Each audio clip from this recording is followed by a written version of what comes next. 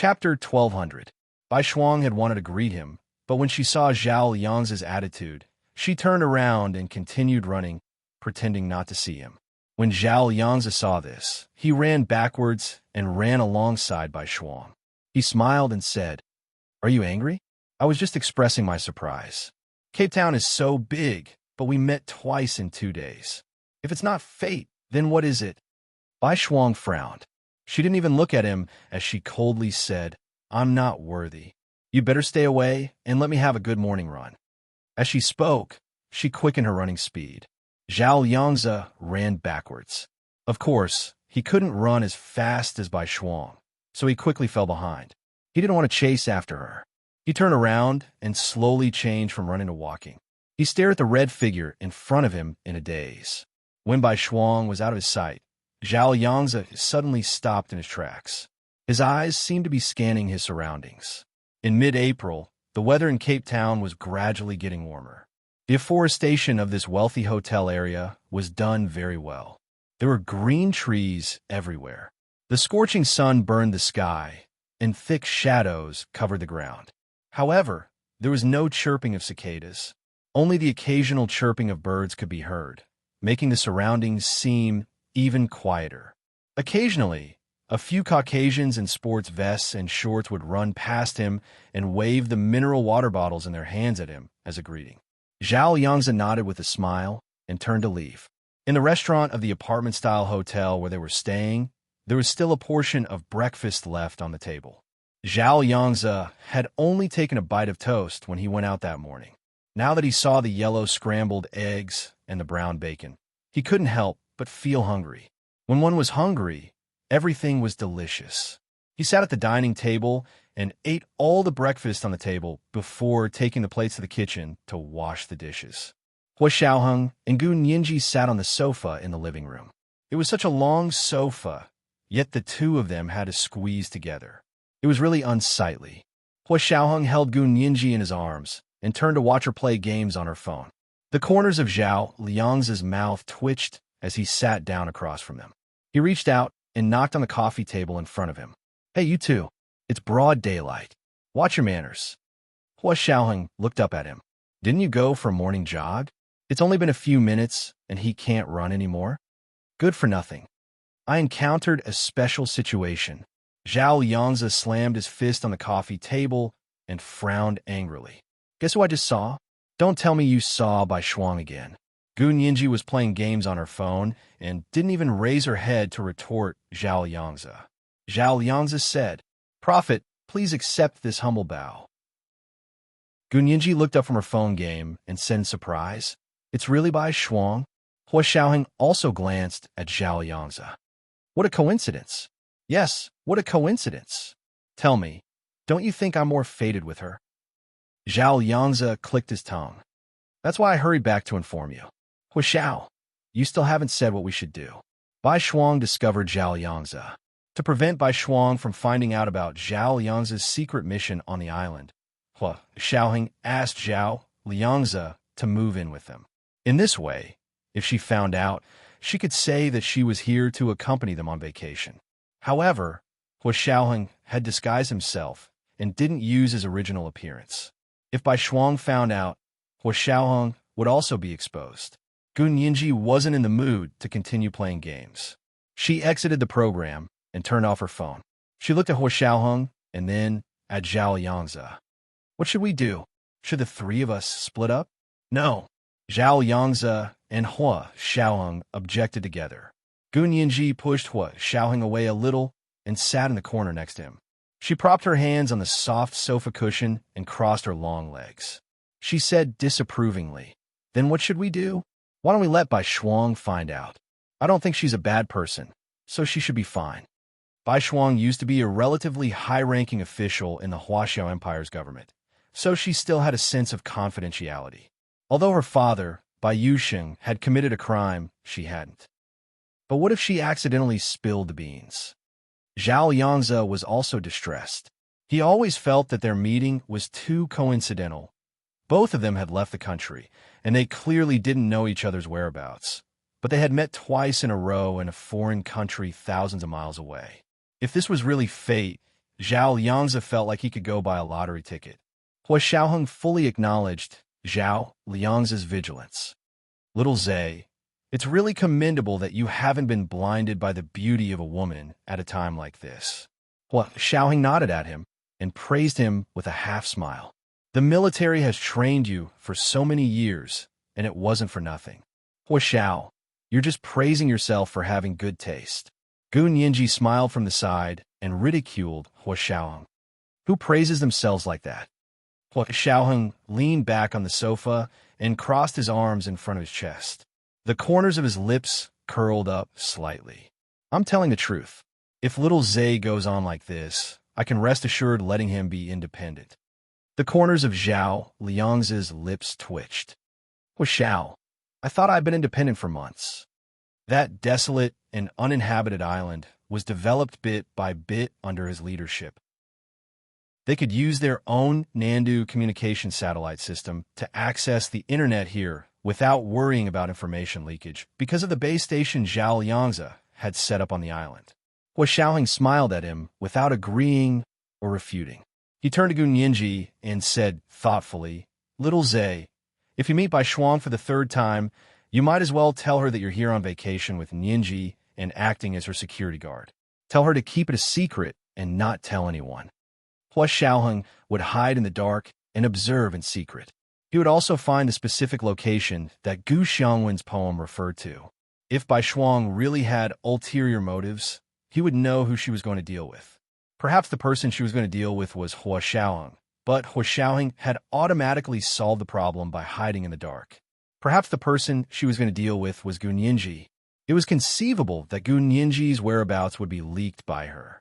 But Hua Xiaoheng was also an expert in anti-tracking. If there really was someone behind Bai Shuang, Hua Xiaoheng could guarantee that they would stay in Cape Town forever. He had always been very bold. Hua Xiaoheng told him the plan, and Zhao Liangzi's expression stiffened. There's someone behind Bai Shuang. He emotionally refused to accept this conclusion. Hua Xiaoheng raised his eyelids and glanced at him. I only said it's possible. As for whether this speculation is true or not, it still depends on how Bai Shuang acts. It was best for them to worry unnecessarily. But if there was a 1 in a million possibility that Bai Shuang's purpose in approaching Zhao Liangzi this time wasn't simple, Hua Xiaoheng and the others wouldn't be passively attacked. Gu Nianji frowned. Are we really going to do this? Then Hua Xiao, are you moving away? Since he was going to hide in the dark, he couldn't live with them, right? Hua Xiaoheng shook his head with a chuckle. No, I'm not moving away. But you said that little Zhe is here to accompany me on vacation. If you don't move away, how are you going to live? Gu Nianji blinked, confused. In addition to the living room, dining room, and small living room, this apartment-style hotel also had a master bedroom and 2 guest rooms. One guest room was arranged as a study and an audiovisual room, so there were actually only 2 bedrooms that could be lived in. If Zhao Liangzi's identity changed to accompany Gu Nianji on vacation, then Hua Xiaoheng couldn't continue to live here. Gu Nianji didn't want to be separated from Hua Xiaoheng. It wasn't easy for them to have the opportunity to be alone together. Even if they were on a mission together, Gu Nianji still cherished such time together. Hua Xiaoheng enjoyed Gu Nianji's attachment and reluctance to leave him. He wasn't afraid of her making a fuss, nor was he afraid of her making a fuss. He was most afraid that she wouldn't make a fuss with him, wouldn't rely on him, and wouldn't be reluctant to leave him. He smiled and teased Gu Nianji with his eyes. Little Zhe will stay in the guest room, and I'll stay with you. Gu Nianji, didn't you stay with me last night? Was there a need to say it in front of Zhao Liangzi? Zhao Liangzi. Hua Xiao was so cunning. He was using him as a shield to find the theoretical basis to legally move into Gu Nianji's bedroom. Hua Xiaoheng turned a blind eye to their dumbfounded expressions. He stood up from the sofa and said, It's decided. My luggage was in Nianji's room last night anyway, so there's no need of trouble to take it out. Zhao Liangzi rolled his eyes and fell straight back on the sofa. He died with his eyes wide open. I'm already dead. Then he added, I'll choke on your dog food. Gu Nianji's fair little face instantly blushed. She couldn't help but glare at Hua Xiaoheng, but in Hua Xiaoheng's eyes, her eyes were sparkling and tender, making him unable to help but feel restless. Come, help me pack my luggage. Hua Xiaoheng walked to Gunyinji's side and pulled her up, almost half dragging her back to the bedroom. Only then did Zhao Liangzi slowly get up from the sofa. He carried his suitcase to the only room that could be occupied and settled down. There was a natural advantage to Hua Xiaoheng's plan. This apartment-style hotel was originally booked for them under Zhao Liangzi's name. When they checked in, Zhao Liangzi also helped them check in. He used some tricks, so the front desk was responsible for checking. The people at Ian didn't check Hua Xiaoheng and Gun Yinji's documents at all. This way, even if there was something wrong with Bai Shuang, the people behind her wouldn't know that Hua Xiaoheng had checked in. Of course, it was best if there was nothing wrong with Bai Shuang. Otherwise, Hua Xiaoheng also had hidden concerns. If this matter wasn't handled well, he would lose one of his most powerful right-hand men. Gun Yinji was dragged by Hua Xiaoheng all the way back to the master bedroom. After entering the room, she shook off his hand and said angrily, "You're staying here with me. Don't tell me other people don't know." When we checked in yesterday, not many people saw us.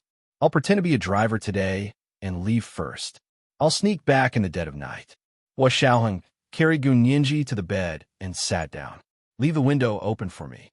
You're going to climb in through the window." Gun Yinji was so shocked that she didn't even notice what Hua Xiaoheng's hand was doing.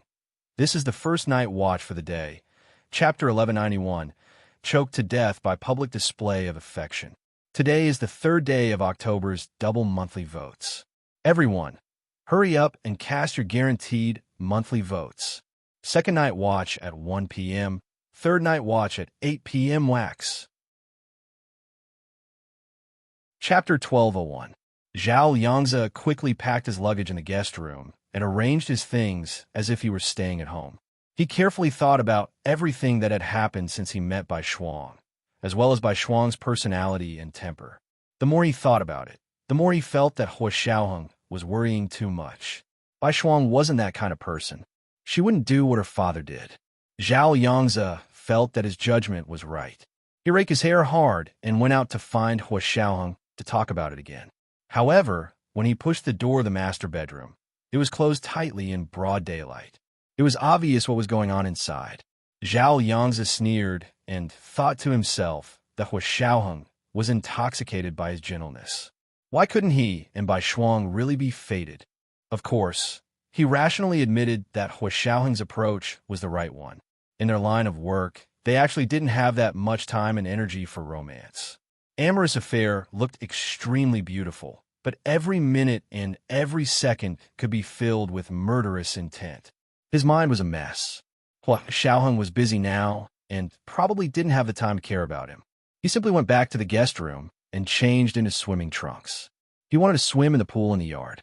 As soon as he came to the yard, he saw a woman in a red dress swaying over before he had time to go into the water. This time, her red dress was different. The front was tightly wrapped, but the back was wide open. Her long hair fluttered behind her, blocking the view behind her. But whenever her long hair fluttered in the wind, he could see the view behind her. Zhao Liangzi's heart sank, but his expression didn't change. He first sent a text message to Hua Xiaoheng to tell him that Bai Shuang had arrived, then slowly walked over to the white courtyard gate that was half the height of a person. He whistled at the woman in the red dress who walked over gracefully. "Beauty, would you like to come in for a cup of tea?" The woman in the red dress turned her head. It was Bai Shuang. She frowned and looked unhappy. "Zhao Liangzi, tell me the truth. Were you stalking me?" "Zhao Liangzi, I'm following you." He looked back at his yard, crossed his arms, and smiled lazily. "I live here, and you come to my door and say that I'm following you?" The glaring sunlight from the southern hemisphere shone on Zhao Liangzi's dark and shiny skin. It was as if he had been smeared with a layer of oil and was full of masculinity. Strangely enough, the first thing that attracted Bai Shuang to Zhao Liangzi was his fair, handsome, and scholarly appearance. But now that she saw that he was much more robust, Bai Shuang didn't feel that his attractiveness had faded. Instead, he was even more attractive. Bai Shuang narrowed her eyes.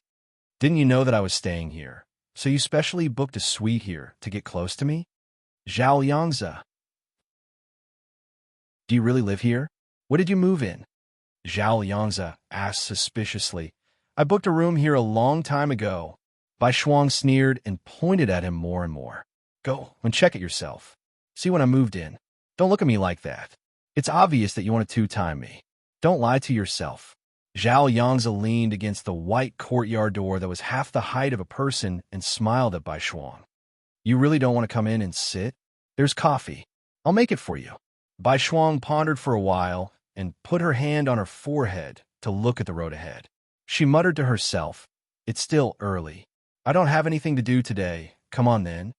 Zhao Yangzi grabbed Bai Shuang's hand and pushed open the white courtyard door that was half the height of a person. Are you wearing a swimsuit? Let's swim together. Bai Shuang rolled her eyes. Swim together? Your swimming pool is only the size of a fart. Don't you know? If you want to swim, you can swim by yourself. I still have something to do. Excuse me. With that, she walked forward with her head held high. Zhao Yangzi didn't stop her, nor did he point out the contradiction in her words. He just continued leaning against the white courtyard door that was half the height of a person and watched Bai Shuang walk away with a smile. It wasn't until he saw Bai Shuang enter the door next to theirs that the smile on Zhao Yangzi's face faded. This time, he wanted to swim even more. Walking back with his head down, Zhao Yangzi jumped into the swimming pool and swam without a care. In Gun Yinji's bedroom, Hua Xiaoheng saw Zhao Yangzi's text message before he finished. At that moment, he decided that he would never put his phone on the bedside table again. Because Bai Shuang was coming, Hua Xiaoheng had to leave immediately, but at this time, he felt even more that he couldn't leave. Everything about Gun Yinji made him addicted, but the time they spent together was always so short, so he turned it into action and expressed his reluctance to part with her. Hua Xiaoheng left in a hurry. Gun Yinji quickly packed all of Hua Xiaoheng's things into her suitcase and locked them in a padlocked closet. Then she went to the bathroom to take a shower. After showering, she came out to pick out clothes to change into. This time, Hua Xiaoheng had left too many marks on her body. The short-sleeved t-shirt and hot pants she had worn in the morning couldn't be worn anymore. Gun Yinji had to choose a belly band dress to wear and a small short-sleeved silk cardigan to cover her arms and back. This dress was ankle-length and was the so-called maxi dress. She wore flip-flops with this kind of maxi dress. It looked best in a seashore photo shoot. Gun Yinji spun around in front of the mirror and pushed open the bedroom door with her hair half wet. The living room was quiet and there was no one there. Gun Yinji felt a bit strange. Hua Xiaoheng had just shown her his phone. It was a text message from Zhao Yangzi. Where did he go? Did he go to the guest room where Zhao Yangzi was staying to chat? Gun Yinji thought about it and knocked on the guest room door. Brother Zhe? The room was quiet and there was no sound at all. Gun Yinji was puzzled and simply turned the door handle with her hand. She heard a creak and the door actually opened. Zhao Yangzi hadn't locked the door. Gun Yinji peeked in the guest room and saw that there was no one inside. Where did he go? Gun Yinji closed the guest room door and walked out of the living room. She stood at the door. There was only the sound of rushing water in the yard and a dark, shiny figure wandering in the blue water. It was really beautiful, but there was only one person. Gun Yinji lifted her dress and walked out quietly to the pool. She saw that there was only one person swimming in the pool. It was Zhao Yangzi. She looked around but didn't see anyone else. Gun Yinji sat down on the rattan lounge chair by the pool and called Zhao Yangzi. Brother Zhe, where is she? Zhao Yangzi felt uncomfortable and swam back and forth more than a dozen times in one go. When he heard someone call him, he looked up and saw Gun Yinji standing by the pool. He nodded at her. Who's here? Who are you looking for? Bai Shuang, didn't you text to say that she was here? Today's second night watch, chapter 1192, Swimming Together. Today is the third day of the double monthly votes for October. Everyone, hurry up and vote for your guaranteed monthly votes. 8 o'clock p.m., the third night watch. Moi. Chapter 1202. Bai Shuang. Zhao Yangzi also dove to the bottom of the pool, then floated up again, his arms splashing water. Gun Yinji quickly took a step back to avoid being splashed. Zhao Yangzi wiped his face and climbed out of the pool. He sat on the edge of the pool and looked at the blue water. He frowned and said, She didn't come in. She left. Left? Where did she go? Gu Nianji looked at Zhao Liang's expression and carefully comforted him. Brother Zhe, maybe you two are really fated. Zhao Liangzi nodded with a bitter expression. Yes, we are fated. Doomed. Gu Nianji saw that Zhao Liangzi was in a bad mood, so she quickly changed the subject. Brother Zhe, are we going out today?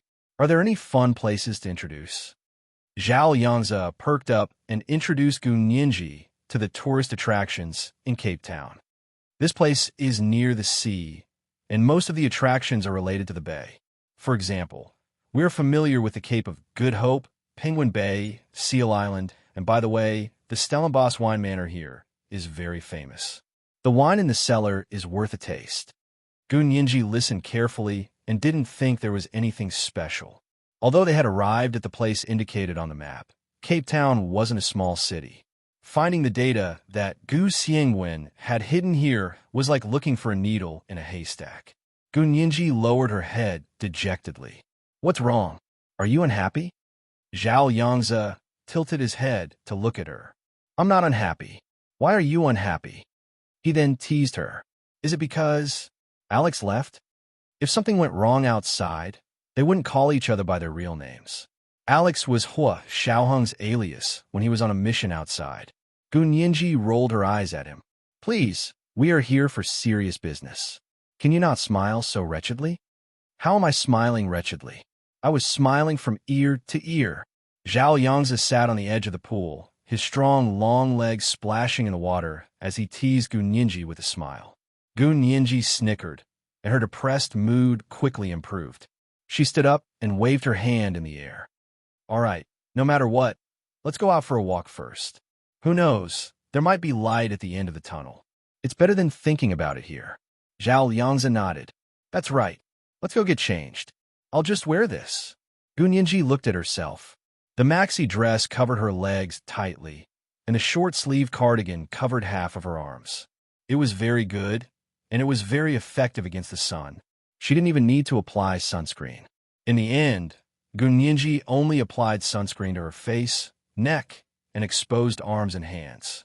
She put on a pair of large sunglasses and a flirtatious, wide-brimmed mesh hat. She also applied Dior Addict lipstick to her lips. Pink, her fair and tender face was immediately lit up by her beautiful red lips. Zhao Liangzi had changed into a tropical short-sleeved shirt and baggy shorts. He was also wearing a pair of running shoes and a pair of sunglasses. His earlier handsomeness was nowhere to be seen. He looked like a bodyguard or a driver. Gu Nianji wanted to laugh again. Brother Zhe, you don't look good with me like this. Someone will be anxious if I look good with you. Zhao Liangzi winked at her. I need to know my place. Gu Nianji blushed and pinched Zhao Liangzi's arm hard. Don't talk nonsense. It's not like that. Fine, fine, fine. I won't tease you anymore. Zhao Liangzi laughed heartily and left with Gu Nianji. He took Gu Nianji to the khaki jeep that was as sturdy as a tank from yesterday and drove to the city. They were at a man-made bay that had been developed. It was completely different from the natural bays that retain their natural beauty. They had to drive through the city to reach the scenic spot. Gu Nianji sat in the front passenger seat of the jeep and looked along the way. As she looked, the scenery on the side of the road went from neat and orderly, clean and beautiful to messy, dirty, and ugly. The closer they got to the city, the more obvious it became. Gu Nianji sighed. Who knows what this country has been through in the past decade? Yeah. Zhao Liangzi nonchalantly honked the horn to avoid a black man who was crossing the road. This used to be a developed country. After that famous saint came to power and became president, he voluntarily removed nuclear weapons and forced the white people to give up their positions to the black people. He won the world's praise, but he turned a first-class developed country into the dirty, messy, and poor third-rate China. To build a country, it might take decades or even hundreds of years and generations of effort. But to destroy a country, it only took a few years. Haha, he didn't let the world down, but he let down his own people. Gu Nianji shook her head. It's not a good thing to be praised by the enemy. That's right. Zhao Liangzi laughed. Alex used to say that as long as we continue to be criticized by enemy countries, it means we are on the right path. If one day we are praised by enemy countries, then we have to be seriously vigilant. It must be that we are on the wrong path. Pfft. Gunyinji laughed so hard that tears came out her eyes. Okay, we have a clear direction to go. Thanks to our peers. The two chatted and laughed, and soon arrived at the city center. There are still some good buildings and attractions in the city center of Cape Town. Of course, it couldn't be compared to the wealthy hotel district they had just come from. If they had to compare, the wealthy hotel district was like the CBD of a big city in Huaxia, while the city center was like an 18th-tier small county 20 years ago. The buildings here are still very distinctive. Zhao Yangzi pointed to the 2 rows of red buildings on the side of the road, to Gunyinji. He was about to turn onto the main road to the harbor when he saw a woman in a red dress get out of a yellow taxi from the corner of his eye. Zhao Yangzi slammed on the brakes, and Gunyinji almost fell. What's wrong? You're right. I really have a fate with her. This is the 3rd chance encounter, Zhao Yangzi said faintly as he lifted his chin forward. Gunyinji followed Zhao Liangzi's gaze and saw that the woman in the red dress had turned around and was facing them. It's Miss Bai? Gunyinji's eyes widened. Brother Zhe, why do you run into her everywhere you go? I want to know too. Zhao Yangzi stepped on the accelerator and drove to the road in front of Bai Shuang. He lowered the window and Gunyinji waved to Bai Shuang. Miss Bai. It was a familiar voice. Bai Shuang raised her head in astonishment and saw a woman wearing a wide-brimmed hat, revealing only a delicate chin and a pair of delicate lips. The woman was greeting her.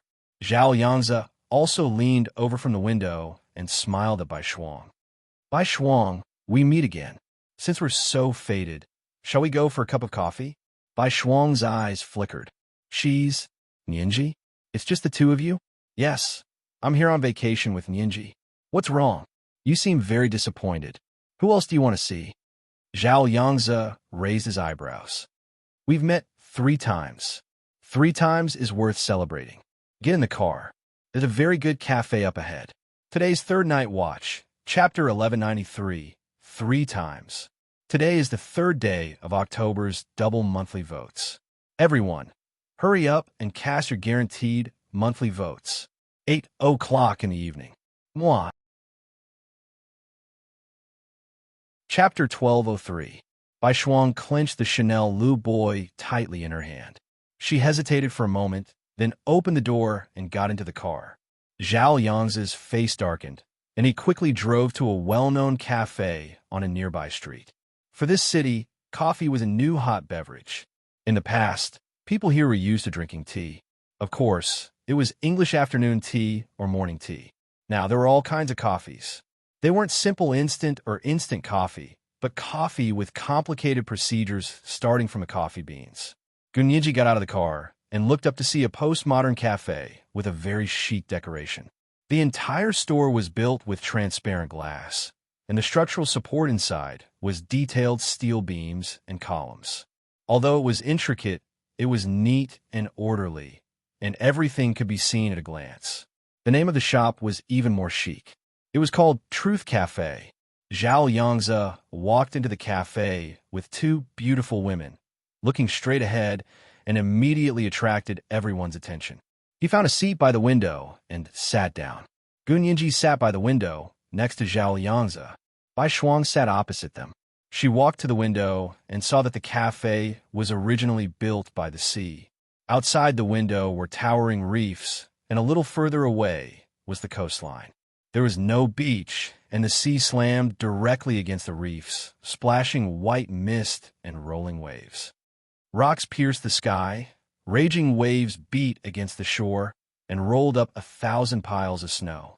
Gunyinji smiled and pointed to the scenery outside the window.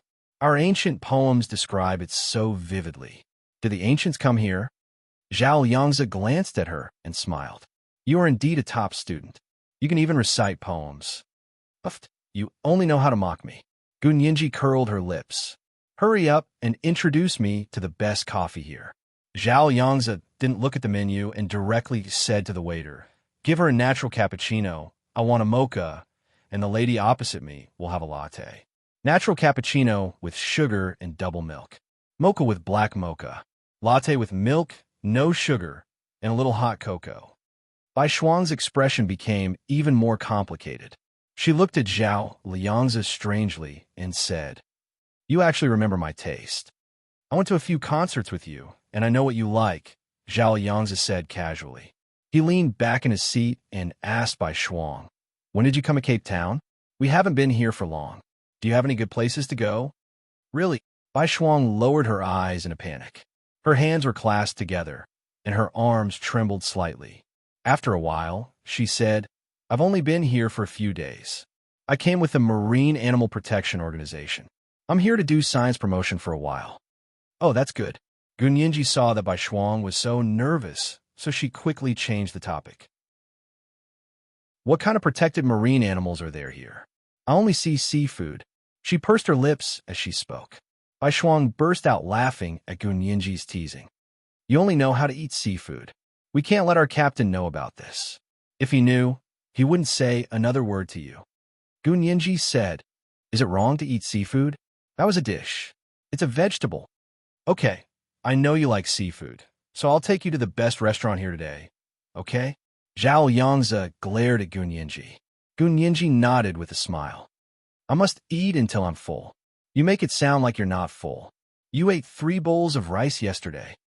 Zhao Liangzi raised his hand and called the waiter over to order 2 small cakes for Gun Yinji and Bai Shuang. At this time, the waiter also brought the coffee over. Zhao Liangzi's black mocha didn't have any fancy patterns, but it was a solemn and dark color. Bai Shuang's latte was dark yellow, like the color of salted egg yolk in a mooncake. There was a wheat ear dotted with white milk foam on it. Gun Yinji exclaimed in admiration and took her natural cappuccino. The shape of a heart was drawn with white milk foam on the pale yellow. Gun Yinji looked at the heart and thought of the heart-shaped steak Hua Xiaoheng made. Her heart skipped a beat, and she caught a glimpse of a tall figure from the corner of her eye. She immediately looked over without batting an eyelid. The man wore the same uniform as the waiters here. He lowered his head at the coffee counter and made various coffees according to the customer's requests. His fingers were straight and clean, and his knuckles couldn't be seen. When he made the coffee, it was almost like he was making a work of art. As if sensing Gun Yinji's gaze, the man raised his head and smiled at her. It was a completely unfamiliar face, but Gun Yinji looked at him like he was possessed. Then she quickly lowered her head, her heart pounding. No matter how the man pretended to be, Gun Yinji could recognize that it was Hua Xiaoheng. He said he wanted to hide in the dark, but he actually hid like this. Gun Yinji's thoughts ran wild. She was happy, worried, and a little bloated, as if happiness was too full and about to overflow. She patted her chest and looked at the coffee cup in front of her with a big smile. Zhao Liangzi took a few sips of the black mocha and saw Gun Yinji giggling at the coffee cup. He couldn't help frowning. "Hey, why are you smiling at a coffee cup like you're in love?" Bai Shuang looked over and smiled understandingly. "Little Zay, you don't understand. Yinji must be thinking of her lover, right?" "Gun Yinji, Zhao Liangzi, what's wrong? Did I say something wrong?" Bai Shuang raised her eyebrows and pouted her plump lips into a seductive shape. "I also want to have a lover, but I don't have one. What should I do?" Gun Yinji came back to her senses and spread her hands helplessly. "How could that be?"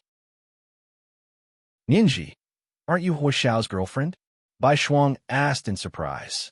"Hua Xiao doesn't have any other girlfriend besides you." Gun Yinji seemed to feel the person on the other side of the coffee table looking over. She smiled without batting an eyelid. "Really? But we broke up." The corners of Zhao Liangzi's mouth twitched, but he didn't speak. Bai Shuang quickly asked with concern, "Hua Xiao was so good to you. Why did you break up?" "Yinji, think about it again and work hard to get Hua Xiao back." "No, chasing people is too tiring. I plan to be chased in the future and not chase myself anymore," Gun Yinji said with a smile. She didn't mean anything else. She was just talking about her actual situation.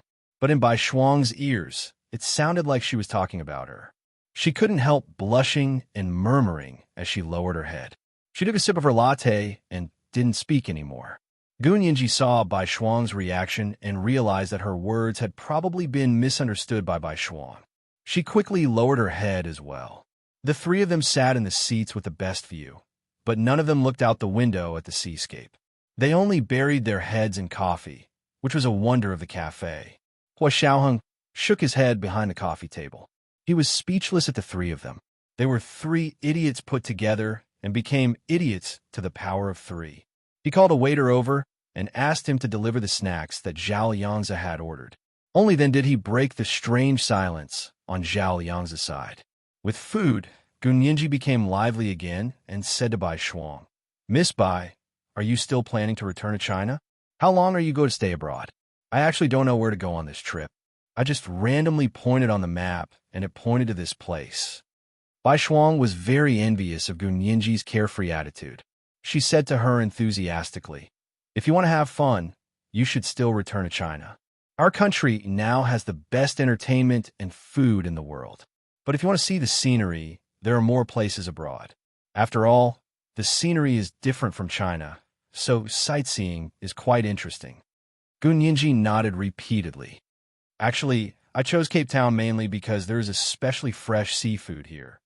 You still talk about food every other day. If I didn't know you, I would have thought you weren't a lawyer, but a gourmet consultant at a restaurant." Zhao Yangzi pushed the snacks in front of him to Gun Yinji. "You eat it. Can stop your mouth? Okay, I won't talk anymore." Gun Yinji made a zipper, gestured to her mouth, then buried her head in the cake. Only then did Zhao Yangzi speak to Bai Shuang.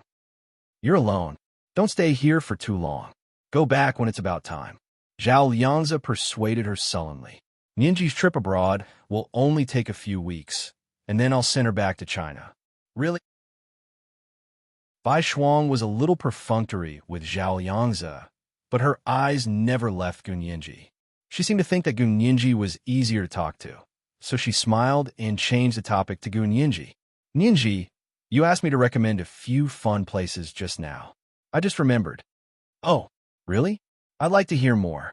Gun Yinji quickly put down her cake and sat upright, looking all ears. Bai Shuang was indeed a national spokesperson. She spoke in a pleasant voice and introduced the fun places in Cape Town to Gun Yinji as if she was familiar with them. The natural scenery of Cape Town is near the coastline on the outskirts of the city. You can live here and go out every morning and evening. Live here for 2 weeks, and the sea view will make you want to vomit. There are some very special museums in Cape Town. If you have enough time, go to the museum for a few days, and I guarantee you won't get bored. As Bai Shuang spoke, she enthusiastically took out her phone and opened the phone photo album. "Look, these are a few photos I took in the museum in the city center a few days ago. Aren't they very interesting?" Gun Yinji looked through them one by one and smiled noncommittally. The museums she liked were history museums, preferably ones that were very old. Most of the museums here were less than 100 years old, so she wasn't very interested in them. However, she still looked at the photos politely and occasionally let out 1 or 2 unintelligible sighs of admiration. Just as Gun Yinji was about to politely decline all the photos, she saw another photo. In this photo, Bai Shuang stood in front of a mosaic wall and made a V sign. On the wall not far behind her, there was a cursive English poem. It was the one that Gun Yinji was very familiar with. "Little girl needs daddy." Gun Yinji's eyes narrowed, and she immediately pointed to the photo and asked, "Where is this? Is this also a museum? It doesn't look like the previous photos." This was the first update of the day. Chapter 1194, It's Too Tiring to Chase Someone. Today was the 4th day of the double monthly votes for October. Everyone, hurry up and cast your guaranteed monthly votes. The second update was at 1 p.m., and the third update was at 8 p.m. Chapter 1204. Bai Shuang's eyes flashed, and she tilted her head to look. "Which photo?" "Oh, this one. This one wasn't taken in a museum. I was wondering how this kind of wall would appear in a museum." Gun Yinji suppressed the excitement in her heart and said lightly, but she still didn't give up asking, "Miss Bai, where did you take this photo? I think it's so special. I might as well go play here." Bai Shuang looked at her in surprise. "Here? This isn't a place to play. Not a place to play. Then where is this place? Gu Nianji looked at the photo carefully and wished she could send it to her phone. Zhao Liangzi saw that Gu Nianji was so interested, so he also came over to take a look. He thought the place looked familiar. Maybe he had been there before, but at this time, as someone who had just arrived in Cape Town, he shouldn't be so familiar with this place. So he kept his mouth shut. Bai Shuang saw that Gu Nianji was very interested, so she smiled and said, "This was taken to Financial Street in the city center." Financial Street? Gu Nianji was even more puzzled. You mean this photo was taken in a financial institution? As she spoke, Gu Nianji looked at the photo carefully again. This place seems to be the lobby.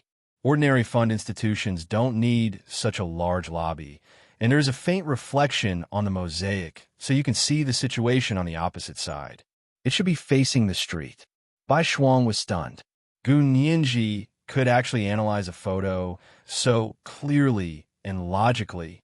Gu Nianji's attention was completely focused on the photo, so she didn't notice the change in Bai Shuang's expression. Zhao Yangzi and Hua Xiaoheng both noticed Bai Shuang's situation. Gu Nianji looked at the photo and said thoughtfully, "Then this can only be a bank. Only a bank would have a door facing the street and such a large lobby." Bai Shuang laughed at this time and clapped for Gu Nianji. She said with a smile, "I heard little Zay say that you are very smart, so I thought you were only good at reading. Now I know that your intelligence is really all-encompassing." Gu Nianji, "There are a lot of things I don't know either." Gu Nianji shook her head with a smile. "I'm not being modest. I only know about the law and computers." He was considered to have graduated from a law major, but his knowledge of computers was completely unorthodox. He had learned it from Brother Zay and had also learned it on his own. Apart from that, I really don't understand anything else. It's already very impressive that you understand computers and the law. Bai Shuang patted the back of Gu Nianji's hand and took her phone away. "You're right. This photo was indeed taken in the lobby of a bank." Bai Shuang opened the GPS of the photo and looked at it. It's Société Française Générale, which is what we call the industrial bank branch. Industrial bank? This is a big bank. Gu Nianji thought about it. It was a branch of the Bank of France. There's nothing strange about it. Bai Shuang turned off her phone and said with a smile, "Cape Town is the country's largest financial center. Have you ever been to the financial street in the city center? The streets are filled with branches of the world's major banks, and the buildings are tall and avant-garde. It's completely different from the rest of Cape Town." Gu Nianji's interest was piqued. "Really? Then I have to go and see." As she spoke, she turned to look at Zhao Yangzi. "Brother Zay, I want to go to this industrial bank to withdraw money." Zhao Yangzi was almost speechless. He frowned and said, "Just say that you want to visit the bank. Why are you talking about hobbies?" Gu Nianji also thought it was funny. On the surface, she was clearly traveling. What did she mean by going to the bank? Zhao Yangzi frowned and objected. "What's so good about the bank? You don't have to go to the bank to withdraw money now. You can use your mobile phone to transfer money." Bai Shuang smiled and didn't try to persuade him anymore. She said, "Little Zay is right. What's the big deal? Do you really have to go to the bank? Don't go out and run around if you can solve the problem with the internet." The more she said this, the more Gu Nianji wanted to go to the bank. And she knew that the timing of Bai Shuang taking out this photo was too coincidental. But this handwritten English poem wouldn't appear there for no reason. Moreover, she and Hua Xiaoheng didn't know where to start, and Bai Shuang had blatantly presented this clue to them. If she didn't take advantage of this opportunity, she wouldn't be Gu Nianji. Even if it was a trap, she had to break into it. As the old saying went, nothing ventured, nothing gained. Similarly, she wouldn't let go of any information related to her father. Gu Nianji leaned lazily against the seat. In front of her was a natural cappuccino that had already been finished. The cake on the small plate was half-bitten, and she was in the mood to continue eating. "I'm from the countryside and haven't seen much of the world. This kind of big French bank is still very attractive to me. Wait for me to take a picture of it, so I can fool people when I return home," Gu Nianji said with a smile. The only thing missing was the word liar embedded in her forehead. Bai Shuang symbolically persuaded her twice before changing her mind. "Since you want to go, then I'll risk my life to accompany you." Do you want to go now or tomorrow? Gun Yinji wanted to go now, but Zhao Yangzi felt that it was too hasty. He also didn't know what the bank had to do with their mission this time. The two discussed it, and Zhao Yangzi even tempted Gun Yinji with the most delicious seafood. Finally, she changed her mind and agreed to visit the industrial bank in France in the afternoon. Bai Shuang looked at them and smiled. Where are we going for lunch? It's my treat. No need. We still have things to do when we get back. Zhao Yangzi was anxious to find Hua Xiaoheng to discuss the next step. Gun Yinji and Hua Xiaoheng didn't have time to explain the whole thing to Zhao Yangzi. Gun Yinji thought of this and nodded. Then let's go to the bank after lunch. Zhao Yangzi was speechless. Bai Shuang stood up and put the Chanel Le Boy on her shoulder. She smiled and said, Then let's meet at the entrance of the bank in the afternoon. How about that? I'm going back now to see how our Marine Animal Protection Organization is doing. Miss Bai, you actually don't have to accompany us. If you have work to do, go ahead. Gun Yinji didn't want to waste too much of Bai Shuang's time. Bai Shuang smiled easily and put a hand on Gun Yinji's shoulder. I'm doing volunteer work. I can quit anytime. Yinji, it's more interesting to be with you guys. She didn't want to be with me, but with Brother Zhe. Gun Yinji nodded. If Miss Bai doesn't mind the trouble, you can come with us. After deciding on a time to meet in the afternoon, Bai Shuang was relieved and hurried out of the Truth Cafe. Coffee. After Bai Shuang left, she called a taxi directly in front of the cafe and said, Take me back to the Camps Beach apartment hotel. She returned to the apartment-style hotel one step ahead of Gun Yinji and Zhao Yangzi. As soon as she entered the door, she saw a white man with a silver beard and hair sitting in the middle of the living room of her room with a cane. Bai Shuang immediately smiled. Mr. Li Deshi, you're here. This is the second watch of the day. Chapter 1195, Going to the Bank. Today is the fourth day of the double monthly votes in October. Everyone, hurry up and vote for your guaranteed monthly votes. 8 o'clock p.m., the third watch. Moi. Chapter 1205. Li Deshi smiled kindly at Bai Shuang. He took the initiative and pointed to the seat across from him. My dear, you're finally back. Sit. Bai Shuang calmly sat down across from him and exchanged a few words with him. Have you had lunch yet? Do you want to order takeout? She didn't seem surprised at all that Li Deshi had appeared in her hotel room. Li Deshi was also very satisfied with Bai Shuang's calmness. He smiled and shook his head. No, I'm not hungry. Let's not talk about food now. I wanted to ask you, how is it going? Everything is going well, Bai Shuang said calmly, her gaze becoming firm and solemn. But so far, only Gun Yinji and Zhao Yangzi have been seen. I haven't seen Hua Xiaoheng. After a pause, Bai Shuang gritted her teeth and said, Didn't you say that Hua Xiaoheng would be with Gun Yinji?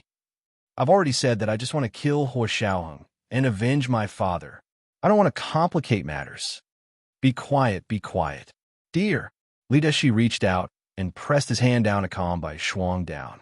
I know that the Huaxiao Empire has a saying that the death of one's father is absolutely irreconcilable. But you can't be too anxious.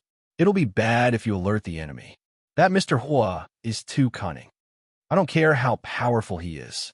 In short, he killed my father, so he must die. Bai Shuang's tears came out as she said this harshly. She wiped the tears on her cheeks with the back of her hand and whispered, But you haven't given me any concrete evidence. What if he didn't kill him? If you lie to me, I'm not that easy to bully. No one has questioned what I said to Li Deshi yet. You are the first, Li Deshi said with a smile. In the face of Bai Shuang's questioning, he didn't seem to be angry and thought it was reasonable. If Bai Shuang believed him too quickly, it was either because she wasn't capable enough or because she wasn't shrewd enough and didn't have enough vision. Li Deshi didn't want to cooperate with someone who couldn't accomplish anything but only spoiled things. Therefore, he understood why Bai Shuang repeatedly asked for evidence. Bai Shuang looked resolute and insisted, I have done what you asked me to do. I purposely created a few chance encounters with Zhao Yangzi. Not only did he still have feelings for me, but he also made it clear that the person he loved was me, not my cousin. I've already won his and Gun Yinji's trust. As long as Hua Xiaoheng was in Cape Town, He would always show up to look for Gun Yinji. However, before I act, I still want to see the evidence. Li Dashi listened with great satisfaction. After plotting this for so long, it was finally time for it to end. Well, I promised you, when you led them to the Société Française General Bank, and I'll give you the evidence. As he spoke, Li Dashi took out a flash drive. This is the proof of allegiance that Hong Kong Quan, the head of the Secret Service, provided when he contacted the CIA. When she heard that it was Hong Kong Quan who had provided the information, Bai Shuang's eyes flashed. It's really him. There was a possibility that it was true. Bai Shuang took the flash drive from Li Dashi suspiciously.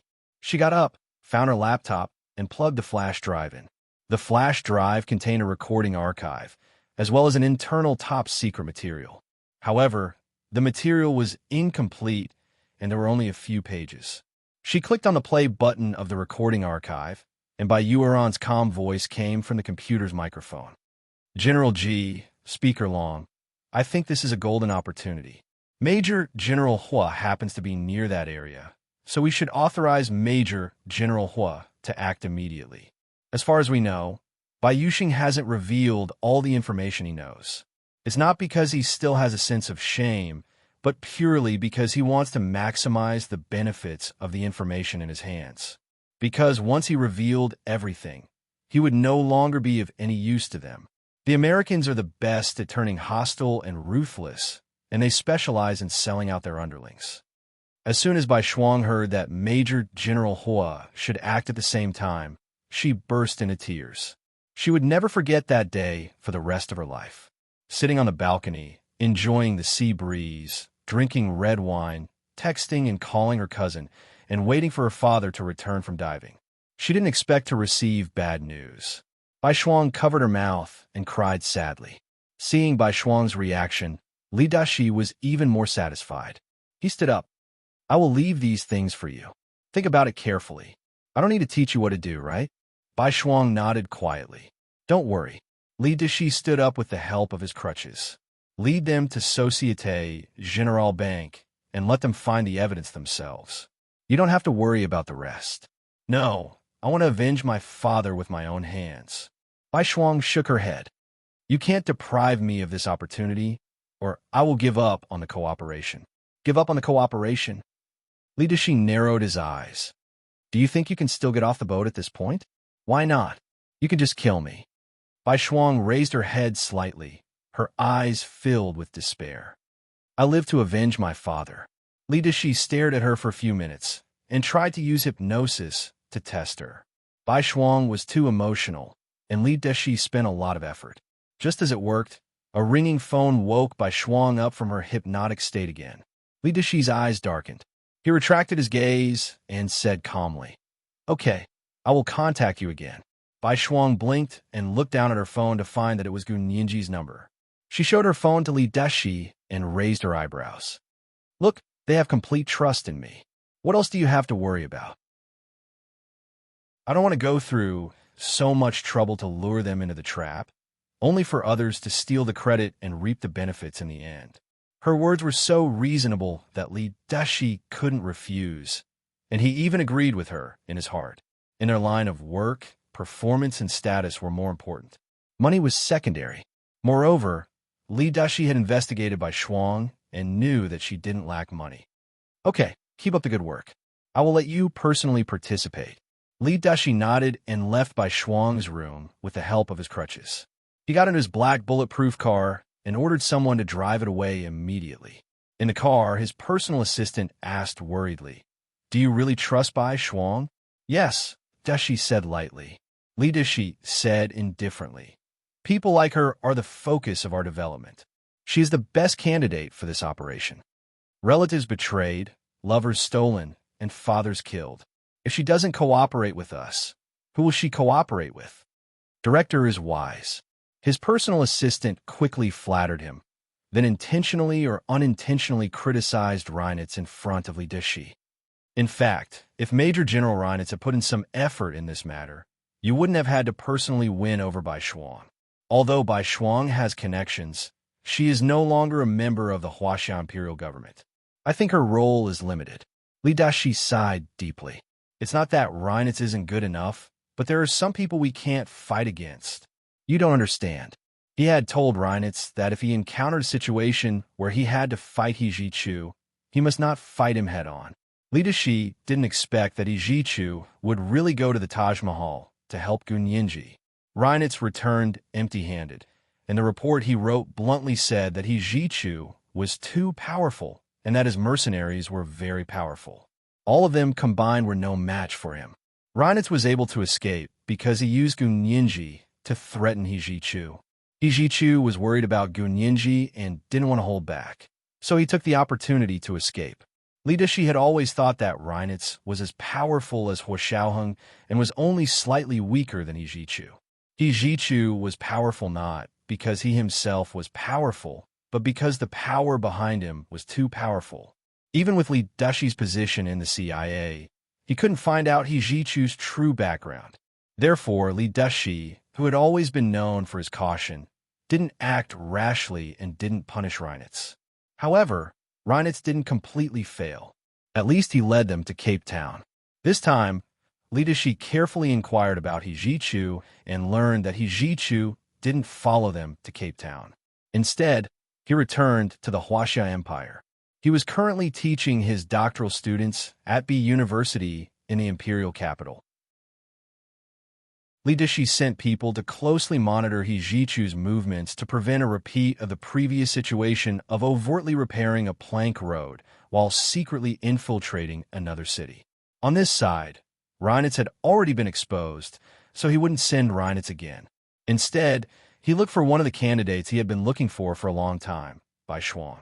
After Li Dashi left, Bai Shuang stood in front of the window of the hotel room with a glass of red wine in her hand. She stared at the scenery outside for a while, then drank the red wine in her hand. She changed into another red dress and waited to go to the bank with Gunyinji and Zhao Yangzi. Gunyinji and Zhao Yangzi left the Truth Cafe and found a very high-end seafood restaurant. The two of them sat by the window, and outside the window was still the vast sea. As soon as Gunyinji sat down, she found a man sitting behind her. His aura was very familiar to her. It was Huo Xiaoheng. This is the third update of the day. Chapter 1196, The Best Candidate. Today is the fourth day of the double monthly votes for October. Everyone, hurry up and vote for your guaranteed monthly votes. Good night, dear ones. Chapter 1206. This time, Huo Xiaoheng changed his appearance again. He no longer looked like a waiter from an African cafe. Instead, he looked like a Caucasian with a high nose and deep eyes. He wore a khaki hunting suit with light camouflage. His sleeves were rolled up to his elbows, revealing the tattoos all over his arms.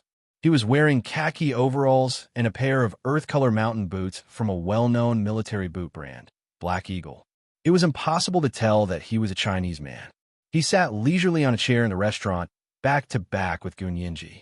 The steam rising from his body almost enveloped Gunyinji. Gunyinji's face reddened. Zhao Yangzi sat across from her. He looked at her uncomfortable expression, then at Huo Xiaoheng, who was sitting behind her. He smiled knowingly and picked up the menu to order. This was the season to eat lobsters. Zhao Yangzi ordered a steamed lobster for Gunyinji. It was fresh from the sea and weighed 2 to 3 pounds. Coupled with the small squid rings that were covered with egg powder and fried yellow, sprinkled with salt and pepper, and then shredded Basque green peppers, drizzled with a little mayonnaise, mixed together to eat, it was truly a supreme delicacy. The unique sweetness of the fresh lobster was not offset by any other flavors. Then, he took a bite of the fried squid rings, sprinkled with salt and pepper. Finally, he finished it with a slightly sweet and sour Basque green pepper. It was like a top-grade perfume. Even the taste was divided into the beginning, middle, and end. After eating a few mouthfuls, the fragrance lingered in one's mouth, making one forget to return home. The more Gunyinji ate, the happier she became. She no longer paid attention to the situation around her. Zhao Yangzi took the opportunity to discuss the day's events with Huo Xiaoheng, who was sitting behind Gunyinji. Both of them were wearing Bluetooth headsets and holding cell phones in their hands. Zhao Yangzi texted Bai Shuang's condition. Little Zay, Bai Shuang took the initiative to take us to the bank and asked about you many times. Mr. A, it seems that there is indeed a problem. Go with her, don't worry. Xiao Zay, I'm not worried. I'm worried about your honey. Mr. Hua Xiaoheng had always used Alex outside, so everyone called him Mr. A. Hua Xiaoheng was speechless when he saw Zhao Yangzi's message. He didn't say anything else as he stood up to pay the bill and left. By the time Gun Yinji finished the steamed lobster, she realized that Hua Xiaoheng had already left. Zhao Yangzi's expression didn't look too good because he still couldn't accept the possibility of Bai Shuang betraying him. Gun Yinji looked back silently and didn't ask Zhao Liangzi anything. She quietly ate her dessert. What she wanted was a small volcanic lava cake. It was freshly baked and melted in her mouth. There was coffee inside, and it was a little bitter, just enough to counteract the excessive sweetness. Gun Yinji's mood improved as she ate. She saw Zhao Yangzi's frown and smiled. What's wrong? What's bothering you? Lighting and photography. Get ready. As she spoke, she held a spoon in front of Zhao Liangzi like a microphone. Using the tone of a late-night talk show host on a radio station, she coaxed him to speak his mind. Tell me your story. Zhao Yangzi was speechless. He grabbed the spoon that Gun Yinji handed to him and threw it away. He pulled her up and said, Let's go. Get in the car first. I'll take you for a ride along the coast. It was still early before the time they had agreed on with Bai Shuang. Zhao Yangzi felt really aggrieved and had to get some things off his chest. He got into the Jeep with Gun Yinji and stepped hard on the accelerator. It didn't take long for them to arrive at the coastal embankment of Cape Town.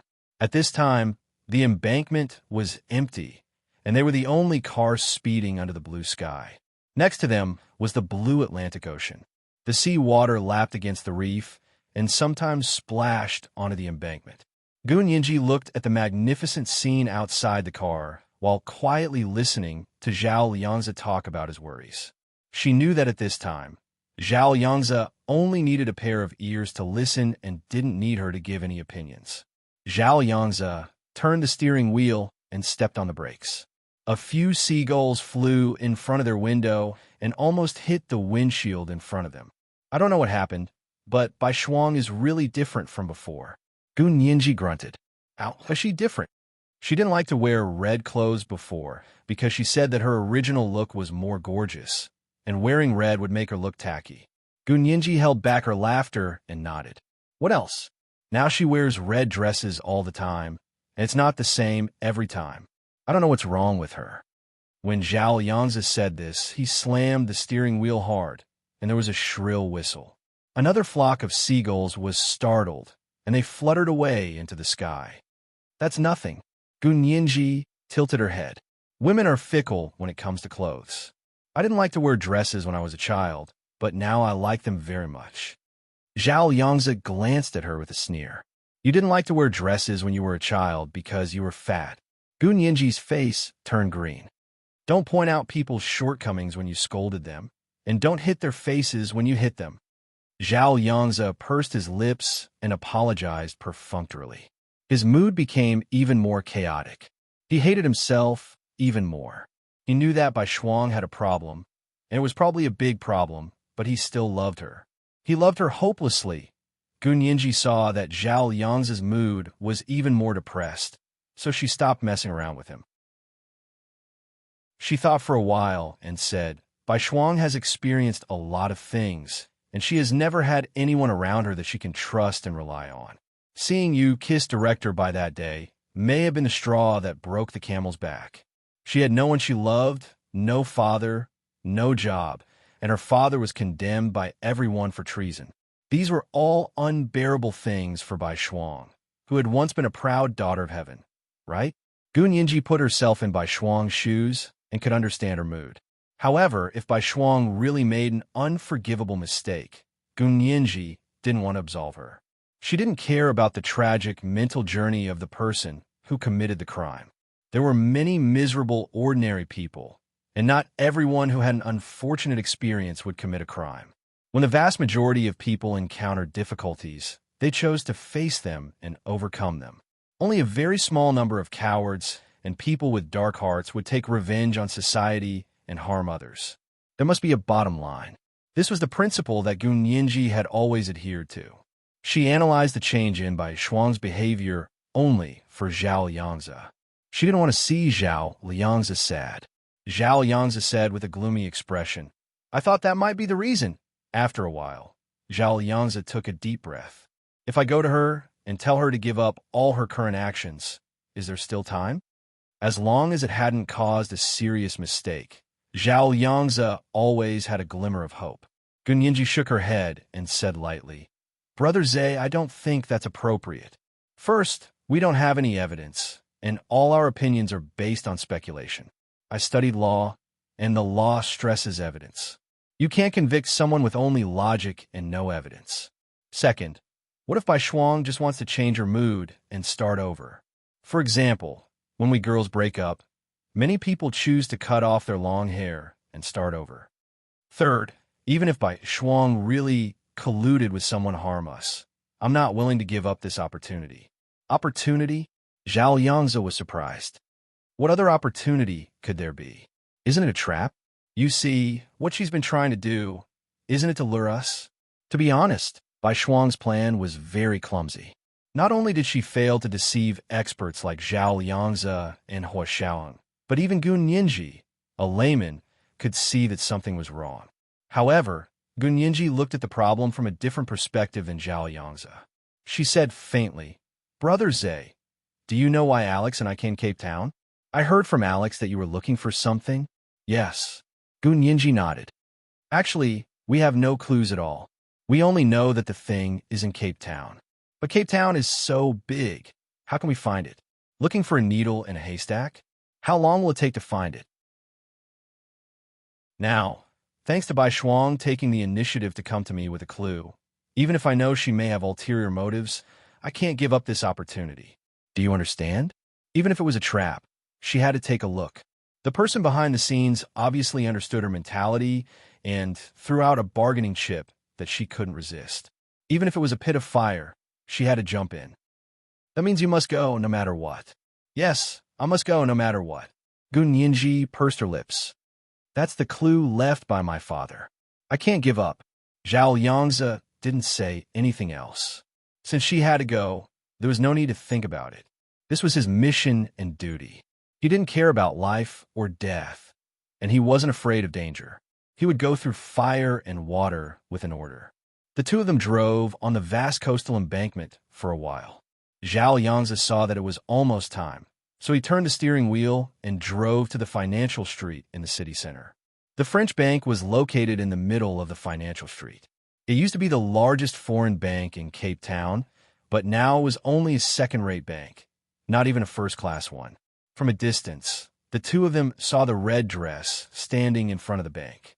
It was as easy to recognize as a landmark. To be honest, Bai Shuang's figure was graceful and looked very good in a red dress. In the past, she had always looked cheerful and bright, so wearing a red dress might have been a bit tacky. But now, besides her cheerfulness, there was a hint of sharpness like a blade. It miraculously cut through the tackiness, making her look gorgeous and extraordinary, and her aura was powerful.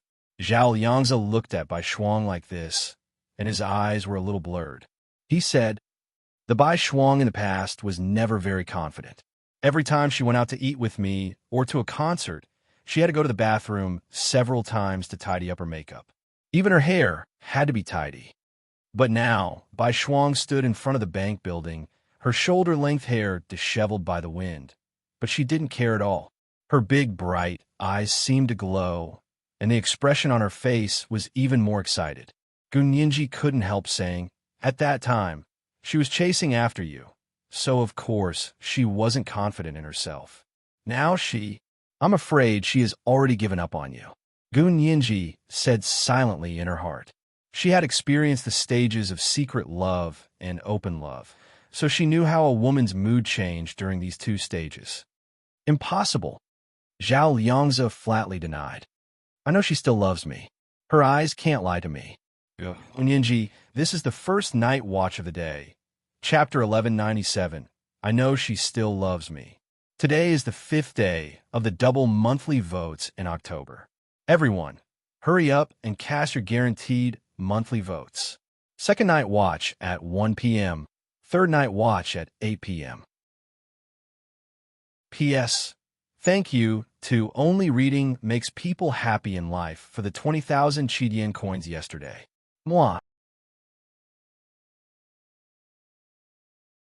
Chapter 12:07. When Zhao Yangzi said this, his tone was resolute. His hands gripped the steering wheel tightly, and the veins on the back of his hands were visible. Gun Yinji silently glanced at Zhao Yangzi, knowing that this man, who obviously loved Bai Shuang, had given up on treatment. She didn't directly refute Zhao Yangzi's words and just smiled at him. I hope Brother Zay's wishes come true. With that, she opened the door and jumped out, then waved at Bai Shuang. Miss Bai, over here. Bai Shuang's eyes lit up when she saw Gun Yinji. Then she looked at the jeep behind her. Only Zhao Yangzi got out, and she seemed a little disappointed. It's really just the two of you? Gun Yinji smiled and pretended not to understand what she meant. She fanned herself with her hand and said, It's so hot. It's almost May, and it's still so hot. Cape Town was in the southern hemisphere, and the Four Seasons were the opposite of the northern hemisphere. It was the end of April and the beginning of May. In Cape Town, summer had just ended and autumn had entered. Maybe it's autumn. Everyone is still wearing clothes like it's summer, Bai Shuang said uneasily. She looked behind Zhao Yangzi again before withdrawing her gaze. She smiled at Gun Yinji and said, Which bank do you want to go to first? Gun Yinji said bluntly, The one you showed me. I think it's quite unique. I want to see its layout. Okay, come with me. Bai Shuang held her hand and turned into the lobby of the bank. Zhao Yangzi was carrying a small travel bag containing water, snacks, essential balm, some Band-Aids, medicine, and a folding umbrella. He wore a khaki hunting jacket with a pistol tucked into the pocket of a jacket lining. Cape Town was a city that allowed guns. For safety reasons, Zhao Yangzi had to carry a weapon with him. He followed Bai Shuang and Gun Yinji into the lobby of the bank. It was afternoon, and there weren't many customers in the bank. As soon as the three of them walked in, they were very eye-catching. Bai Shuang was bright and beautiful, Gun Yinji was delicate, and Zhao Yangzi was handsome. It was impossible not to attract attention. The account manager of the bank immediately came over and asked in English with a smile, Good afternoon, everyone. How may I help you? Bai Shuang immediately looked at Gun Yinji. Do you want to open an account? Or do you already have one? Gun Yinji shook her head with a smile. I'm just here to visit. I don't need to open an account. I don't have one anyway. Bai Shuang was very regretful and said, All right then, I'll open an account in the future if I have the chance. She turned down the bank's manager and said, We were attracted by the architecture here and just wanted to take a look. So it wasn't a depositor. The smile on the account manager's face faded a little, and he nodded to them. Please help yourselves. With that said, he turned around and went back to his office. Gun Yinji looked around the lobby and quickly found the place where the handwritten English poem was hung. She didn't try to hide it. She hurried over and stood in front of the handwritten English poem with a frown. Bai Shuang seemed to have just realized Gun Yinji's intentions and asked curiously, You like this poem very much? I don't think it's anything special. Gun Yinji smiled and crossed her arms in front of her chest.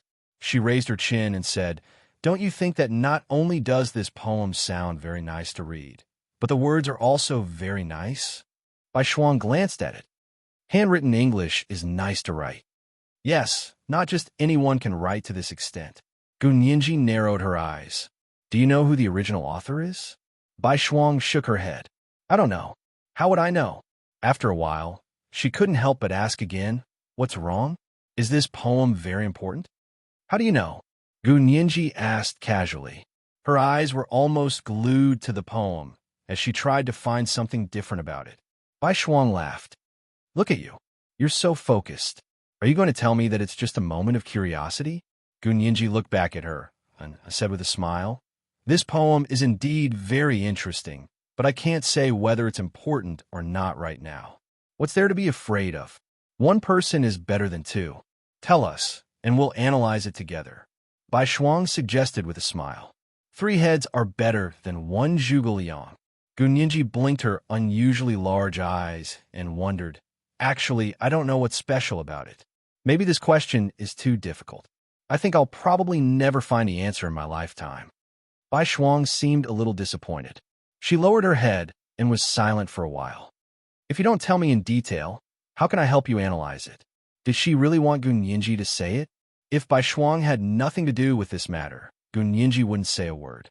But now it was clear that the people behind Bai Shuang knew that the poem was very important to Gunyinji. Maybe they were the people who chased after her from the Taj Mahal. Therefore, there was no need for her to hide it. Gunyinji rolled her eyes and said, "Actually, it's like this. My father once left me a poem. It's this one.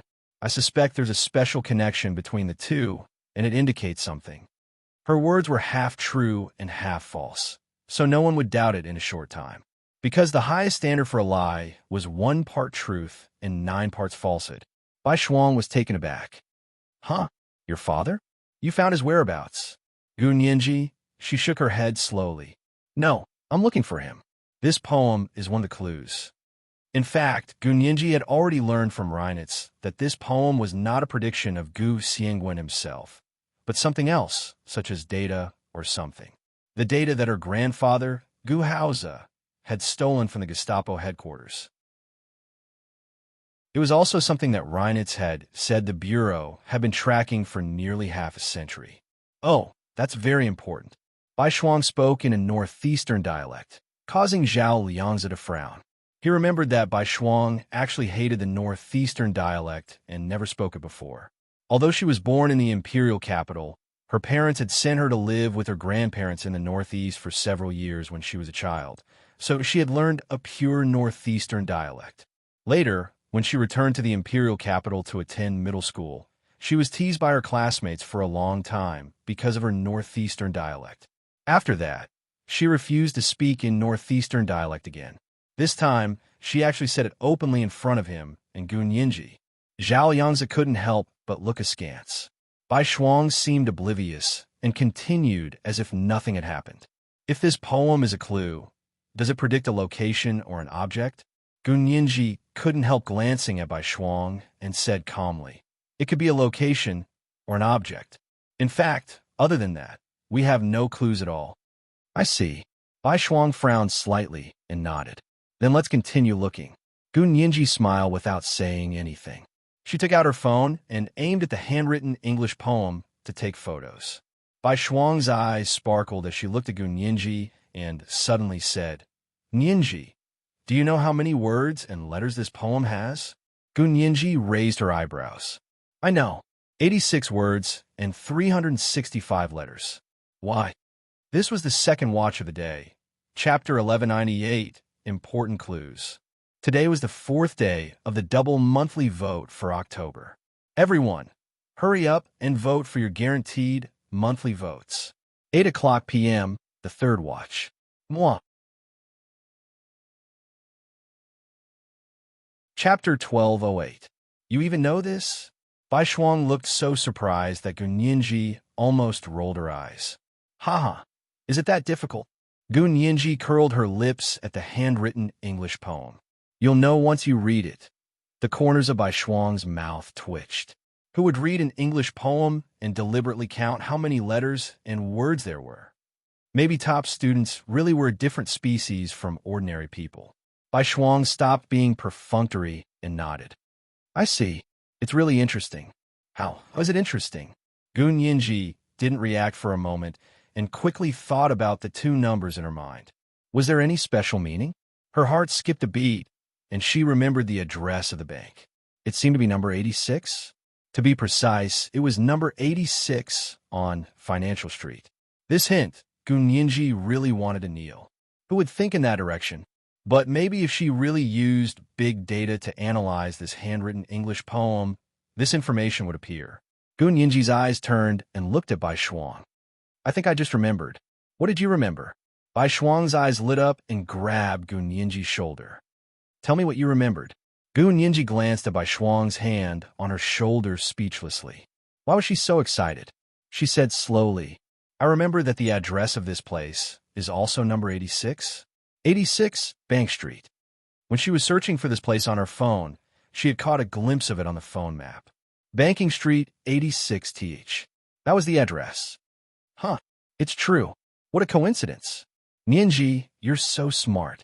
Bai Shuang let go of Gu Nianji's shoulder and patted her on the back with so much force that Gu Nianji almost stumbled. Zhao Yangzi quickly walked over to support Gu Nianji and said to Bai Shuang with dissatisfaction, Bai Shuang, what are you doing? I was complimenting her, can't I? Bai Shuang raised an eyebrow. Nianji, I'm sorry. I didn't mean it just now. Gu Nianji pursed her lips. I'm fine, but Miss Bai, I still can't figure out what's going on. I want to go back and think about it carefully. Zhao Yangzi glared at Bai Shuang. I'll believe you a little more if you apologize a little more sincerely. Bai Shuang was unhappy and rolled her eyes. Forget it. You already have a prejudice against me. No matter what I do, it's wrong. I was being a busybody today. I'm leaving. You guys take your time to watch. With that said, he actually turned around and strode away. Zhao Yangzi frowned and glanced at her back. He was in a terrible mood. Gu Nianji's gaze followed Bai Shuang's back until she could no longer be seen. She patted Zhao Yangzi's hand and whispered, It's okay, Brother Zhe. I'm fine. Zhao Yangzi looked away and let go of Gu Nianji's arm. He muttered, As long as you're okay, as long as you're okay. Gu Nianji looked back at the handwritten English poem and had an idea. She suggested that they go back first. She wanted to clear her thoughts again. There were too many mysteries, and she could not believe it at that moment. Zhao Yangzi led her away with a heavy heart and went straight back to the apartment-style hotel suite they had rented. As soon as Bai Shuang came out of the bank, a taxi stopped on the side of the road. Bai Shuang opened the door and found Li Dashi sitting in the back seat. She quickly got in and nodded at Li Dashi. You're here too. Drive, Li Dashi instructed and asked Bai Shuang at the same time. How was it? Did they find any clues? Bai Shuang said confidently, Although it was more difficult, I have led them closer step by step. Hua Xiaoheng's whereabouts? Li Dashi asked slowly. If you can't get rid of him, your trip will be in vain. Bai Shuang frowned and twisted the strap of her small backpack uneasily. You haven't found his whereabouts, either? We only found out that Gu Nianji didn't come alone. There was a man with her. Li Dashi's eyes were dark, and he was also a little unhappy. I don't know if it's him. It should be Gu Nianji's escort, Zhao Yangzi. Bai Shuang blinked. He said he was here to accompany her on vacation. He didn't mention Hua Xiaoheng. It's a pity that there aren't many surveillance cameras installed at the airport here. It's impossible to investigate the people leaving customs one by one. The driver sitting in the front row interjected.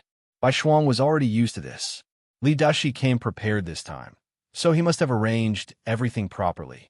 That's not surprising. If it weren't for that, how could this place become an arena for multinational competition? Bai Shuang smiled. The government agencies in Cape Town are useless. Everyone organizes their own armed forces to protect their own interests. From shops to homes, the rich hired their own security companies to protect them. Those who didn't have money could only resign themselves to fate. Although there was no longer racial discrimination against black people here, the economy and public security were much worse than before. Li Dashi nodded with satisfaction. Bai Shuang was indeed a good person. If she successfully helped them set up a trap for Hua Xiaoheng this time, he could really consider hiring her to work for him. But if Hua Xiaoheng really comes, I'm afraid you won't be able to deal with him with just a few of you. Bai Shuang tactfully stated her conditions. Mr. Li Dashi, I hope you can personally take charge. You don't know how terrifying Hua Xiaoheng's strength is. My goal is him. If I fail, I won't get a second chance. Li Dashi generally wouldn't be present in person for an operation of this level, but he would watch and direct from a distance. But this time it was different. This time it was the closing stage. After planning for so long and spending so much manpower and material resources, Li Dashi didn't want everything to be in vain. Moreover, Hua Xiaoheng was indeed very powerful. Reinitz couldn't show up, so Li Dashi really didn't trust anyone else to preside over this operation. He thought for a moment and slowly said, As long as I can confirm that Hua Xiaoheng will definitely appear, I will personally lead people to help you. Bai Shuang, You will personally see him fall at your feet. You can even shoot him with your own hands and add a few bullet holes to his body, Li Dashi said with a smile. There was a hint of excitement on his kind face that couldn't be hidden. Will I? Bai Shuang frowned in confusion. I doubt it. You know nothing about his abilities. Nothing. Li Dashi snorted. Girl, we know much more information than you think. Oh, really? What exactly are they? Bai Shuang asked curiously. Li Dashi smiled without saying anything. Bai Shuang waited for a while, but when she saw that Li Dashi didn't speak, she didn't ask any more questions. She changed the subject and said, Actually, I don't know if this will succeed, but I can only do my best. The key is that I don't know what you hid in that bank that could attract them. We didn't hide that thing. We just found it by chance. Li Dashi laughed. If they need further hints, you might as well hint that it's a set of data. Data? Hidden in the bank? Bai Shuang expressed her confusion. Shouldn't the data be hidden in the computer? Li Dashi glanced at her and said with a smile, If you hint at them like that, they will believe you more. From Li Dashi's observation, Zhao Yanzi did have feelings for Bai Shuang, which made things much easier. Men tended to lose their heads when they fell in love, so Bai Shuang really had a chance. Bai Shuang wasn't so optimistic. Her eyes flickered as she asked, Is it data related to my father? Your father? Oh no, that thing is much more important than what your father provided. Bai Shuang, seeing that Bai Shuang's expression had obviously darkened, Li Dashi smiled and said, However, the data provided by your father wasn't bad either. With the clues he provided, our CIA destroyed many of your country's contact points in North America and almost wiped them out in one fell swoop. Bai Shuang didn't look very happy. My dear, are you not happy to hear this news? Li Dashi asked keenly as he narrowed his shrewd eyes. Bai Shuang quickly shook her head. It's not that I'm not happy. I just thought that my father didn't deserve to die no matter what. I just can't accept the fact that they lynched him like this. Haha, you don't understand.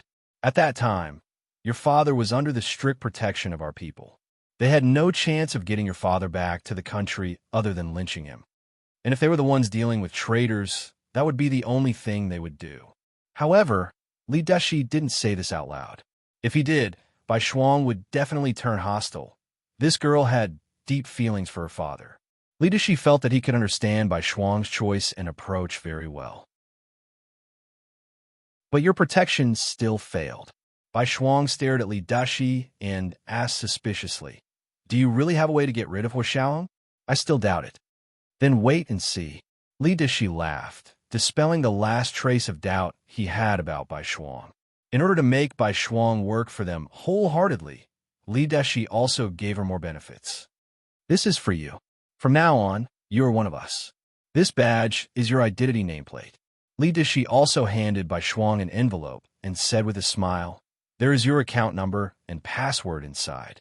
Use this account number and password to log on to the CIA website, enter your personal page, and update your information. See if you're satisfied with your salary. Agent Bai Wheel, Agent Bai, welcome to join us. This is the third update for today, Chapter 1199, Not Willing. Today is the 5th day of the double monthly vote in October. Everyone, hurry up and cast your guaranteed monthly votes. Good night, my dears. Chapter 1209. Bai Shuang held the envelope containing the CIA account number and password. She let out a long sigh of relief and showed an expression of relief. Mr. Li Dashi, I finally don't have to worry about you suddenly abandoning me. Bai Shuang looked grateful and raised the envelope in her hand. I finally have a job again. It hasn't been easy. You used to be a spokesperson for a country, but this job has wronged you. They didn't want you because they didn't have the foresight. Sooner or later, you will make them look at you differently and realize how wrong they were to dismiss you. The more Li Dashi looked at Bai Shuang, the more satisfied he became. Most importantly, Bai Shuang was the niece of the new prime minister of the Huaxiao Empire. With this relationship, she would be able to access high-level secrets in the future, so he didn't need to say more.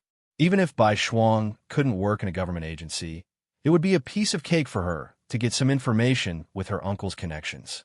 Li Dashi spoke emotionally to Bai Shuang about her father, Bai Yuxing. I am an old friend of your father. We have appreciated each other for so many years and know each other very well. I help you escape your country smoothly and seek refuge in a beautiful and free life. Unfortunately, that Hua Xiaoheng was too cruel. Your father had clearly gone abroad, but he still relentlessly chased him out of the country and took his life with his own hands. Bai Shuang was silent, and the expression on her face was even mournful. Reed Hill observed her expression and patted her hand. My God, my God. My dear, don't be sad. Your father didn't die in vain.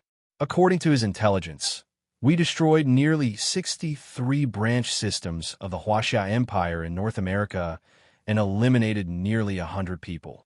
This is a rare victory for our CIA in recent years. He had used this victory to become the CIA's secret second-in-command, mainly responsible for Europe and Asia. Eliminated so many people? Bai Shuang looked surprised, and her fingers trembled slightly. Yes, yes. Did you arrest them all? Arrest them? Our CIA has a limited number of prisons. If we lock up so many people, there won't be enough cells. Li Deshi smiled meaningfully. Bai Shuang's heart was pounding. She tried to suppress her surprise and fear and said as calmly as possible, I understand. I will take responsibility. Li Deshi patted her on the shoulder and smiled, revealing his white dentures. Like father, like daughter. I am waiting to see you surpass your father's achievements. Surpass my father's achievements? Bai Shuang had mixed feelings. I think this is very difficult. Not difficult. Li Deshi was also very excited. As long as you can get rid of Hua Xiaoheng, your achievements will definitely surpass your father's. When the time comes, I'll ask for credit for you. At the very least, I'll give you the position of the Asia Liaison Office Director. Bai Shuang smiled and began to bargain. Mr. Li Deshi, do you take me for a fool? Although I wanted to take Hua Xiaoheng's life to avenge my father, killing him was only worth the position of the Asia Liaison Office Director? Shuang, I need to think again. Li Deshi choked on Bai Shuang's words, but he quickly recovered and said with a smile, You're right.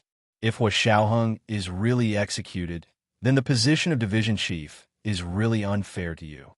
You are right. If Hua Xiaoheng is really executed, the position of director will be too much for you. Bai Shuang nodded slightly and said with a calm expression, Although there is still a certain distance from my expectations, we have already made a good start.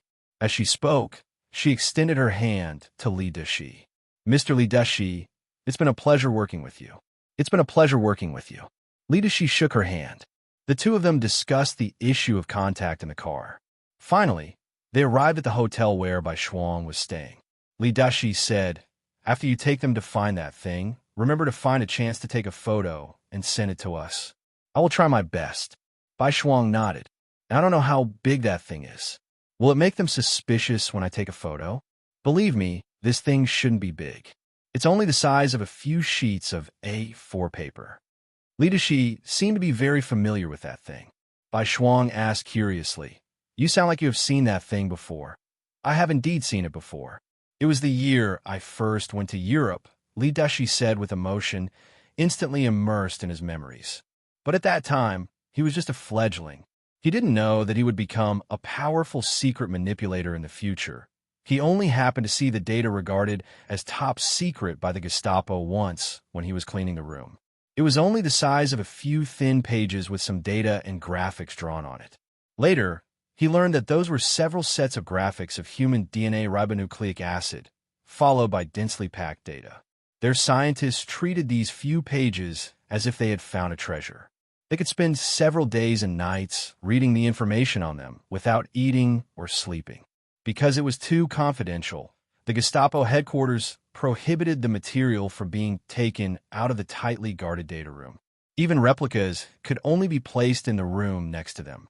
It was impossible to take the data out of the entire base. The scientists who came to borrow the data racked their brains, but they couldn't take the data away. Some of them tried to recite the entire data, but there were so many numbers, and in the end, only about a quarter of the content was memorized. Decades later, they worked with the CIA's secret laboratory to create a genetic virus weapon that was specifically targeted at the Huaxia people.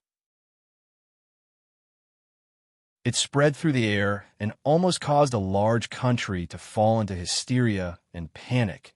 Li Dushi shook his head regretfully when he thought of this. Unfortunately, if they had all the data, the Huaxiao Empire wouldn't have been able to resolve the virus scare that time. The panic only lasted for half a year before it was completely brought under control. It was said that a vaccine had been developed. Li Dushi gathered his thoughts and thought of the top-secret data that was about to be within his reach. Hua Xiaoheng, who was about to become history, and Gu Nianji, who was about to become his. Li Dushi's aging face flushed an abnormal red. Even the experienced and astute spy master could not remain calm in the face of such a huge temptation, because as long as he succeeded, he would be the first person in the history of international espionage. At that time, it would be his turn to take over the position of the head of the CIA. Mr. Li Dushi? Bai Shuang saw that Li Dushi had suddenly stopped talking, so she quickly reminded him, I heard that their time in Cape Town is limited. You have to prepare early. Li Dushi came back to his senses. That's not a problem. As for the specific time of the operation, I will inform you after you confirm Hua Xiaoheng's whereabouts. Bai Shuang agreed. It's best if you are present when the time comes. With Hua Xiaoheng's ability and cunning, I don't think anyone else among you can preside over this operation. It doesn't matter. I will try my best to show up. If I can't, don't doubt me. I will make sure that this operation only succeeds. Failure is not allowed. Li Dushi smiled mysteriously and motioned for Bai Shuang to get out of the car. Bai Shuang shrugged indifferently. I have said what I should have said and done what I should have done. If we don't succeed this time, can you guarantee that I will be able to escape unscathed? Of course. I have plenty of arrangements. Li Dushi agreed and immediately sent some of the people he had arranged to hide in the dark to Bai Shuang's phone. See for yourself. If I can't come and they can't stop Hua Xiaoheng, you can also retreat with these people. Okay. Bai Shuang looked at her phone and sent it to her email. I will wait for your good news.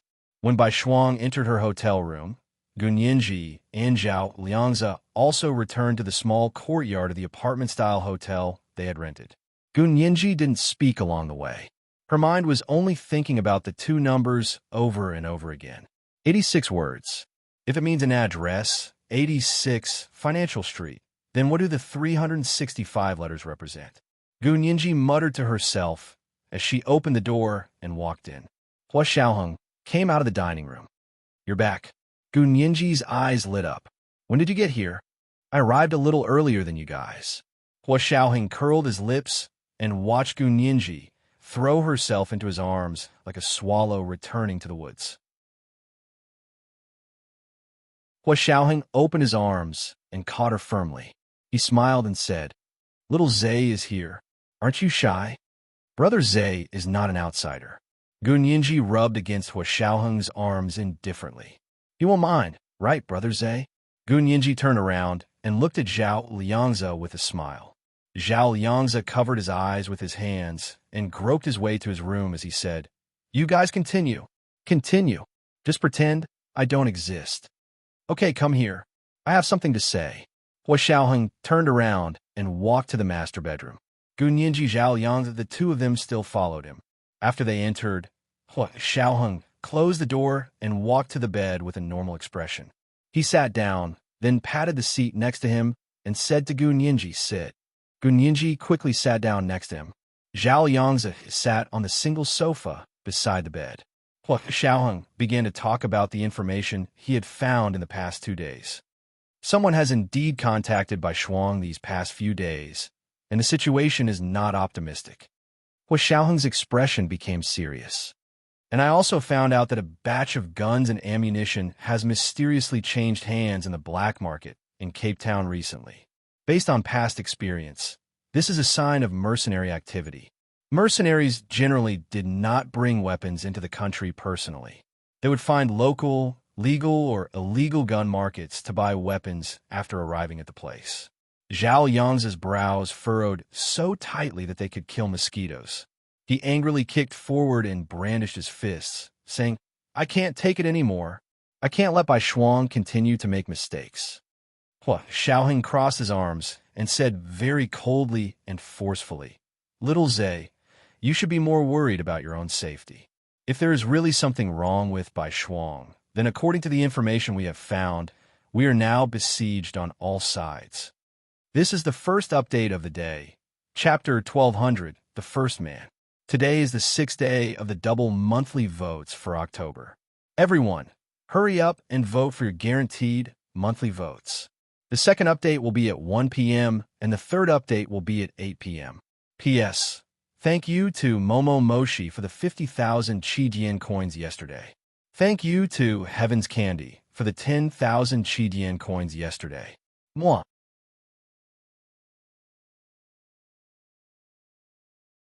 Chapter 1210. It's that serious? No way. Zhao Yangzi still had a glimmer of hope that he could save Bai Shuang before things got out of hand. Hua Xiaoheng glanced at him indifferently. You're about to be wiped out by the enemy, yet you still have the heart to save your girlfriend. Little Zhe, are you stupid? Zhao Yangzi was rendered speechless by Hua Xiaoheng's words. After glaring at him for a while, Zhao Yangzi's eyes gradually turned red and his nostrils flared. He opened his mouth several times, but couldn't say a word. Gun Yinji sympathized with Zhao Yangzi, who had always been smooth sailing and had almost lost his confidence as a man. She couldn't help but tug at Hua Xiaoheng's shirt and whispered, "Don't be so absolute. Maybe the situation isn't as bad as we think." Yes, Yinji is right. Maybe it's not that bad. Zhao Yangzi looked at Gun Yinji for help, hoping that she could help convince Hua Xiaoheng.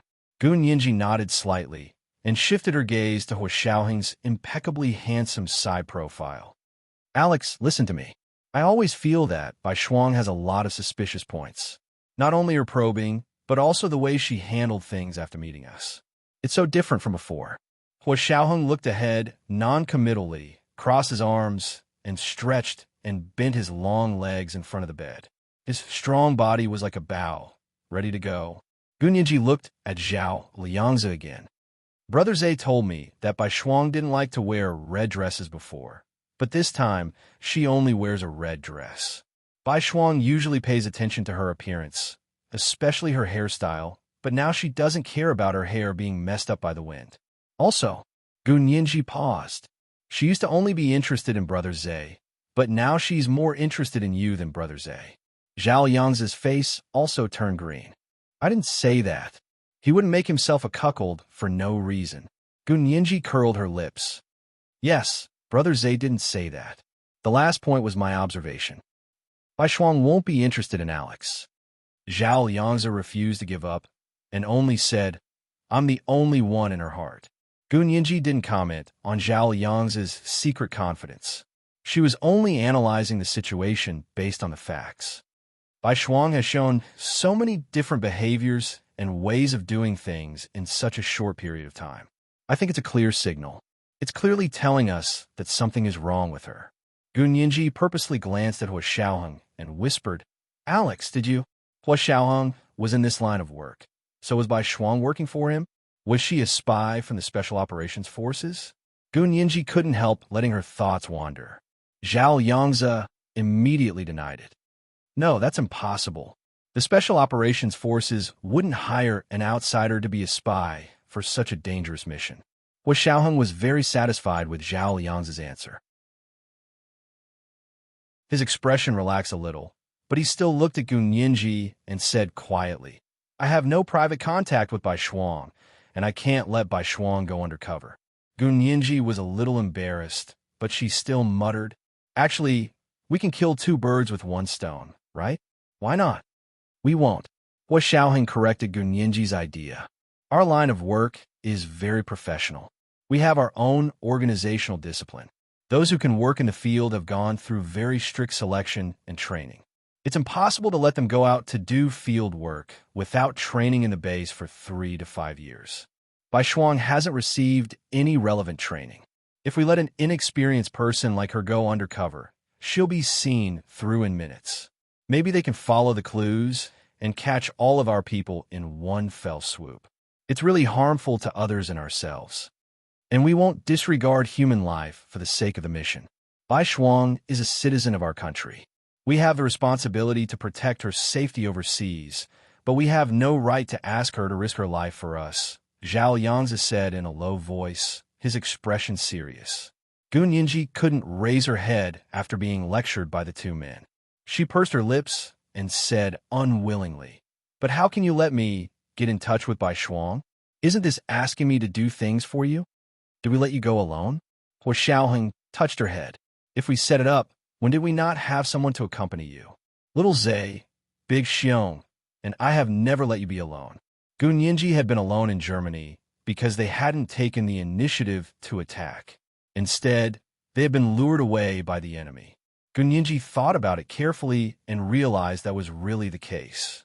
She looked at Hua Xiaoheng with mixed feelings, then looked at Zhao Yangzi and asked hesitantly, "Are you really not going to consider letting Bai Shuang do things for you? If she's deliberately acting different to remind you, or if she's being controlled and has no choice but to do this, but you don't believe her, isn't that discouraging her?" Hua Xiaoheng's face was expressionless at this time. He only held Gun Yinji's hand that was grabbing his shirt and said in a low voice, "Yinji, at times like this, we can't have the slightest hope. I know you're a law student and look for evidence for everything, but there's a prerequisite, and that's that in court, everything is based on evidence. In our line of work, people who look for evidence for everything are no longer alive in this world," Hua Xiaoheng said coldly and forcefully. Hua Xiaoheng said coldly and forcefully. His tone was unquestionable. "What you've said is only a possibility. It's just your guess. We don't know what the truth is. At times like this, we can only take all necessary measures to maintain our own safety and interests as much as possible." Zhao Yangzi understood what Hua Xiaoheng meant.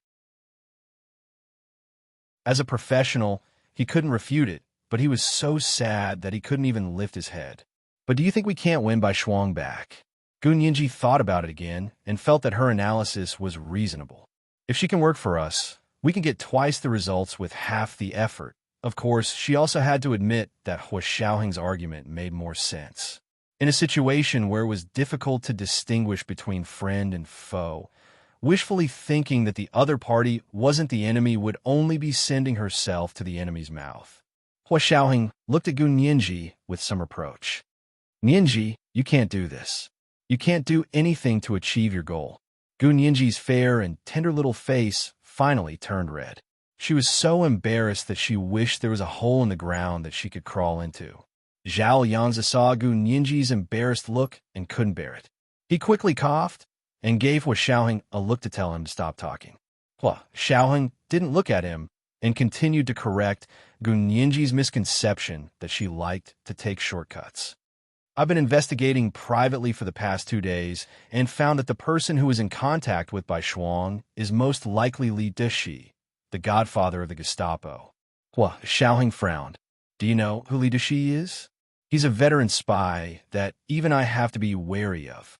Is this person very powerful?" Gun Yinji thought about it for a while and figured it out. Anyway, it wasn't shameful to be lectured in front of Hua Xiaoheng and Zhao Yangzi. One of the benefits of growing up with them was that she could withstand sarcasm and criticism. Let me tell you something that he once did. Back then, when the oil countries in the desert region were at war with other countries, Li Deshi traveled among the oil-producing countries alone and provoked war. The current chaos in the oil-producing countries can all be traced back to Li Deshi's achievements. Also, he was also a very high-ranking person in the CIA. He was just a cover for the Gestapo. Hua Xiaoheng didn't have any other thoughts about Li Deshi. After all, Li Deshi's work area didn't intersect with Hua Xiaoheng's. The two of them minded their own business, so there was no need to treat each other as enemies. However, when Gun Yinji was in danger in Germany, Hua Xiaoheng went through a lot of investigation and found out that Li Deshi was behind Reinitz. Only then did he take him seriously and even hate him. Li Deshi had ulterior motives for Gun Yinji, and Hua Xiaoheng was also eyeing Li Deshi. The phrase, "know thyself and know thy enemy," was absolutely mutual between them. Li Deshi is such a powerful person. How could someone like Bai Shuang, who has no experience at all, escape his investigation? If I wanted to send an undercover agent, would I have sent someone as insignificant as Bai Shuang? I really did send her. As soon as Li Dushi investigated, she would be a dead person now. Hua Xiaoheng glanced at Zhao Yangzi, especially since she is still entangled with little Zhe. This kind of person with a love brain is a big taboo in our line of work. Love is blind, and it is the easiest for people to get carried away. This was the second update for today, Chapter 1201, the biggest taboo in your line of work. Today was the 5th day of the double monthly votes for October. Everyone, hurry up and cast your guaranteed monthly votes. It was 8 o'clock in the evening. Mwah!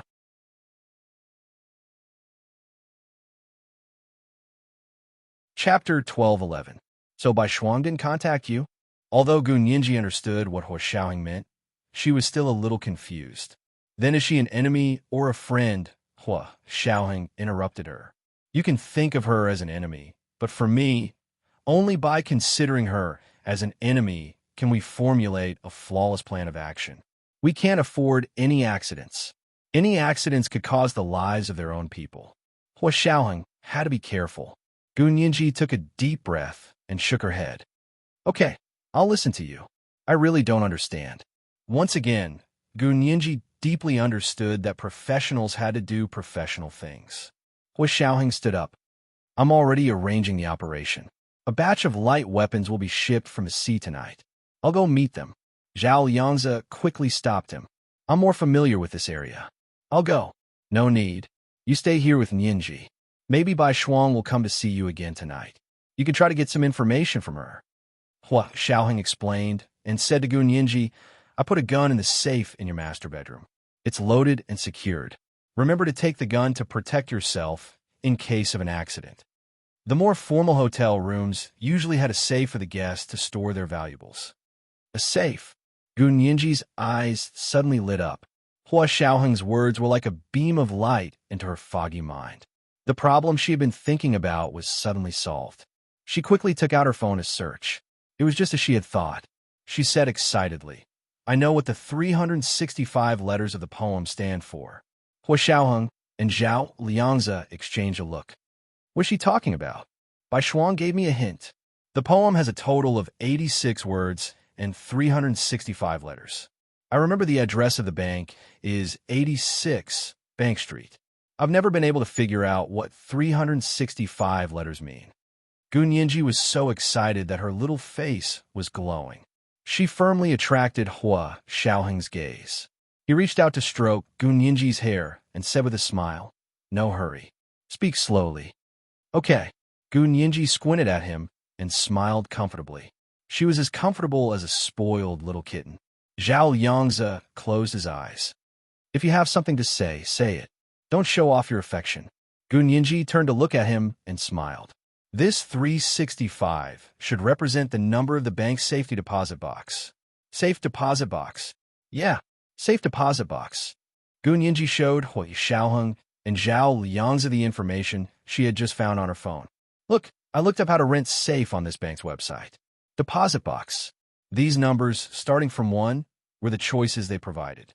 Of course, many of the numbers are already occupied, which means that the safe has already been rented. Just like hotel rooms, banks would also provide safe deposit boxes for customers to rent and store valuables.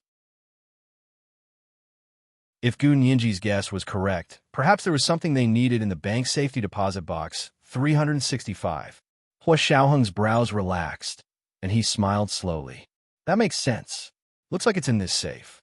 But Gun Yinji spread her hands and said frankly, we don't have any proof. How can we request to open this safe? Zhao Yangzi whistled and smiled. You don't have to worry about that. Do we still need to do it if we have proof? He winked at her. Gun Yinji was stunned. You can open a bank safety deposit box without proof or a key. Is that what I think it means? If you don't say it, we can still be good friends. Zhao Yangzi sneered and shook his finger at her. Alex is the best at opening safes. Gun Yinji Xiaoheng stood up as if nothing had happened and said calmly, It seems that I have to be present for this matter. No. Gun Yinji immediately objected. They might be waiting for you. What if it's a trap? Why would it be a trap? If it's a trap, then I won't go. Hua Xiaoheng pressed his hand on Gun Yinji's shoulder nonchalantly. If Bai Shuang comes to trap you later, you can leak this information. Don't worry about anything else. Since the other party's target was him, he didn't mind playing with them. Hua Xiaoheng liked this kind of excitement and uncertainty. Every minute and second of play was like a heartbeat.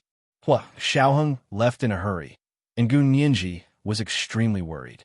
She crossed her arms and walked in circles in the bedroom. Zhao Yangzi was dizzy and snapped, "Sit down. I'll make you faint if you keep walking." Gu Nianji, she sat down next to Zhao Yangzi and looked at him in confusion. "Aren't you worried at all?" "Don't worry. Those people are no match for Alex." Zhao Yangzi was very confident in Hua Xiaoheng. Gu Nianji shook her head. "I'm not talking about Alex. I'm talking about Bai Shuang." Zhao Yangzi lowered his head. After a long time, he whispered, "I hope we all guessed wrong. I hope it's not too late." Gu Nianji put her hand on his shoulder and pressed encouragingly. "Don't be discouraged. Come on." During dinner, Bai Shuang came over as expected. She brought a bottle of red wine and said with a smile, "I'm here to freeload. Am I welcome?" Zhao Yangzi looked at her fiery red dress and delicate face. Their eyes met, and it was like a sledgehammer hitting Zhao Yangzi's heart. His eyes were a little sore, but he acted as if nothing had happened. He smiled and said, "Welcome, welcome. Come and sit." He took the initiative to get a knife, fork, and chopsticks for Bai Shuang and asked her what she wanted. Bai Shuang looked at their table. There were fried yellow croaker in butter, steamed prawns and scallops, and a few large lobsters. She couldn't help but laugh. "You guys really know how to enjoy yourselves. I'm coming." She sat down next to Gu Nianji and took the wine glass to pour her wine. Gu Nianji covered the wine glass with her hand and said with a smile, "I can't drink. You drink with Brother Zhe, right?" Bai Shuang was a little embarrassed and had no choice but to pour Zhao Liangzi another glass. Zhao Liangzi rubbed the wine glass and said with a smile, "I have something to do tomorrow. It's not appropriate to drink today." "You have something to do tomorrow? What is it? Do you need my help?" Bai Shuang said with great interest. "I'm free for the next few days." Gu Nianji glanced at Zhao Liangzi and got his permission. She turned to look at Bai Shuang and said softly, "I guess what the 365 letters mean." "Oh, that's amazing." Bai Shuang blinked, and her face flushed. She was extremely excited. "What does it mean? I thought about it all day, but I couldn't figure it out." Her expression was too exaggerated. The corners of Gu Nianji's mouth twitched. She said casually, "It should be the number of the safety deposit boxes rented by the bank for customers." "You mean safe?" Deposit Bai Shuang slapped Gu Nianji on the shoulder. "You're so smart. I think it must be." "That's for sure." Gu Nianji smiled brightly. "Brother Zhe said so too. He's already sent a message to Hua Xiao." Zhao Yangzi nodded calmly. "Hua Xiao will come tomorrow. He will definitely be there in person for such a big event." Bai Shuang's pupils suddenly shrank. She stammered, Hua Xiao will really come tomorrow." "Of course." Zhao Yangzi looked straight at her. "Isn't that what you want?" I was just asking." The smile on Bai Shuang's face faded.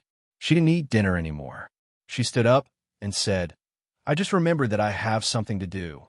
I'll leave now." As he hurried to the door, he seemed to have remembered something.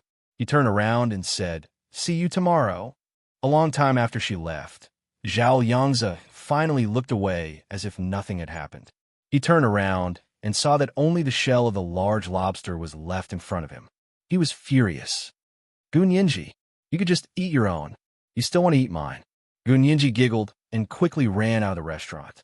Bai Shuang returned to her room, her heart thumping wildly.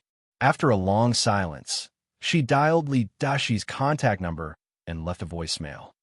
"The target has taken the bait. He will arrive in Cape Town tomorrow." When Li Dashi received this news, he also found out that a ship had quietly entered the harbor at night. He was convinced that Hua Xiaoheng had snuck over at night.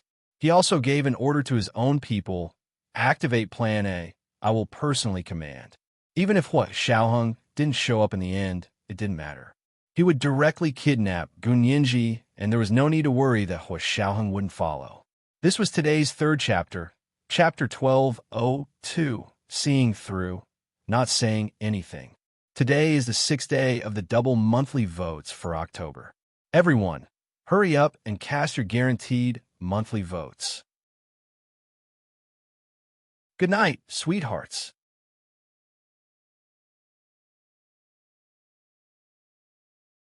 Chapter 12:12. The next day at dawn, Zhao Yangzi got up and went for a morning run. Unsurprisingly, he ran into Bai Shuang in red sportswear again.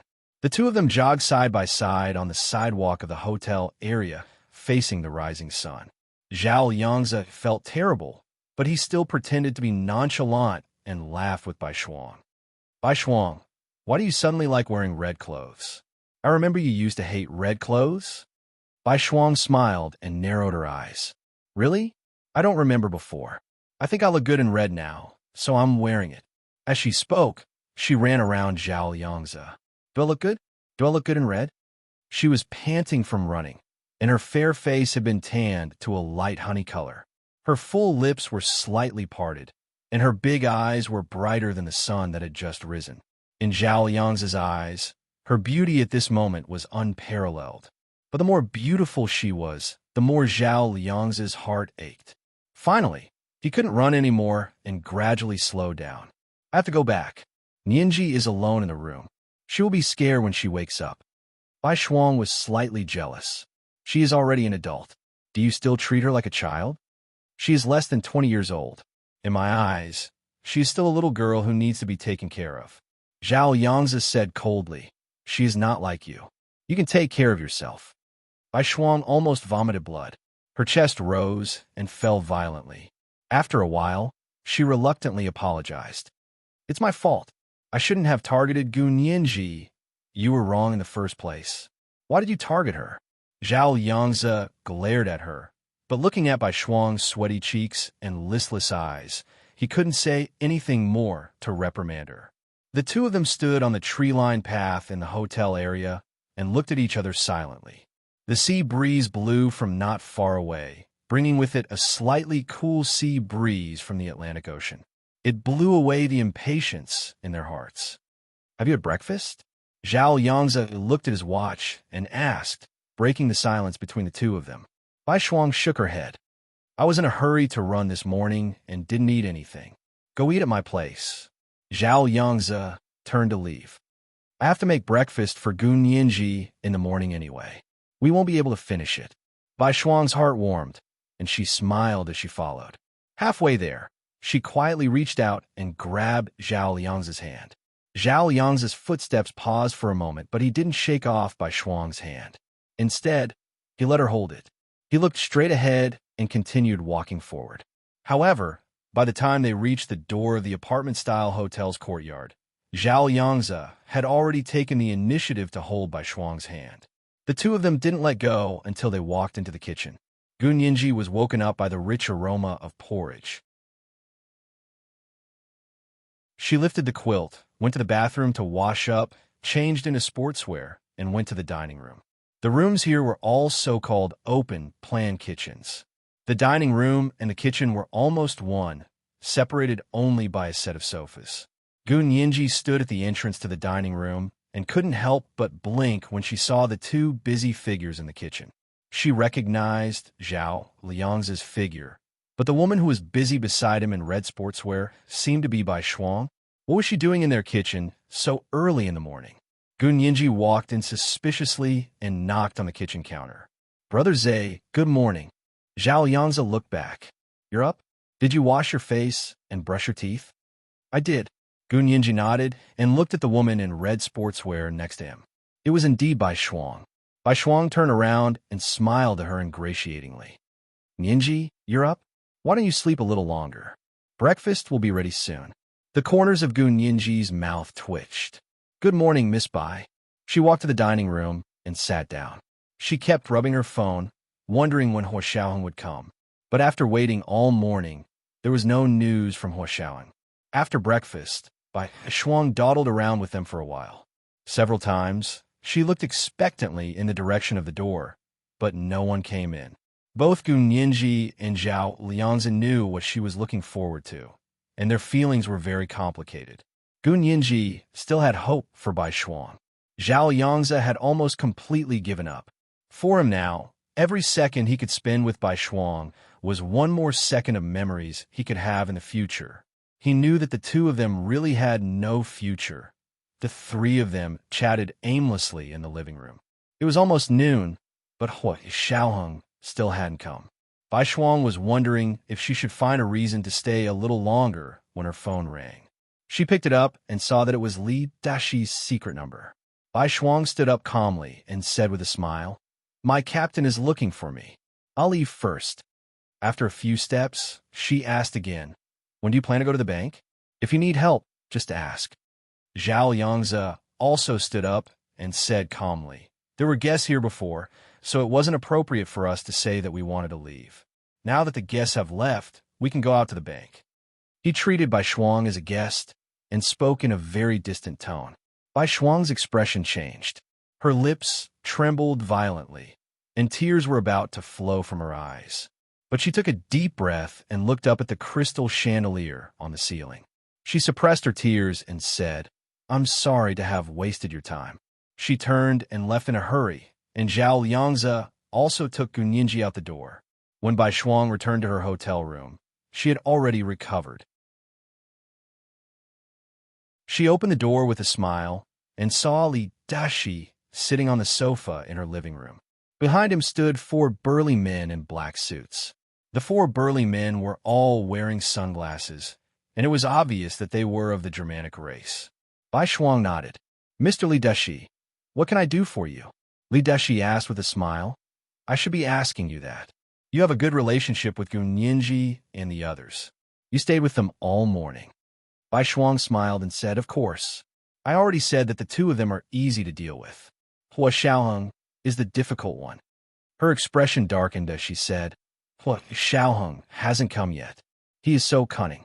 Could it be that he didn't take the bait?" Li Dashi had been paying close attention to Bai Shuang's expression, and her every move didn't escape his scrutinizing eyes. He could see that Bai Shuang hadn't received professional training, so she wasn't very proficient in many areas. But because of her father, she was destined to never stand with the Huaxiao Empire again. Li Dashi was very confident in this aspect of Bai Shuang. He was just worried that she wasn't experienced enough and would be seen through by Zhao Yangzi and the others. After repeatedly asking Bai Shuang about Zhao Liangzi and Gunyinji and confirming that she hadn't given herself away, Li Dashi nodded with satisfaction and said, "You don't have to worry about Hua Xiaoheng. Our people saw him get off the boat last night and arrive in Cape Town." Bai Shuang's eyes suddenly lit up. "Really? He's already here?" "Yes." Li Dashi stood up. "Do you know when they're going to make a move? You must go with them." The corners of Bai Shuang's eyes twitched twice, and she whispered, "They are going to the bank now. I will let them go first, and if they need help, I will help." Li Dashi was even more satisfied. "Okay, don't act too eager. The best way is for them to come and beg you." In Li Dashi's opinion, if Bai Shuang took the initiative to go with them, the other party might be suspicious. But if the other party was helpless, Bai Shuang would make a move and gain their trust. Bai Shuang's eyes flickered twice, and she said, "But how can I help them? Why don't you give me the key to the bank safe, and I will find a chance to pretend that I got it from the bank." Li Dashi sighed and shook his head. "If I had the key, I wouldn't have gone through so much trouble to lure them here." "Huh? You don't have the key, either? Then it's useless if they can't open the bank safe," Bai Shuang said involuntarily, feeling nervous. She never expected that even Li Dashi didn't have the key, but in Li Dashi's eyes, although the things in the bank safe were important, they were definitely not as important as Gunyinji. If they could kidnap Gunyinji for research, the data would simply become a few pieces of waste paper. Could data from more than half a century ago be compared to a living person? Gunyinji had everything they wanted. However, he wouldn't tell Bai Shuang all of this. This was because he and Bai Shuang had a common enemy, and that was Hua Xiaoheng. Bai Shuang wanted to kill Hua Xiaoheng because the hatred for killing her father was absolutely irreconcilable. And Li Dashi wanted to kill Hua Xiaoheng purely because of Gunyinji. He knew very well that in order to fully possess Gunyinji, he had to kill Hua Xiaoheng first. Otherwise, he would face Hua Xiaoheng's omnipresent pursuit. He would spend the rest of his life on the run. If that was the case, so what if he had Gu Nianji in his hands? He couldn't calm down to do research, and it was even more impossible to produce any results. To be honest, Li Dishi didn't have the confidence to fight Hua Xiaoheng and escape unscathed. He felt that the most certain way was to hide in the dark and use the hands of the traitors to kill Hua Xiaoheng. From the previous Hong Kong Quan to the current Bai Shuang, they were all life-threatening talismans that he had prepared for Hua Xiaoheng. Last time, Hua Xiaoheng was lucky and was even able to escape from the natural magnetic field at sea. This time, he was thousands of miles away from the Huaxia Empire. He wanted to see who else would come to save him and Gu Nianji. Li Dishi showed a confident smile on his face. He walked to Bai Shuang's side and patted her on the shoulder. "Don't worry, Gu Nianji is very smart. I believe she should be able to find a way to open the safe." Bai Shuang pursed her lips and asked skeptically, "But they don't have any credentials or identities. How can they find the safe?"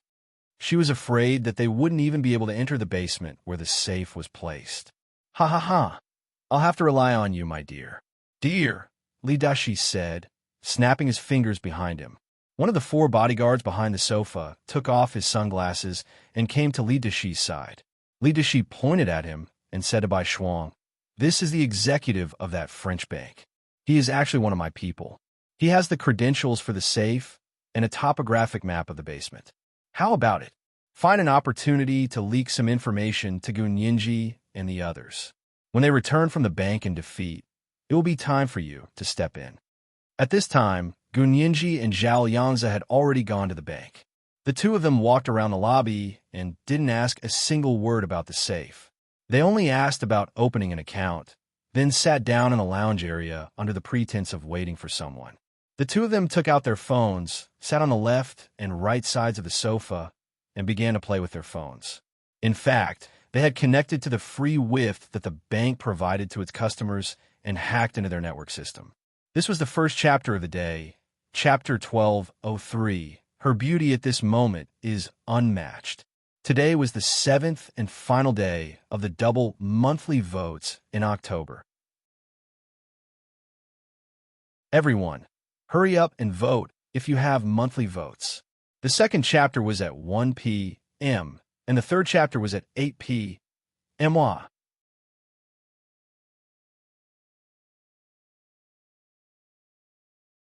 Chapter 1213. Take a look at the ticket warehouse and see if there are any monthly votes left. If there are 5 votes, then kiss me. If there are still votes, please give the Major General 2 monthly votes. It's all up to you guys.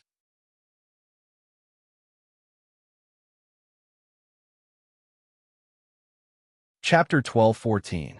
Perhaps because this bank was located on the African continent and had the unique arrogance of Europeans as colonists, they looked down on the intelligence of the locals. Therefore, the security of the bank's network system was perfunctory, but it was better than nothing. Gu Nianji and Zhao Yangzi had originally planned to act together and concentrate their superior strength to deal with the port. This way, they could achieve their goal in a fixed time. In the end, the two of them hadn't acted at the same time. Gu Nianji tested it alone and found that the port was only protected by a very simple password composed of any 4 letters. After testing, they found that the password composition here was relatively backward. It could only be composed of letters, and numbers and other arbitrary symbols couldn't be used in the password. The combination of 4 arbitrary letters was 26 by 26 by 26 asterisk 26, a total of 456,976 combinations. Of course, it was very cumbersome to test these 400,000 combinations by manpower, but if they used a small program using the exhaustive method, it would only take less than a second to find them. Gu Nianji looked at the password that ran on her phone, ABCD, and shook her head speechlessly. How careless must they be to use such an idiotic password combination for the external port of a large bank? She sent a text to Zhao Yangzi. "I found the password." Zhao Yangzi looked at the ABCD password, but wasn't surprised at all. He had been in this place for a few months and couldn't be more familiar with the quality and attitude of the people here. This was indeed something that the IT network managers here would do.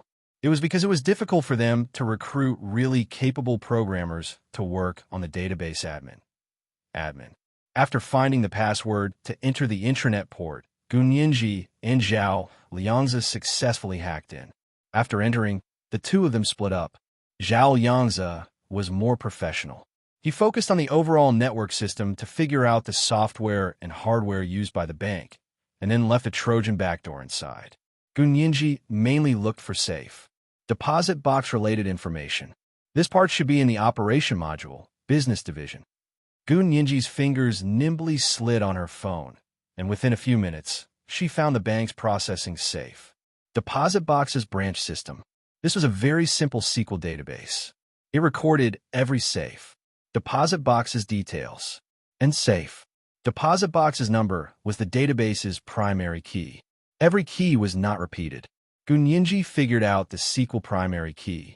She immediately used 365 to search, and immediately found the safe they were looking for. Happiness came so quickly that Gunyinji couldn't believe her eyes. Glancing at their watches, it took them less than 5 minutes to find this message from the time they sat down on the sofa and took out their phones. Isn't this too easy? Gunyinji muttered, worried that it was a trap, so she used her robo Yexe program to go in and take a look. This was a small program that she wrote when she had nothing better to do. Like a mind-detecting robot, she would first go in and take a look. If the other party had an internal exploration program, her robo Yexe program would be treated as an intruder. In this way, she would be able to understand the security measures of the other party through the information transmitted by robo Yexe, as well as the emergency strategy taken against hackers. Her robo Yexe entered the other party's system as if there was no one there. It quickly circled around without triggering any alarm system. This meant that either the security of the other party's system was so bad that they didn't notice an intruder at all, or perhaps the other party did not set up any system security at all, thinking that the system's intranet would not be breached. Gunyinji probed for a long time, and after confirming that the other party really didn't notice, she entered the other party's banking system with confidence. After wandering around for a while, she finally understood why the security of this system was so weak. Because this bank only treated the computer network system as an auxiliary part of their business work. Unlike other places, the network had become an inseparable part of everyone's work. In this banking system, it was impossible to transfer money directly through the network. Therefore, they didn't care how high the security of the system was, because these systems weren't mainly used for work, but like hard disks, they were used to store historical data. This kind of performance was exactly what Gunyinji wanted. What she needed to find was the historical data. Quickly browsing through the system's history, Gunyinji pulled up all the information related to SafeBox 365 and sent it to her cloud email for storage. She did all of this quickly and covertly. Before the other party could notice anything, Gunyinji had already retreated unscathed and even secretly erased the login records of the port. Exiting the bank's internal system network, Gunyinji opened her cloud email to check the content related to SafeBox 365. She looked for a long time, but only saw this paragraph written in the bank's records. SafeBox number 365. Opening and rental date XXXX XXXX. Gunyinji's heart skipped a beat. This date was the year she was born. In other words, this safe box had been rented for 19 years. The annual rent was $50, paid in advance for 100 years. Gunyinji clicked her tongue. It had been rented for so long. From Reinitz's tone, the data related to the genetic weaknesses of the Huaxia people was stored here. They had been investigating for so long. How could they not have found it? Gunyinji's brows furrowed. From the moment Reinitz gave her the letter, their target had been pointing to this place, right? What was the purpose of luring her here, step by step? Was everything here also a trap? Gunyinji thought about it and ruled out this possibility. The other party had been advancing step by step. They had definitely not lured her here to set up a trap. If they had set up a trap, they would have arrested her a long time ago, just like they had done in the Alps. But they hadn't made a move yet, and they really wanted her to come to this bank. Seeing this safe box, Gunyinji felt that it was most likely real. The real was fake. The fake was real. The real was fake. There was nothing too deceitful in war. This was the way people like Reinitz and Hua Xiaoheng did things. Gunyinji pondered and continued to read. When she got to the tenant column, Gunyinji saw a flamboyant English name, Kevin. Ku. It was her father's English name. Gunyinji's tears fell instantly. She rubbed the high-definition signature on her phone and had a more intuitive understanding of her father. Looking at the conditions to open the safe, Gunyinji shook her head speechlessly. This safe was placed on the 6th floor of the bank's underground warehouse, which was also the lowest floor. Complete identification and identification documents were required to enter the basement room where the safe was located. And to open this safe, what was needed was not a key. Gunyinji was at her wit's end and sat on the sofa with her chin on her hand. It seemed like they really couldn't openly go down to the 6th floor to get close to this safe. If only they had Harry Potter's invisibility cloak. Gunyinji tried to find happiness in her misery and tilted her head to look at Zhao Yangzi. Brother Zhe, I'm done here. What about you? Zhao Yangzi didn't even look up. I'm almost done too. The download will be over soon, and then we'll go home. The two of them quickly packed their things, left the bank, and returned to their apartment-style hotel. When they got out of the car at the door, Gunyinji saw a black Hummer SUV parked along the street from their room. A tall man wearing a black t-shirt and black jeans leaned against the big tree in front of the door with his arms crossed, waiting for them to return. Seeing that they had arrived, the man raised his head and smiled at them. He had a familiar hooked nose, a full beard, and big sunglasses. He walked methodically. It was Hua Xiaoheng's disguised appearance. He had finally appeared again. Zhao Yangzi's eyes lit up. He rushed up and said in surprise, Hua Xiao, you're finally here.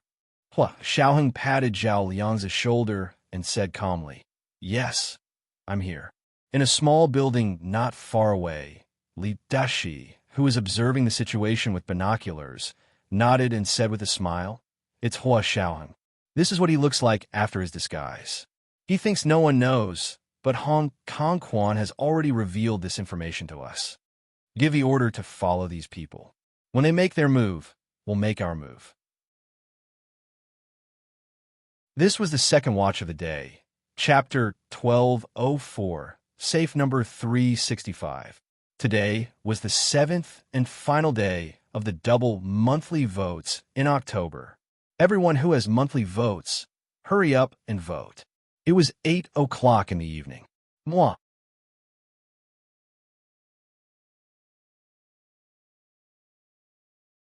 Chapter 1215. Gunyinji happily held onto Hua Xiaoheng's arm as they entered their rented service department. It was already afternoon, and the sun was scorching hot at 2 or 3 o'clock. Gunyinji's little face was flushed, and her forehead was slightly peeling. Hua Xiaoheng looked at her face. You didn't use sunscreen? Gunyinji, after so many things had happened and so many clues had been obtained, was it really okay for Hua Xiao to only focus on sunscreen? However, he was still elated.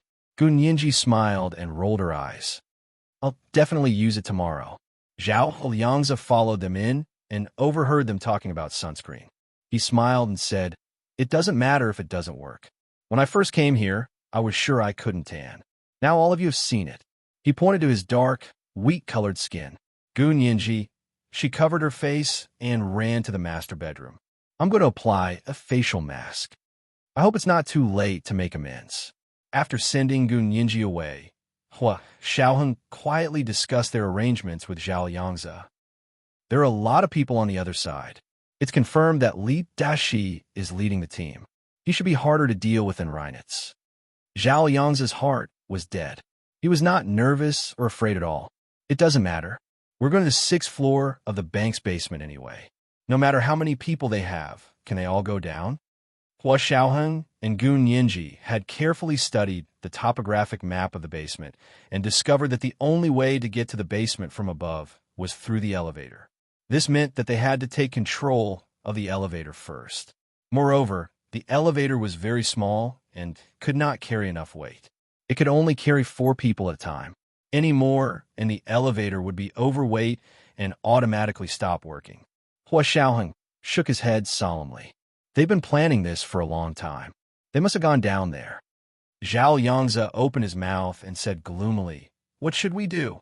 He didn't want to die before he succeeded. No matter what, he had to find the item and send Gun Yinji out first. Is it by Shuang? Zhao Yangzi gritted his teeth. Why don't we'll control her first? Hua Xiaoheng shook his head again and said calmly, Bai Shuang was their bait. If we make a move on Bai Shuang, what if we alert the enemy? Are we just going to let them do what they want?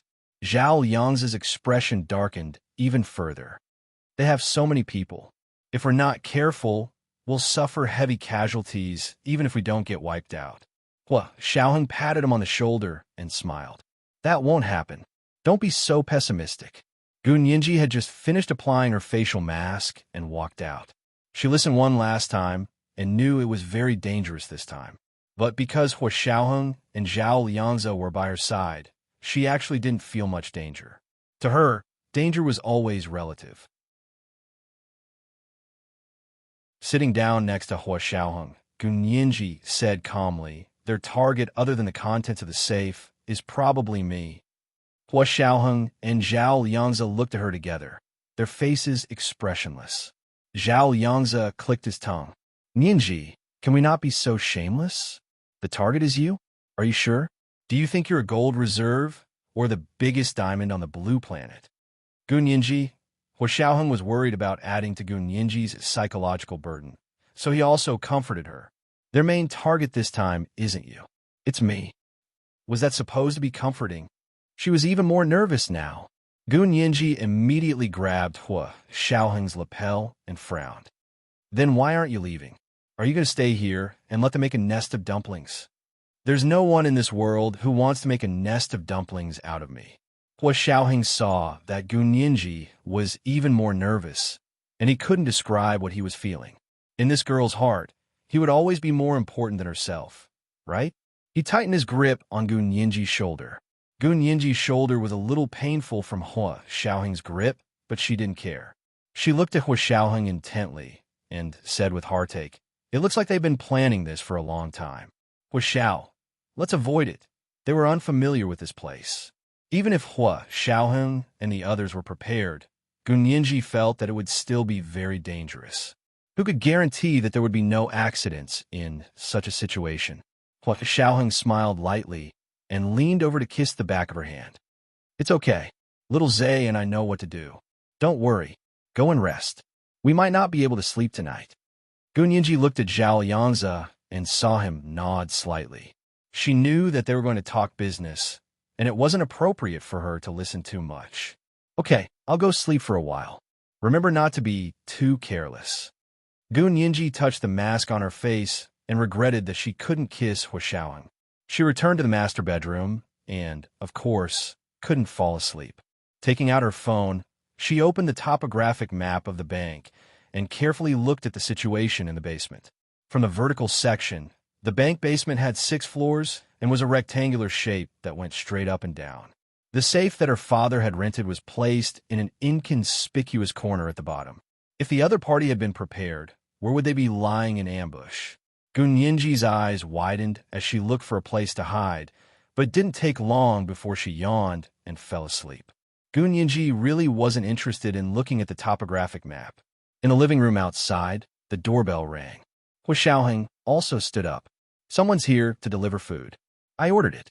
I'll blend in with them and leave. We'll meet up at the bank. Hua Xiaoheng hadn't thought of using a substitute this time. He had used himself as bait to trick the cunning Li Deshi into coming personally. If he used a substitute, it would be too dangerous, and there was almost a 99% chance that the substitute wouldn't come back alive. He wasn't the kind of boss who would say, "Leave the danger to me and leave the honor to me." He couldn't do such a heartless thing. Moreover, Li Deshi was paranoid by nature and had previously changed plans at the last second during an operation. Therefore, Hua Xiaoheng was determined not to use a substitute. He wanted to create the effect of appearing and disappearing like a ghost, so that Li Dashi would be convinced of his arrival. Because Li Dashi was certain that only Hua Xiaoheng himself could escape his surveillance from time to time. If he couldn't even escape his surveillance, Li Dashi would doubt whether Hua Xiaoheng was the real Hua Xiaoheng. Zhao Yangzi had never doubted Hua Xiaoheng's style of taking the lead. He was the kind of chief who followed me on the battlefield, not an officer who ordered others to follow me. He nodded and asked Hua Xiaoheng to go into the inner room to change while he went to open the door. Outside the courtyard door, a group of black men in white uniforms pushed a dining cart. They smiled at Zhao Yangzi and said in English, "Hello, the food you ordered has been delivered." Zhao Yangzi opened the courtyard door and said with a smile, "Please come in." After the black men came in, Zhao Yangzi saw a woman in a red dress standing behind them. It was Bai Shuang. She looked at Zhao Yangzi with a smile and said, "I'm here to freeload again. Do you need my help?" "I don't need your help to eat, and you can't help with anything else." Zhao Yangzi's eyes flashed as he teased Bai Shuang. "How do you know I can't help if you don't try?" Bai Shuang came uninvited and took the initiative to take his arm intimately. "Let's go inside and talk." Zhao Yangzi stood motionless with his hands in his trouser pockets. He stared fixedly at Bai Shuang's delicate and beautiful face, then suddenly lowered his head and pecked her on the lips. He whispered in her ear, "Are you sure you want to come in?" Bai Shuang was so flustered by his kiss that she almost lost her composure. It took a lot of effort to calm down. Bai Shuang smoothed her hair with her hand and looked at Zhao Yangzi with a faint smile. "Of course I'm sure. Otherwise, why would I run over here myself?" Zhao Yangzi stopped talking and turned to enter the door. Bai Shuang followed him in. The dining room inside was originally quite large, but because of the 7 or 8 tall black waiters, the spacious dining room suddenly became small. Bai Shuang watched these people bustle about in the dining room before she placed the food on the long dining table. "You guys are going to have a buffet." Bai Shuang clicked her tongue. "Then I won't stand on ceremony." Zhao Yangzi smiled. "Of course, we are all foodies. We can eat until we're full." After setting the plates, a few black waiters stayed to serve them. Several other black waiters pushed the dining cart out. Hua Xiaoheng had already blended in with them. He disguised himself as a black man and left with them. Because this group of people was so dark, almost no one paid attention to what their facial features looked like. Hua Xiaoheng didn't alarm anyone and quietly left the restaurant area. Bai Shuang pushed a can of beer to Zhao Yangzi and asked casually, "Did you find the safe?" "We found it, but it's useless," Zhao Yangzi said bluntly. "We don't have any credentials, so there's no way for the bank to open the safe for us." Not only could they not open it, but they didn't even have a chance to get close. Bai Shuang's eyes flashed, and she whispered, "I know that bank executive. Why don't we ask him?" "A bank executive who can be summoned at your beck and call?" Zhao Yangzi sneered. "Bai Shuang, I haven't seen you for a few months. Your ability to talk has improved. You don't believe me?" Bai Shuang smiled faintly and took out her phone. "I'll make a call and see if he comes." "Why would he come? Because you're so beautiful?" Zhao Yangzi rolled his eyes. "Yes, because I'm beautiful. He's chasing me and lives nearby." Bai Shuang didn't want to show weakness and stabbed Zhao Yangzi with words.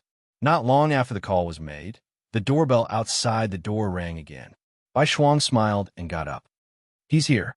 I'll go pick him up." With that, she walked out leisurely like the hostess. The corners of Zhao Yangzi's mouth twitched, and he slammed the table. This was the 3rd chapter of the day, Chapter 1205, Because I'm Beautiful. Today was the 7th and final day of October's double monthly votes. Everyone, hurry up and vote if you have monthly votes. P.S. Thank you to Sir Hedgehog for your 20,000 reading points or book coins. Yesterday, moi.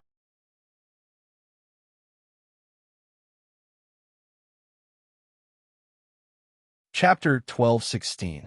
Not long after, Bai Shuang walked in with a tall white man in a suit and leather shoes. She smiled and introduced him to little Zay. "This is my friend, Big Ben."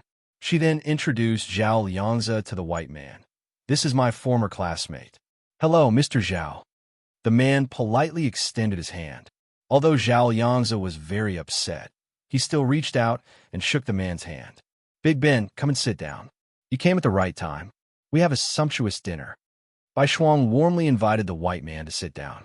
Oh, you look really good. The man quickly became familiar and chatted with Zhao Yangzi. Zhao Yangzi wasn't as eloquent as Yin Shi Xiao, and he was in a bad mood, so he didn't say much. He only exchanged a few pleasantries. Bai Shuang smiled and drank for a while. She put a hand on the man's shoulder and said, Honey, I have something to ask you. I don't know if you could do me a favor.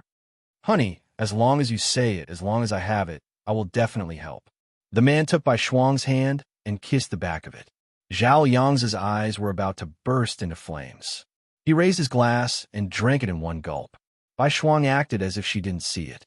She leaned close to the man's ear and said in a very low voice, My friend's relatives put a safe in the basement of your bank, but they forgot to bring their credentials. Can you help them open the safe and let them see what's inside? The man shook his head regretfully. No. Even if we have the credentials, we can't open the safe without the key because we don't have the key here. For security reasons, the safe on the 6th floor of the basement implemented a complete destruction policy. In other words, if the customer didn't redeem it when the time came, the contents of the safe would be destroyed and not taken out to be owned by the bank. The rent here was more expensive than the upper floors, which was one of the reasons. No key? We don't have it either. Bai Shuang blinked. Then why don't you let us go in and take a look at the safe? Just look at the safe, take a picture of it, and then go back to the relative to identify it? See if he can remember where he put the key. If that's the case, I can consider it. But the Caucasian man glanced at Zhao Yangzi. I can't make the decision on my own. I have to inform several colleagues. This was blatantly asking for bribes. Zhao Yangzi sneered in his heart and put on an expression that said, I understand. He looked at Bai Shuang with a faint smile. Didn't he say he was chasing you? Why would I still ask you for money? Bai Shuang looked a bit embarrassed. She curled her lips and said, Friends are friends, and business is business. These are two different things. As she spoke, she handed over a check that she had prepared in advance. This is a small token of our appreciation. Thank you for helping us. The Caucasian man gracefully placed the check into a hidden pocket inside his suit, smiling as if nothing had happened. He was still elegant and chatting cheerfully. During dinner for the three of them, only the sound of Bai Shuang and the white man chatting and laughing could be heard. Zhao Yangzi interjected a few times at first, but after a while, he stopped talking altogether and just drank one mouthful after another. Unfortunately, it was just beer. No matter how much he drank, he wouldn't get drunk. However, it made his stomach uncomfortable and he had to run to the bathroom several times. When Gunyinji woke up, it was already around 6 o'clock in the evening. She got up to wash her face in the bathroom, changed her clothes, and went out to find something to eat. When she suddenly saw Bai Shuang flirting with a strange Caucasian man in the restaurant, Gunyinji quickly stopped in her tracks and looked at them in surprise. She then looked around. Yes, she was still in her hotel room. Was this a dream? Gunyinji blinked hard again. Bai Shuang saw Gunyinji's expression and laughed. She waved at her. Ninji, come over for dinner. I didn't see you just now. I thought you weren't here. The Caucasian man sitting next to Bai Shuang had a flash of excitement in his eyes. This was the Gunyinji that their leader wanted to kidnap. His hand holding the knife and fork trembled slightly, making a slight clanking sound on the dinner plate. Gunyinji glanced at his hand quietly, and her cold eyes moved to Bai Shuang. She pursed her lips and asked lightly, Where's Brother Zay? Why are you sitting in our restaurant eating? Little Zay drank too much just now and went to the bathroom. It's not convenient for me. Before Bai Shuang could finish speaking, she saw Gunyinji turn around and leave in the direction of the bathroom. Bai Shuang stared at her back for a while before looking away as if nothing had happened. She also took a sip of beer. The Caucasian man said softly, Bai, it seems that Mr. Zhao loves you very much. He looked at me like he wanted to tear me into pieces. Bai Shuang smiled and wiped her mouth elegantly with a napkin. She said almost inaudibly, You think I'm lying to you? I told you that little Zay loves me, so I can get between them. The Caucasian man completely believed her now. Because Zhao Yang's painful and jealous gaze was completely subconscious, it couldn't be deceived. If this could be deceived, all those Oscar-winning actors would be dead. Okay, I'll tell our leader the news. I'll go first and send you the topographic map later. Take them to the basement after 9 o'clock tonight. Remember, it must be after 9 o'clock. Why must it be after 9 o'clock? Because there's a large networking event at our bank today. 7 to 9 o'clock is the speech and cocktail hour. After 9 o'clock is the dance party and rock and roll time. Bai Shuang understood. This meant that the security at the bank's basement would be lax after 9 o'clock today. Before that, the security would be extra tight. Actually, can't we change the time? Bai Shuang hesitated. If the bank was holding a networking event today, the local police would also send police to maintain order. The Caucasian man shook his head and said with a smile, Bai, you don't understand. This is the best time to fish in troubled waters. You see that there are a lot of people on guard, but in fact, because there are so many people, everyone feels that nothing will happen at all, so they will be more relaxed than usual. Besides, there's a lot of traffic there today, so it's the best cover. There's usually no one there at night. Do you think you can get close? The Caucasian man scratched Bai Shuang's nose and praised her as a little cutie. He then kissed her on the cheek and stood up. I have to go. The networking event starts at 7 o'clock, so I have to attend. That's my alibi. He winked at Bai Shuang, took out his phone, and waved at her before leaving Gun Yinji's small hotel suite. Not long after he left, a map of the bank's security topography tonight was sent to Bai Shuang's phone.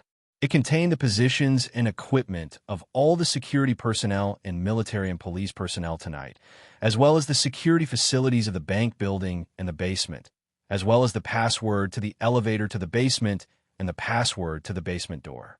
With this information, they could avoid the security personnel and security facilities and enter the basement where the bank's safe deposit boxes were stored unimpeded. In the bathroom, Zhao Yangzi splashed water on his face to calm his feverish mind. Gun Yinji stood at the door and looked at him worriedly. She whispered, Brother Zhe, are you better? Zhao Yangzi looked at Gun Yinji's frown in the mirror and smiled. I'm fine. Don't worry, Yinji. He turned around and said calmly, I'm still waiting to show off my skills tonight. How could something happen to me? Who is that man? Gun Yinji bit her lip gently and still managed to ask. She didn't want to meddle in other people's business, but looking at Zhao Yangzi, she knew he had a lot of things to say and couldn't say them out loud. Zhao Yangzi's footsteps paused. After a long silence, he said, Bai Shuang's boyfriend. Gun Yinji, well, these two people were really good at messing around. One had a girlfriend, and the other had a boyfriend, and they were deeply attracted to each other. Gun Yinji felt that the relationship between her and Hua Xiaoyang was much simpler. She patted Zhao Yangzi's shoulder sympathetically and said angrily, Bai Shuang told you that she's her boyfriend? This is too much. She brought her boyfriend to our place for dinner. How shameless can she be? Gun Yinji was filled with righteous indignation. Zhao Yangzi couldn't help but laugh when he saw how she and Zhao Yangzi shared a common enemy. He patted her head. Little girl, what do you know? After a pause, he smiled sheepishly and said, Actually, Bai Shuang said it was her suitor. Gun Yinji, she followed Zhao Yangzi back to the restaurant and saw that the white man was no longer there. Under the bright crystal lights in the restaurant, Bai Shuang sat alone. Her red dress was like fire, and she was incomparably beautiful. However, there was an indescribable loneliness on her face, which formed a strong contrast with her red dress. Even Gun Yinji's heart couldn't help but skip a beat when she saw it. She thought to herself, how did Bai Shuang become so beautiful? It was obvious that beauty was not in appearance, but in temperament. True beauties were unknowingly captivating. It was completely impossible to tell how beautiful they or he looked. By the time you realized it, you had already been captured. Zhao Yangzi's expression was extremely pained. The woman he loved was getting more and more beautiful, but she was getting further and further away from him. Bai Shuang looked up slightly and saw Zhao Yangzi and Gun Yinji standing at the door of the restaurant looking at her. She immediately perked up, sat up straight, and said with a smile, Little Zhe, are you feeling better? Nianji, come over for dinner. Where's Xiao? Is he here? I have something to tell you. As she spoke, she raised her hand to look at her watch. We still have 2 hours to prepare. This is the first night watch for the day. Chapter 1206, Arrow on the Bow. Thank you everyone for your monthly tickets for the double period. I will continue to watch until the end of the month this month. Thank God, the double period is finally over. The second night watch at 1 p.m. and the third night watch at 8 p.m.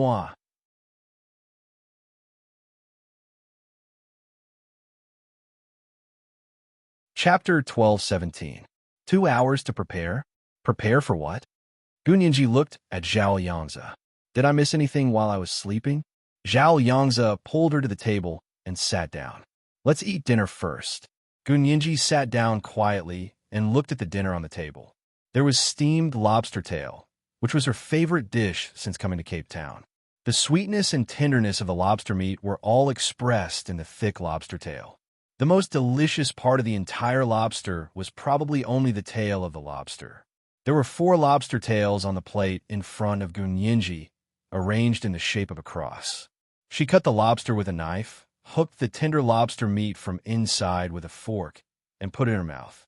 She closed her eyes and hummed. It was so delicious. Every taste bud was soothed. Although it was only a small piece of lobster meat, it was already a feast for the taste. She couldn't even bear to swallow it. In contrast to Gunyanji's leisurely enjoying dinner, Zhao Yangzi and Bai Shuang were almost at each other's throats. The two glared at each other, and their eyes seemed to be spewing fire.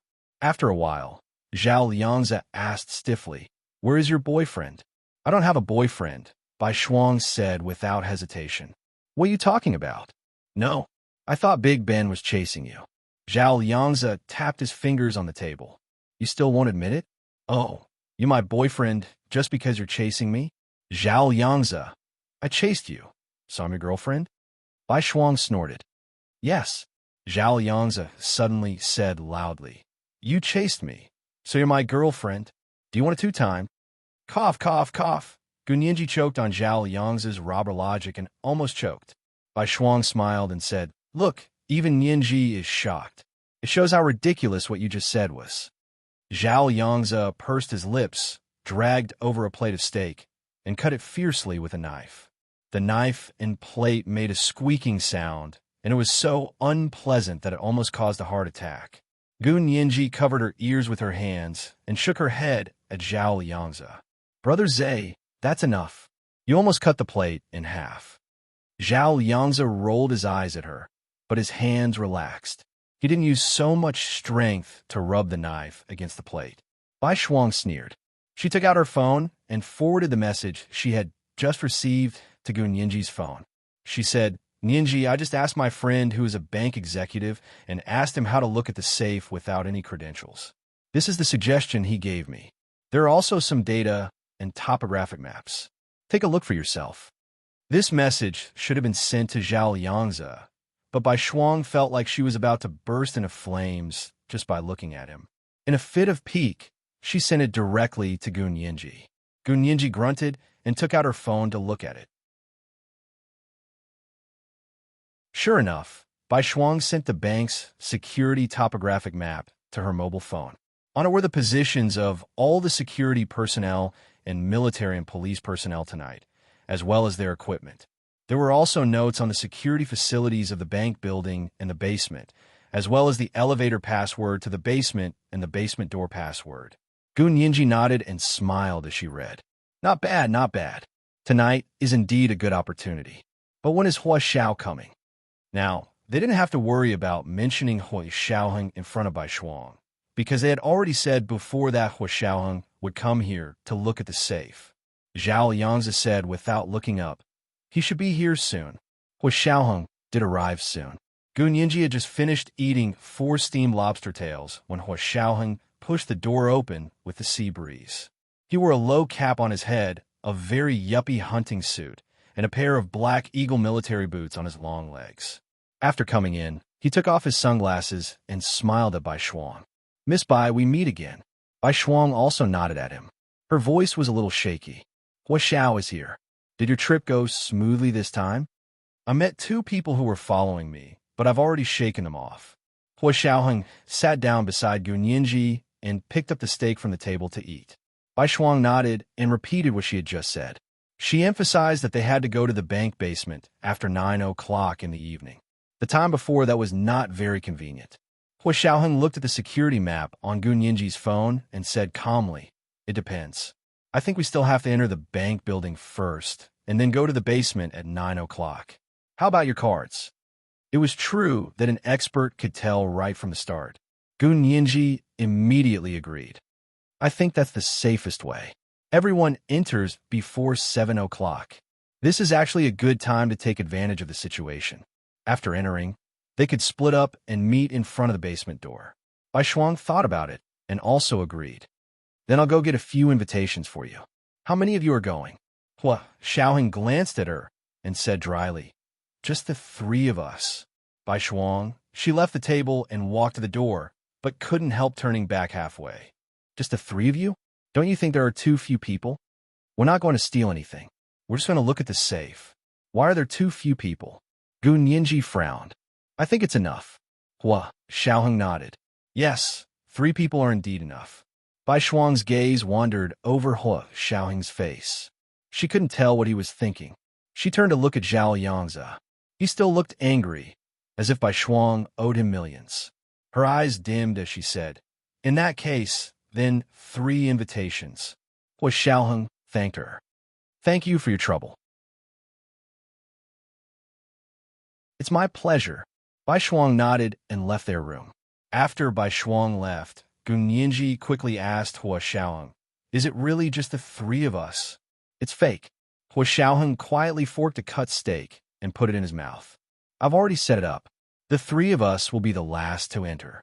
Gun Yinji quickly forwarded the security map that Bai Shuang had sent her to Hua Xiaoheng's phone. She added, "Bai Shuang got this from her bank executive friend." Hua Xiaoheng picked up his phone and looked at it intently. After a while, he said, "Her friend is not bad. The map is really detailed." Zhao Yangzi sneered. "Of course she's not bad. She has the idea of pursuing her. She won't hesitate to cheat and accept bribes." Hua Xiaoheng was speechless. He turned to look at Gun Yinji. "Did little Zay take the wrong medicine?" "I didn't take my medicine." Zhao Yangzi stood up. "I'll go get ready. We'll leave immediately." He went back to the room and changed into a tuxedo with a small bow tie around his neck. When he came out, Bai Shuang had already returned with 4 invitations. She was explaining to Hua Xiaoheng, "I asked a friend for 4 invitations because it includes family members. When the time comes, you and Ninji will go together, and little Zay and I will go together. There won't be any problems at all." Hua Xiaoheng smiled faintly. "Thank you, Miss Bai." "You're welcome, Hua Xiao." Bai Shuang didn't dare look Hua Xiaoheng in the eyes. Her eyes flickered as she looked at Zhao Yangzi. This guy was glaring at her like a tiger watching its prey. It was as if he wanted to eat her up. Seeing this, Gun Yinji quickly livened up the atmosphere. "Do I need a change? But I think I'm very comfortable in this." She was wearing a smoky gray pantsuit with a small blazer that was perfectly tailored. Every time she wore it, it accentuated her extremely rare figure. It was actually very rare for her to be so well-developed with her weight of less than 100 pounds. Hua Xiaoheng glanced at her. "No need to change. This is very good." Bai Shuang glanced at Zhao Yangzi and said with a smile, "Little Zay, let's go to the ball as partners." Zhao Yangzi was about to refuse when Hua Xiaoheng said calmly, "Miss Bai brought the invitations. Cooperate. This is an order." This was the second watch of the day. Chapter 1207, Forced Descent. It was 8 o'clock in the evening. Moi.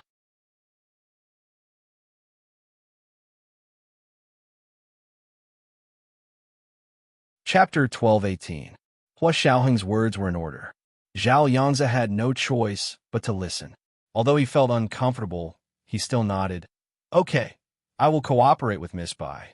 Hua Xiaoheng looked at the bank security map that Gun Yinji had forwarded to him for a while. He also had this kind of security topographic map, but it was from a different angle from the one Gun Yinji had forwarded. He compared it with what he had set up beforehand and found two inconspicuous key points. If someone hid here and fired a shot, they would be in a very passive situation.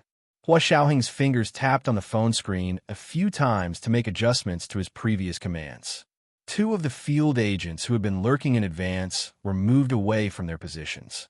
The other one was placed at a relatively high place, just enough to overlook the two nodes that could give them an overview of the entire situation. After dinner, the four of them got into the car and drove to the downtown financial district. The four of them didn't speak much along the way. Only Gu Nianji occasionally broke the silence and teased Zhao Liangzi to lighten the mood. Bai Shuang was much quieter than before. Perhaps it was because she felt that she had nothing to say to Zhao Liangzi, or perhaps it was because Hua Xiaoheng was in the car, so she was not as open as before. Hua Xiaoheng was still in disguise and looked very different from his original appearance. However, his tall stature was the same as always. Standing next to Gu Nianji, they looked like a perfect couple. When they got out of the car, Gu Nianji held onto Hua Xiaoheng's arm with a sweet smile on her face. It didn't look like she was participating in a secret operation, but was actually attending a banquet with Hua Xiaoheng.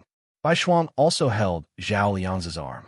She pinched Zhao Liangzi with a smile and said softly, "Watch your image. If you act like this, people will think that I'm holding you hostage." Zhao Liangzi was speechless. He sighed in his heart and put on a decent smile on his face. He walked forward with Bai Shuang, and every step he took was like walking on the edge of a blade. The four of them showed their invitations at the entrance of the bank and were successfully let in by the guard. One of Li Dashi's assistants was hiding on a certain floor of the building opposite the bank. He was using high-powered binoculars to observe the heavy traffic in front of the bank across the street. Seeing Bai Shuang enter the bank with two men and a woman, the man quickly sent a message to Li Dashi. "The target has entered. Target has entered the battlefield." Li Dashi looked at the video and nodded with a smile. "Let's go in too." One after another, their people took the invitations and snuck in. As soon as Gu Nianji, Hua Xiaoheng, Zhao Liangzi, and Bai Shuang entered the bank lobby, they discovered that it was crowded. It seemed that the entire upper class of Cape Town had gathered here. The men were all dressed in decent tuxedos, holding glasses of red wine in their hands as they chatted in groups of 2 or 3. The women were all dressed in evening gowns, and all the places that could be exposed were revealed. Bai Shuang's red dress and Gu Nianji's smoky gray trousers were like two different species. They were completely out of place in the evening gowns that competed with each other for beauty. Fortunately, Hua Xiaoheng and Zhao Liangzi were both tall, so they intentionally or unintentionally blocked Gu Nianji and Bai Shuang from being noticed. Bai Shuang was more familiar with the situation here. Her eyes quickly swept across the faces of the people in the lobby, and she squeezed Zhao Liangzi's arm. "Go that way. There's a secret door there, and it's the basement elevator." At this time, there was no one waiting for the elevator to the basement, but the surveillance was still there. Zhao Liangzi still needed to infiltrate the surveillance camera to modify the footage. Sensing that Bai Shuang was urging him, Zhao Liangzi felt even more upset. She couldn't wait for them to jump into the pit. He shook his head silently. "Wait a minute, I need to go to the bathroom." He pushed Bai Shuang's arm away and quickly walked to the bathroom. Bai Shuang squinted at Zhao Liangzi's back, then retracted her gaze as if nothing had happened. The Bluetooth headset in her ear was suddenly connected, and Li Dashi's voice could be heard. "Agent Bai, well done. Agent Bai, well done." Bai Shuang smiled and said softly, "Mr. Li Dashi, we are here. Are you guys here too?" "Of course. Otherwise, how could I see you?" Li Dashi chuckled. "Now prepare to take them into the basement. There is still 2 hours before 9 o'clock, so don't get caught. I will be careful." Bai Shuang's eyes drifted around the lobby, and she suddenly saw Hua Xiaoheng and Gu Nianji. She didn't know if it was to deceive others, or if the two of them couldn't help themselves. Bai Shuang saw Hua Xiaoheng in a dimly lit corner with his back to everyone. He pressed Gu Nianji against the wall and lowered his head to kiss her. Gu Nianji wrapped her arms around Hua Xiaoheng's neck and tiptoed. She was very engrossed. There weren't many people there to begin with. Occasionally, someone would walk over and see the two of them kissing. They just thought they were a couple, smiled slightly, and walked away. No one bothered to find out who these two people were. This was actually one of their methods of temporarily hiding their identities. Bai Shuang didn't know much about this method, so she only laughed. At this time, he still had the mood to flirt. She really didn't know if she should praise Hua Xiaoheng for having the demeanor of a general, or that his relationship with Gun Yinji was as sweet as honey. Zhao Liangzi went to the bathroom and found an empty cubicle to enter. He closed the door, took out his phone, and quickly hacked into the building's security surveillance system. He had already left the back door here in the morning, so it was very easy to find where the surveillance cameras were located. It took 3 minutes to take the elevator from here to the 6th floor of the basement. Zhao Yangzi set the time for the surveillance cameras to malfunction and replace the footage. His phone became the remote control for the surveillance cameras. He looked at the security situation around him and could see everything from the other party surveillance cameras. When he came out of the bathroom, he saw Bai Shuang leaning against the wall with her arms crossed and a lonely expression on her face. However, when she turned around and saw him come out, she immediately put on a bright smile. "You're done? Let's go to the reception." Zhao Yangzi's heart skipped a beat. He reached out his arm to her. "Let's go, Miss Bai." Bai Shuang took his arm and walked with him into the reception hall. The two of them found Gun Yinji and Hua Xiaoheng talking in the corner. The two of them were no longer kissing, but their nonchalant attitude made anyone who wanted to talk to them retreat. Zhao Yangzi walked over with Bai Shuang and said with a smile, "Everything is ready. What are we going to do for the next 2 hours? Attend a reception, listen to the speech, and drink red wine." Hua Xiaoheng raised his glass to him. Gun Yinji also raised the glass in her hand and glanced at Hua Xiaoheng with some reluctance. Everyone else's glasses were filled with red wine, but hers was grape juice, the naturally squeezed kind. Hua Xiaoheng smiled and chatted with Zhao Liangzi like a real banker. Bai Shuang listened from the side and couldn't help but admire Hua Xiaoheng. This person was really good at pretending. He must have done a lot of work in the banking industry. Otherwise, if an expert came over to chat with him, he would be exposed in an instant. It didn't take long for a banker to come over. He wasn't tall, had gray hair, and his face was covered in wrinkles. However, his eyes were very wise. At a glance, it was obvious that he was a veteran banker. Hua Xiaoheng was vigilant, but he still used fluent English with a British accent to chat with the old man. Gun Yinji giggled the whole time and played the role of a proper vase. At 7 o'clock, the doors outside closed and the lights in the lobby dimmed. It didn't take long for them to light up again. A pot-bellied man stood on the stage and began to speak to everyone.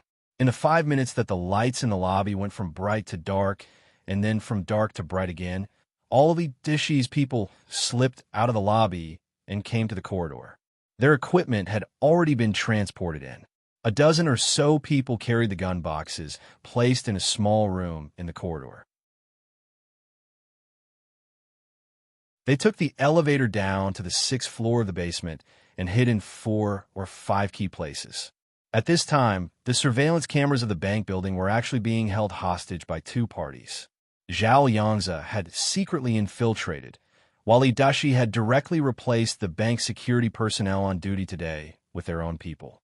Zhao Liangzi stood behind Hua Xiaoheng, holding a glass of wine in one hand and his phone in the other. He looked down from time to time to make sure that there were no accidents. When Li Dashi and his people left the lobby, the surveillance cameras didn't show anything. Zhao Yangzi only felt that the surveillance footage was a bit strange for a few minutes. But he didn't care too much. He knew that Li Dashi would definitely send people in, but as long as Hua Xiaoheng's people went first, the other party would only be exposed within their shooting range. An hour passed. An hour and 30 minutes passed. An hour and 45 minutes passed. There were still 15 minutes until 9 o'clock. It would take 5 minutes to get to the elevator from here to the secret door. It would take 3 minutes to take the elevator. But from entering to exiting, the entire process would take about 5 minutes. That left another 5 minutes of maneuvering time.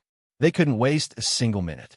Zhao Yangzi pressed the surveillance button and whispered, "We can go now." He let go of Bai Shuang's hand and looked at her deeply. "You stay here and wait for us to come back." Bai Shuang was slightly startled, but she quickly shook her head and said, I will go with you. If you encounter an accident, I can help you get out of trouble. Was he really going to help her? He was probably going to kill her. Zhao Liangzi snorted coldly as his eyes swept over Bai Shuang's beautiful neck. How could this person be so cruel? Did he really have to break her beautiful neck with his own hands? Zhao Liangzi couldn't think about it. Just thinking about it made him feel like he was about to explode. However, he could only maintain a decent smile on his face and insist on shaking his head. No, you don't understand. Bai Shuang was a little anxious. If she couldn't go with them, then all her previous efforts would really be wasted. She pushed Zhao Liangzi away and called out to Huo Xiaoheng. Huo Xiao, can I go with you? I also want to help you and contribute. No. Zhao Liangzi scolded in a low voice and stared at her unkindly. Bai Shuang, that's enough. Huo Xiaoheng turned around and looked at her with a deep gaze. He knew very well that Li Dashi had been paying attention to their group of people. If they weren't careful, Li Dashi, who was naturally suspicious and cunning, would shrink back. He pretended to be embarrassed and frowned. Miss Bai, thank you for your help today, but it may not be very safe over there. It's better if you don't go. You are not familiar with this place, but I know the location of the basement better. Bai Shuang gritted her teeth. She knew that Huo Xiaoheng had always been very vigilant, but she didn't expect him to be this vigilant. She had helped them obtain these top-secret internal information, but he was still indifferent to her. Gun Yinji looked at her, then at Zhao Liangzi. Her eyes finally stopped on Huo Xiaoheng's face. She said softly, Why don't we let her go with us? I'm a woman alone, and I'm also afraid. With Miss Bai around, I'll feel more at ease. Huo Xiaoheng looked at her and didn't speak for a long time. Bai Shuang had already taken Gun Yinji's hand and smiled at Huo Xiaoheng. Then let's go. Don't dawdle. The corners of Huo Xiaoheng's eyes twitched imperceptibly. If Bai Shuang and Gun Yinji were together, it would be completely impossible to distinguish between friend and foe, and it would be unknown whether they were dead or alive. Was it really necessary to pay such a high price? The veins on Huo Xiaoheng's forehead bulged. At that moment, he could even hear the sound of blood rushing through his veins. At that moment, Zhao Liangzi's calm voice sounded. Since Miss Bai insists on coming, we won't refuse her hospitality. Why don't we let her follow us? I'll keep an eye on her. His expression was as usual, but Huo Xiaoheng could see the hopelessness and pain in his eyes. His subordinate's heart was bleeding. Huo Xiaoheng looked at him quietly. After a while, he raised his hand and patted him on the shoulder. Without saying anything, he turned around and walked towards the secret door. This was the third chapter of today's 3,500-word chapter, Chapter 1208. I'll keep an eye on her. Good night, dearest.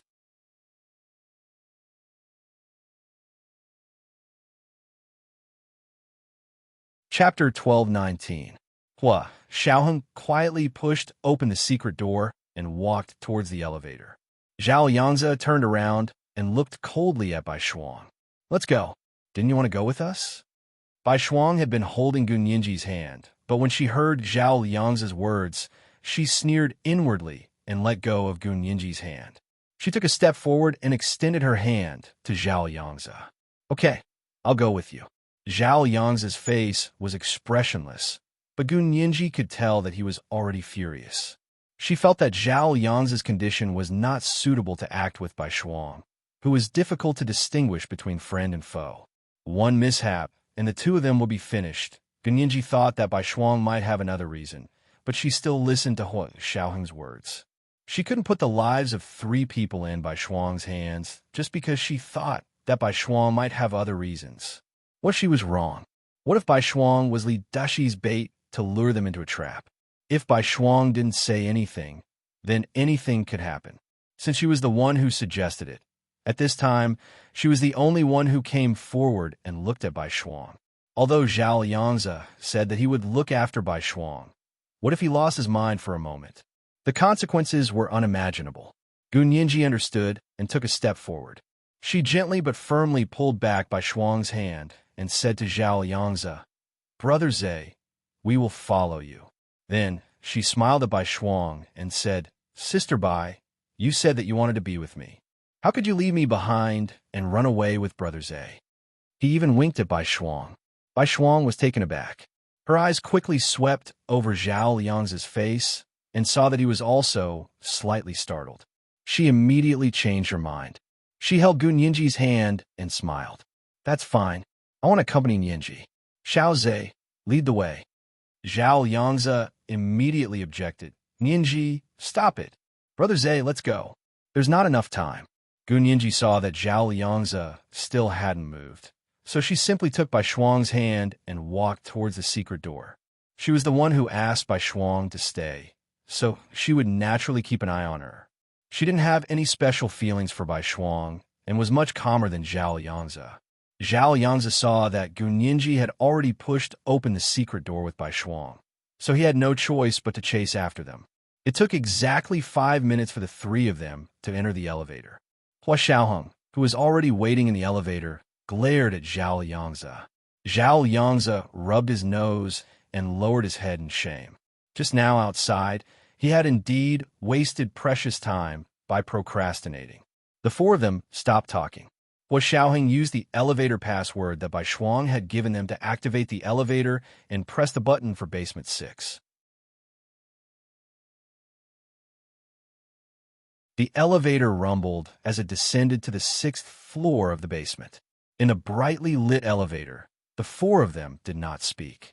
Gun Yinji held Bai Shuang's hand as they stood in front of the elevator. Hua Xiaoheng and Zhao Yangzi stood behind them. In the elevator, apart from the rumbling of the elevator, there was only the occasional rustling of clothes and the long or short breathing of everyone. Gun Yinji's breathing was long and elegant, in sharp contrast to Bai Shuang's slightly cramped breathing.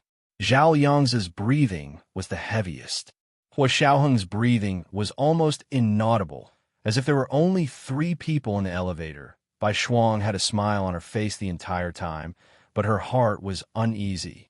She didn't know if Li Dashi's people had seen them now, and she didn't know if things were developing as she had planned. She became more and more nervous. Fortunately, she didn't worry for long. With a ding, the elevator had reached basement 6. The elevator door opened with a whoosh. The moment they stepped out of the elevator door, the bank surveillance system immediately paused. The security guard that Li Dashi had placed in the surveillance room didn't realize that the surveillance footage in front of the elevator door on the 6th floor of the basement had been frozen, because the footage from 1 second to the next was exactly the same. Although he didn't blink, the unchanging footage still deceived his eyes. Gun Yinji stepped out of the elevator, narrowed her eyes, and quickly took in the situation here. The structure of the building here was entirely made of steel pipes, and the beams and columns were supported by hard steel pipes. Crisscrossing steel pipes and wires were neatly pulled over their heads, almost forming a huge and orderly spider web. These steel pipes were the main support of the basement and were also equivalent to beams, so they were very wide.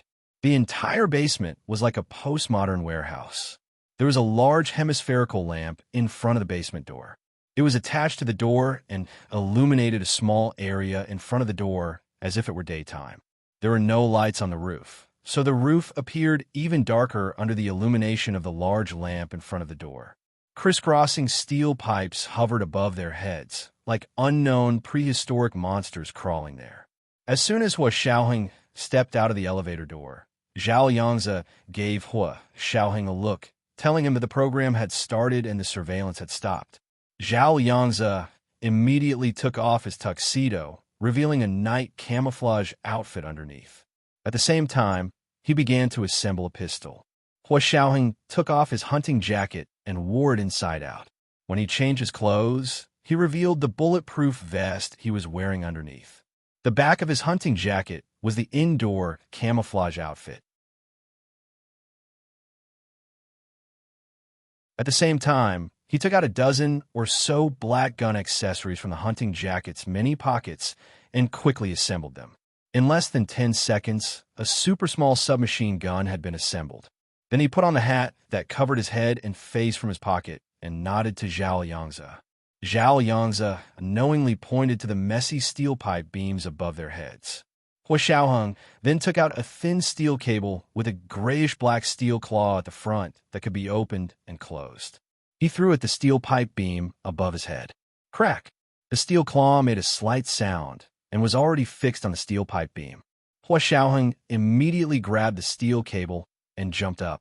He kicked the wall next to the elevator and jumped up like he was on a swing. When Bai Shuang heard the sound and turned to look curiously, Hua Xiaoheng had already climbed the steel pipe beam on the roof to hide. Bai Shuang looked and was shocked. "Where's Hua Xiao? Little Zhe, why are you alone?" He was clearly standing behind them just now. Zhao Yangzi shook his head with a fake smile. Hua Xiao had something to do and left first. "What's wrong? You're so concerned about Hua Xiao. Did you fall in love with someone else?" Brother Zhe, Gun Yinji couldn't bear to hear such words and frowned at Zhao Yangzi. Zhao Yangzi was so excited that he didn't care about Gun Yinji's feelings. When he heard her stop him, he nodded apologetically to her and said, "Let's go. This is the 6th floor of the basement." The three of them stood in front of the 6th floor of the bank's basement and studied how to unlock it. At this time, in the bank surveillance room, the surveillance footage had returned to normal. Li Dishi's security guard was shocked to find that 4 people had entered the elevator, but when they came out, there were only 3 people. Where did the other one go? He was so scared that he broke out in a cold sweat and hurriedly pulled up the surveillance footage to look at it repeatedly. Looking at the time, he didn't find any flaws. During the static period that Zhao Yangzi had set for the surveillance, time was still moving, but the footage had been replaced by a still image. Such a small operation was easy to say, but it required very advanced computer skills to do it accurately. Although Li Dishi's security guard was also a computer expert, he was still a step behind Zhao Yangzi and Gun Yinji. He looked at it several times, but he couldn't find a reason. In the surveillance footage, he clearly saw the 4 people enter the elevator and stand in the elevator. 5 minutes later, they came out. But just like a montage in a movie, the people who came out suddenly became 3. The tallest and most powerful person had disappeared into thin air. The person in the surveillance room was stunned for a while, but finally decided to report to Li Dishi. "Boss, we've lost someone," a voice said. Li Dishi's heart sank. "Who?" "The most powerful one among them, your target this time, Hua Xiaoheng," the man said with trepidation, "but I don't know how he did it. My surveillance footage shows that he clearly entered the elevator, but when he came out, there were only 3 people. He disappeared without a trace." "Disappeared without a trace? That's impossible." Li Dishi narrowed his eyes and looked at the surveillance footage that the man sent back to him. The surveillance footage seemed to be fine, but Li Dishi felt that there should still be something wrong with it. However, he didn't have time to find out what the problem was. It's impossible for people to disappear into thin air, let alone disappear without a trace. Li Dishi muttered, "Contact the people lying in ambush on the 6th floor of the basement and ask them to see if there are any additional targets." Li Dishi's judgment was very accurate. Not long after, the people who had gone to the 6th floor of the basement to ambush reported that they had seen an additional figure lying in ambush on a beam on the 6th floor of the basement. The video and high-definition photos were transmitted to Li Dishi's phone. He saw a figure that looked very similar to Hua Xiaoheng lying on the dim beam. He was lying behind a sniper rifle and looking through the scope in the direction of the basement. Li Dishi breathed a sigh of relief and smiled. "That's more like it. Hua Xiaoheng, don't let me down." He ordered, "Lock onto his helmet and don't act rashly for the time being. Listen to my orders." Once Gun Yinji and the others entered the door of the 6th floor of the basement, it would be Hua Xiaoheng's death. Li Dishi didn't want to fight Hua Xiaoheng head-on at all. As long as there was a chance to kill him, he would never let it go. Gun Yinji, Bai Shuang, and Zhao Yangzi stood in front of the door of the 6th floor of the basement for a while. Finally, they opened the password lock on the 6th floor of the basement according to the password that Bai Shuang had obtained. As soon as the door opened, a gust of cold white air came out from inside. Gun Yinji shivered and asked in surprise, "Is this the basement or the freezer?" Bai Shuang became excited. She was only wearing a thin red one-piece dress. She wore the least of the 3, but she didn't feel cold at all. Pushing open the oak door wrapped in cowhide on the sixth floor of the basement, Bai Shuang said with a smile, "The temperature here is only slightly lower than above. Because there were all kinds of strange things in the customer's safe, the basement had to be kept at 0 degrees all year round, according to the requirements for storage." Gun Yinji held Bai Shuang's hand tightly and stepped into the door of the sixth floor of the basement with her. Zhao Liangzi glanced around and followed them in. He also held a freshly assembled pistol in his hand. It wasn't as powerful as Hua Xiaoheng's submachine gun, but no one could escape from his pistol within 10 meters. This is the first update of the day. Chapter 1209. Have you fallen in love with someone else? Today is Monday, so please give me recommendation votes. Don't forget the recommendation votes from your friends. The second update will be at 1 p.m.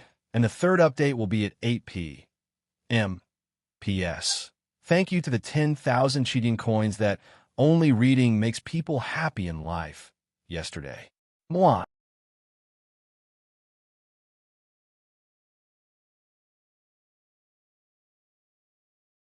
Chapter 1220. After Gunyinji and Bai Shuang went in, Zhao Liangzi looked around vigilantly, especially glancing at the surveillance cameras before going in. After he went in, he immediately closed the door to the sixth floor of the basement. Gun Yinji took Bai Shuang's hand and stood at the entrance. She was surprised to see a row of tall cabinets in front of her. These cabinets rose from the ground and were about 2 or 3 meters tall. The dark black texture was similar to the medicine cabinets, specially used to store Chinese medicine in Chinese pharmacies. Each compartment was a square-shaped safe. The densely packed compartments appeared in front of them like a beehive, almost giving people trypophobia. However, Gun Yinji's mental fortitude was very strong.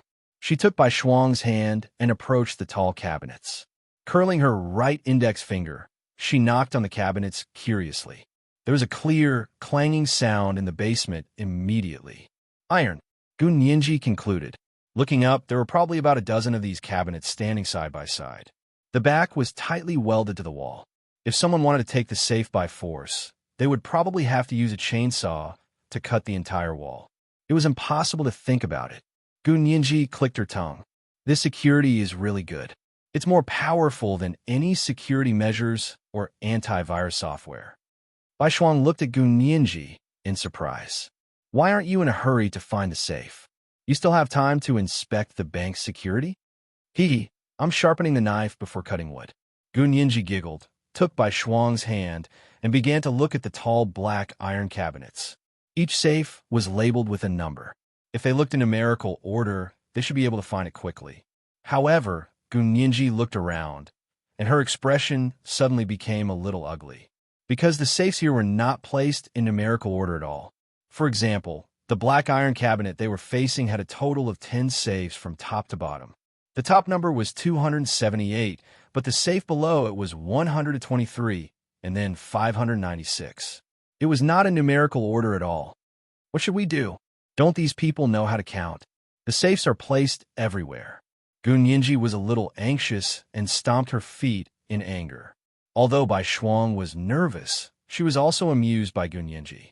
She pulled her hand and said, "It's okay. There are 3 of us. Let's split up and look." What number was it again? Number 365. Gun Yinji sighed. She had no choice but to split up. She reluctantly let go of Bai Shuang's hand, looked at her, and said, "You stay in the middle. I'll go to the left, and Brother Zay will go to the right. Then, we'll meet up on your side." Bai Shuang's position was right under the light in the middle of the basement. Gun Yinji felt that by standing there, the person hiding in the dark would be able to monitor her movements. Hua Xiaoheng and his men should have entered long ago. Now they just had to see if the people behind Bai Shuang took the bait and followed them in. Bai Shuang smiled mysteriously. Under the pure white light, her red dress was like a ball of fire, making her look incomparably beautiful. Gun Yinji glanced at her and exchanged a look with Zhao Liangzi. Then, the two of them split up and began to search for safe 365 from the left and right ends of the cabinet. Bai Shuang stood alone in the middle of the row of black iron cabinets, her eyes wandering between the numbers on the safe. In a small room on the first floor of the basement, Li Dushi was sitting at his desk with his most elite subordinates, watching the video in front of him. The situation on the sixth floor of the basement was completely within their range of surveillance. As long as the surveillance cameras could capture the scene, they could see it in panoramic view. "Mr. Li Dushi, why don't we do it now?" One of his subordinates stood behind him with his arms crossed and asked impatiently. They had been waiting there for 2 or 3 hours and were really not in the mood to wait any longer. "Because it's not time yet," Li Dushi said with a smile. "Son, don't worry. The best part is yet to come." Although Gun Yinji was his biggest target, and Huo Xiaoheng was the target he had to kill this time, Li Dushi was still very curious about the contents of the safe. He had heard his seniors talk about the magic of the genetic data many times, and he had been tracking it for most of his life. It was time to put an end to the tracking that he had been doing for most of his life. If Gun Yinji couldn't open the safe today, Li Dushi knew that no one in the world would be able to open the safe. It was just a pity that he couldn't use any other method to try to open the number 365 safe. That was because there was a self-destruct device inside. Once it was violently opened, the self-destruct device inside would immediately activate. Even if there were gold and silver treasures inside, they would immediately turn into a pile of ashes, let alone a few pages of flammable and easily destroyed paper. A few years ago, they finally found the whereabouts of this data in Gu Xiangwen's manuscript. After many investigations, they discovered that the data should have been stored in a bank safe by Gu Xiangwen 19 years ago. And this safe was later discovered by them to be in the Société Générale de France in Cape Town. After receiving this news, Li Dushi felt as if he had found treasure. He personally led a team to Cape Town and attempted to open the safe. They bribed the bank's internal executives and obtained the official information about the safe, including the time and time limit of its rental. They also saw the contract signed by Gu Xiangwen himself. Unfortunately, they couldn't open the safe even after using the best safe opening craftsmen they could find. After consulting the records from more than a decade ago, the bank executive told him that the safe's lock had been modified by the person who rented the safe at that time. He used a lock he made to lock the safe and said that only his own special key could open it. However, he also said that if no one could open the safe after 100 years, then the safe's lock would automatically open and the contents inside would automatically be destroyed. Li Dushi was desperate at the time. 100 years? He had to wait 100 years for the safe to open automatically, and then the contents inside would automatically be destroyed.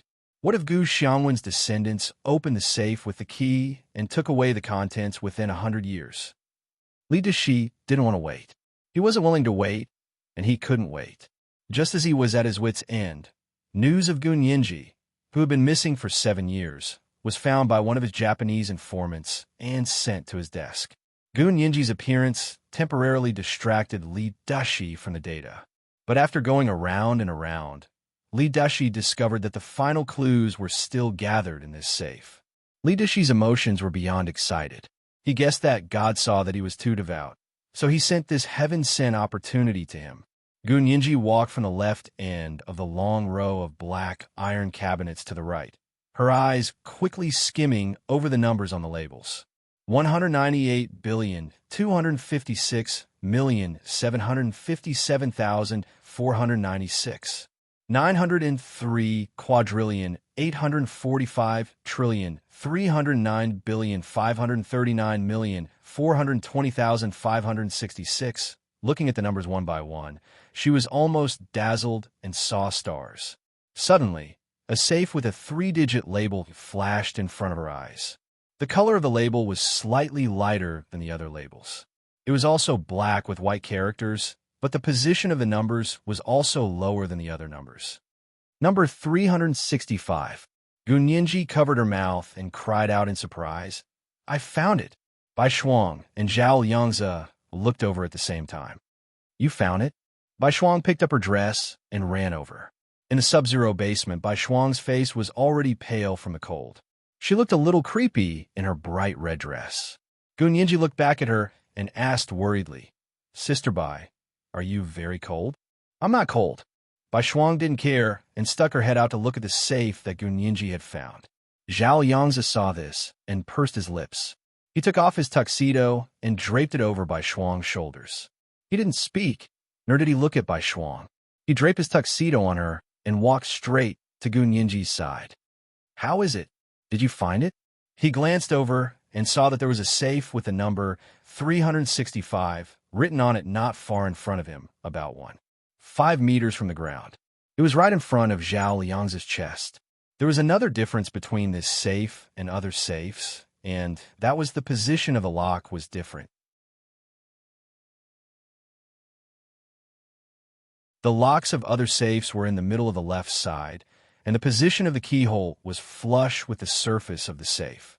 However, the safe marked 365 had the lock in the middle of the safe, and there was a long, narrow keyhole in the middle of the small, protruding disc. Gun Yinji looked at Zhao Liangzi. "Brother Zhe, do you have a way to open this safe?" They didn't have credentials or keys, so they were just here to try their luck. Zhao Liangzi shook his head. "I'm not good at picking locks. Why don't we ask Huo Xiao to try?" But he didn't know where Huo Xiaoheng was now. Zhao Liangzi didn't want to contact him now either. The person behind Bai Shuang hadn't appeared yet, so it wasn't the right time for Huo Xiaoheng to appear. Gun Yinji shook her head. "Forget it. Distant water can't quench present thirst. Let's try it ourselves." She bent her knees and squatted down, squinting at the keyhole. She muttered, "Such a flat keyhole. What kind of key can be so flat? It's completely the thickness of a piece of paper." Zhao Yangzi tilted his head and observed for a while. He took out a slender and tough wire from his pocket. "Let me try this." Special Operations Forces personnel were required to go out into the field. From guns and ammunition to ropes that could be used to tie fishermen's knots, as well as all kinds of medicine and wire, they had everything.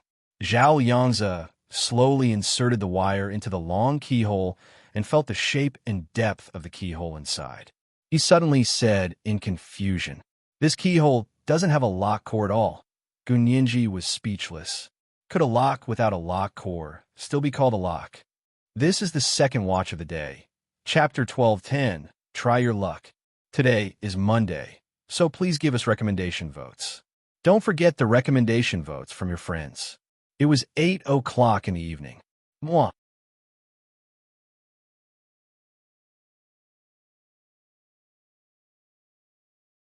Chapter 12:21, No Lock Cartridge. Gun Yinji didn't understand the relationship between the keyhole and the lock cartridge. Her fingers moved a few times, and she couldn't wait to take out her phone to search for a lock structure. Of course, there was no time for her to search on the 6th floor of the basement. Zhao Yangzi nodded and carefully pulled out the small piece of iron wire. There should be various grooves in the lock cartridge so that the key can be aligned with the grooves to open the lock. That's how normal locks are. Then this lock was definitely not an ordinary lock. In the small room on the 1st floor of the basement, Li Dashi was also a little nervous. He leaned forward slightly, and his eyes seemed to grow on the display screen. He really wanted to know if Gun Yinji had a way to open this lock. Did she really not have the key? Gu Xiangwen didn't leave the key for his only daughter? That didn't make sense. Bai Shuang's expression was a bit complicated. Is there really no way to open the lock? What should we do? Zhao Yangzi took a step back and patted the safe with his hand. The safe made a buzzing sound. It's very empty. Are you sure there's something inside? Gun Yinji crossed her arms and turned to lean against the row of tall, black iron cabinets. The cold cabinet was pressed against her back, and a sudden chill washed over her. Her feverish mind gradually calmed down. If this lock wasn't an ordinary lock, then she would have to consider what kind of lock it was. Gun Yinji looked at Zhao Yangzi and asked thoughtfully, "Brother Zhe, why do you think my father put such an important thing here? Isn't it better to leave it at home?" Zhao Liangzi mused. "If it were me, I would probably do the same." To spread the risk. Zhao Yangzi glanced at Bai Shuang. People who do venture capital generally have a principle, and that is, don't put all your eggs in the same basket. Understand, in order to spread the risk, we have to store things separately to avoid being wiped out. Gun Yinji's eyes lit up. She turned to face the keyhole, and her heart thumped. Since someone had used Bai Shuang to set up a trap to lure them here, it meant that they should have known that Gu Xiangwen had placed the data here. However, since they knew the data was here, why didn't they retrieve it themselves? Why did they have to set up a trap to lure Gu Nianji here to open the safe? Gu Nianji blinked. All the clues pointed to one reason. However, those people were unable to open the safe that Gu Xiangwen had rented. There are many people in the world who know how to open safes. If even the most professional safecracker can't open this safe without using brute force, then that means... Gu Nianji muttered to herself as a vague guess formed in her mind. That meant that the person who could open the lock was a specific person, not a specific key. Who was this particular person? Gu Nianji looked up at the safe. The answer was already obvious. This lock should be tailor-made for me, Gu Nianji thought to herself, then placed her hand on the round, protruding keyhole. The keyhole was freezing cold, and her fingers twitched reflexively. If you could customize a lock for a person, there were only 3 ways: fingerprint, iris, and DNA. Gu Nianji's fingers gently rubbed the keyhole. If it was a fingerprint, this long keyhole, which was as flat as a piece of paper, was obviously not enough to read the fingerprint. So it shouldn't be a fingerprint lock. If it was an iris, Gu Nianji squatted down slightly and looked at the keyhole. If there was a small camera inside, it should be able to scan her iris. She waited for a while, but the keyhole still didn't move. So it wasn't an iris lock? Then there was only one last thing, DNA. But how could this small keyhole test DNA? Was this a joke? Although Gu Nianji had considered the DNA situation, she had never thought that it was really possible. But now they had no other choice. They had to try for the time being. After confirming that it was most likely DNA, Gu Nianji looked at the long keyhole that was as thin as a piece of paper and suddenly understood. Wasn't this long shape like the test paper commonly used in chemistry and biology? Her eyes suddenly lit up as she looked up at Zhao Yanzhen next to her and said, "Almighty Doryman, can you give me a chemical test paper?" Zhao Yanzhen, Doryman. Bai Shuang looked at Zhao Yanzhen curiously, then looked at Gu Nianji. "Are you guys talking about something I don't understand?" Zhao Yanzhen glared at Gu Nianji.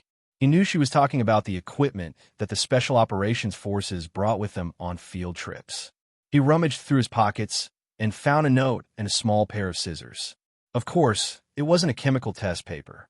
His fingers were nimble, and he quickly cut the note into a long chemical test paper and handed it to Gu Nianji. Gu Nianji gestured at the keyhole, took the small scissors from Zhao Yang's hand, and cut off another edge. Looking at the makeshift chemical test paper again, it was about the same length and width as the keyhole. Gu Nianji sighed softly. "This is the last way. If it still doesn't work, then I'll give up." She didn't have to open this safe. If she couldn't open it this time, she planned to put aside for now. Holding on to the last glimmer of hope, Gu Nianji put the makeshift chemical test paper in her mouth, wet it with her saliva, and slowly put it into the long keyhole. The test paper was a bit soft after being wet with saliva, so it wasn't easy to get it in. Gu Nianji patiently pushed it in bit by bit. Bai Shuang, Zhao Yangzi, and even Li Deshi, who was far away on the first floor of the basement, watched intently. They didn't even dare to breathe too loudly. Finally, all the test paper was pushed in. Gu Nianji clicked her tongue. "If this works, I'll kneel down and call him Daddy." Before she could finish her sentence, there was a sudden click from the round and protruding keyhole. Then, something seemed to rumble and operate inside. Gu Nianji immediately shut her mouth. Damn it! Her father had slapped her in the face. She really wanted to kneel down and call him Daddy. After a while, the rumbling sound inside stopped, and the round, bulging keyhole disc opened to both sides with a click, revealing a black camera. The camera wasn't big. It was only the size of a penny, and it was quietly facing them. Was it going to scan the iris? Gu Nianji squatted down again, trembling with fear, and aimed her eyes at the camera. A red light flashed in the camera, and then the keyhole disc closed on both sides again. This time, even the long keyhole was gone. Instead, it was replaced by a smooth, oval surface. Looking at the curved lines drawn on it, Gu Nianji immediately understood that this was a fingerprint reader. She pressed all 10 of her fingers on it one by one, as if she was dreaming. After another period of time, maybe only a minute, maybe 10 minutes. In short, before everyone's days had dissipated, the safe's door opened automatically with a click. If Zhao Yangzi hadn't quickly held her up, Gu Nianji's knees would have buckled, and she would have really knelt down. It turned out that this safe was indeed tailor-made for her. In order to open it, DNA, iris, and fingerprints. These were the three factors that could determine the identity of the person. In the small room on the first floor of the basement, Li Dushi's eyes almost popped out of their sockets when he saw this scene. He was no longer as calm and composed as before. He was so excited that his hands were trembling. Smart, really smart. He was almost as smart as the Gu Haozi that his predecessors had written about in their memoirs. Li Dushi had never dealt with Gu Xiangwen. Ever since he took over the Gestapo, Gu Xiangwen had disappeared without a trace. They hadn't been able to find him until 7 years ago when they learned of his plane crash. Therefore, he had a more thorough understanding of Gu Xiangwen's father, Gu Haozi, who was Gu Nianji's grandfather.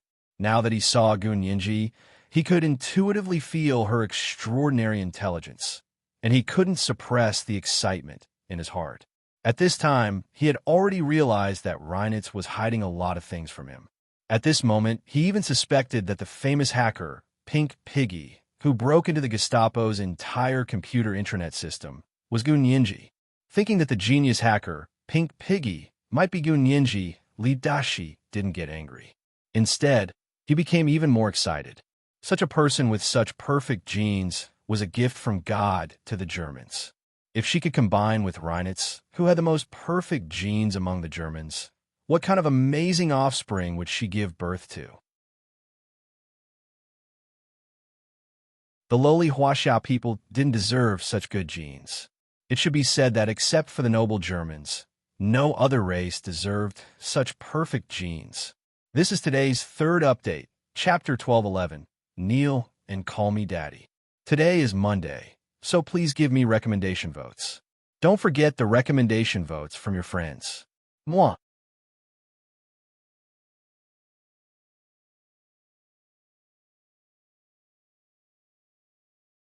Chapter 1222. Li Deshi stood up abruptly and said coldly, "Kill Huaxiaoheng." Immediately. As soon as he gave the order, the sniper who had been aiming at Huaxiaoheng from the roof of the 6th floor aimed at the figure lying on the beam and pulled the trigger without hesitation. Li Deshi's men used a VSK 94 silent sniper rifle, which was equipped with a world-class high-efficiency silencer. The trigger sounded, but there was no sound at all. It also eliminated the sporadic flames that appeared when the bullet was fired from the muzzle. This kind of silent sniper rifle was actually not suitable for long-range combat. It was completely useless at a distance of more than 400 meters. But within 50 meters, it was the well-deserved king of the sniper world. The 9x39mm subsonic bullet pierced through the air like a ghost, only making a soft sound, like the low, hoarse sigh of someone who hadn't slept in the middle of the night, or like a string of ripples caused by a pebble being thrown into the bottom of a lake.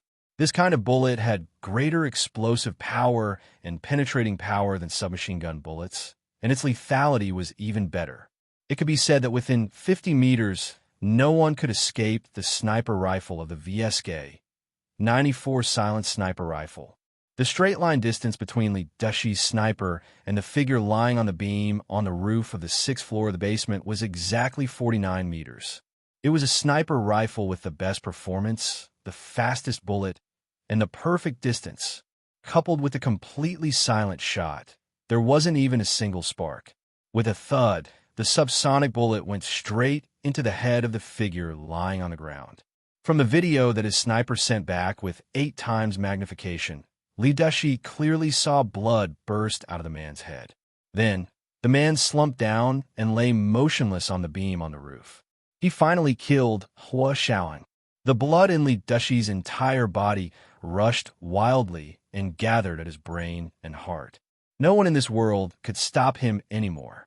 Li Deshi had always been very cautious and never did anything he wasn't sure of. But this time, he didn't have time to personally check if the person who was killed was Hua Xiaoheng. He just had his men examine the body and ordered, "Keep his body for me. I still have use for it. Let's go." Li Dishi took the lead and rushed out of the small room on the first floor of the basement. He ran into the elevator and led his men to the sixth floor of the basement. On the beam on the sixth floor of the basement, Li Dishi's sniper carried a sniper rifle and jumped over from the other side of the beam with a smile on his face. His hands and legs were long, and he climbed between the countless steel pipes like Spider-Man. He pounced forward and climbed onto the opposite beam. Hua Xiaoheng, whom he had killed earlier, was here. He wanted to verify if the person he had killed was really Hua Xiaoheng. But before he could stand firm, a bright knife light flashed in front of him. A dagger silently swept over from the darkness and ruthlessly cut his throat. Li Dishi's sniper breathed his last without uttering a word. Blood spurted from his throat onto the person he had killed just now. It looked like the blood of a human. Hua Xiaoheng expressionlessly stepped out of the darkness and kicked away the motionless person who had been sniped earlier. The person rolled to the side. It turned out that it was just a dummy. A bag of blood on the top of his head had been blown up by Li Dishi's sniper, which resulted in a realistic headshot. Hua Xiaoheng skillfully positioned Li Dishi's sniper in the same position as the dummy. He then removed the VSK 94 silent sniper rifle from the sniper's body with his black-gloved hand, aimed it at his head, and fired another shot. Puff! It sounded like a small fish quietly spitting bubbles at the bottom of the water in April. It also sounded like the sound of freshly brewed tea on a winter night. It was almost as if he could see the crab-eye bubbles. Hua Xiaoheng was stunned. In order to deal with him, Li Dishi had actually used a VSK 94 silent sniper rifle. It was really not bad. It was better than his own equipment. The corners of Hua Xiaoheng's lips curled up slightly. He had seized this world-class VSK 94 silent sniper rifle. He still had his newly assembled submachine gun hanging on his arm, along with the VSK 94 that Li Dishi had gifted him. That's right. Hua Xiaoheng's eyes narrowed. There was also a bullet clip. He leaned down, pulled off the bullet belt wrapped around the sniper's waist, and casually hung it on his arm. After dealing with this person, Hua Xiaoheng looked at his watch. It had only taken him 2 minutes. Li Dishi's elevator hadn't reached the 6th floor of the basement yet.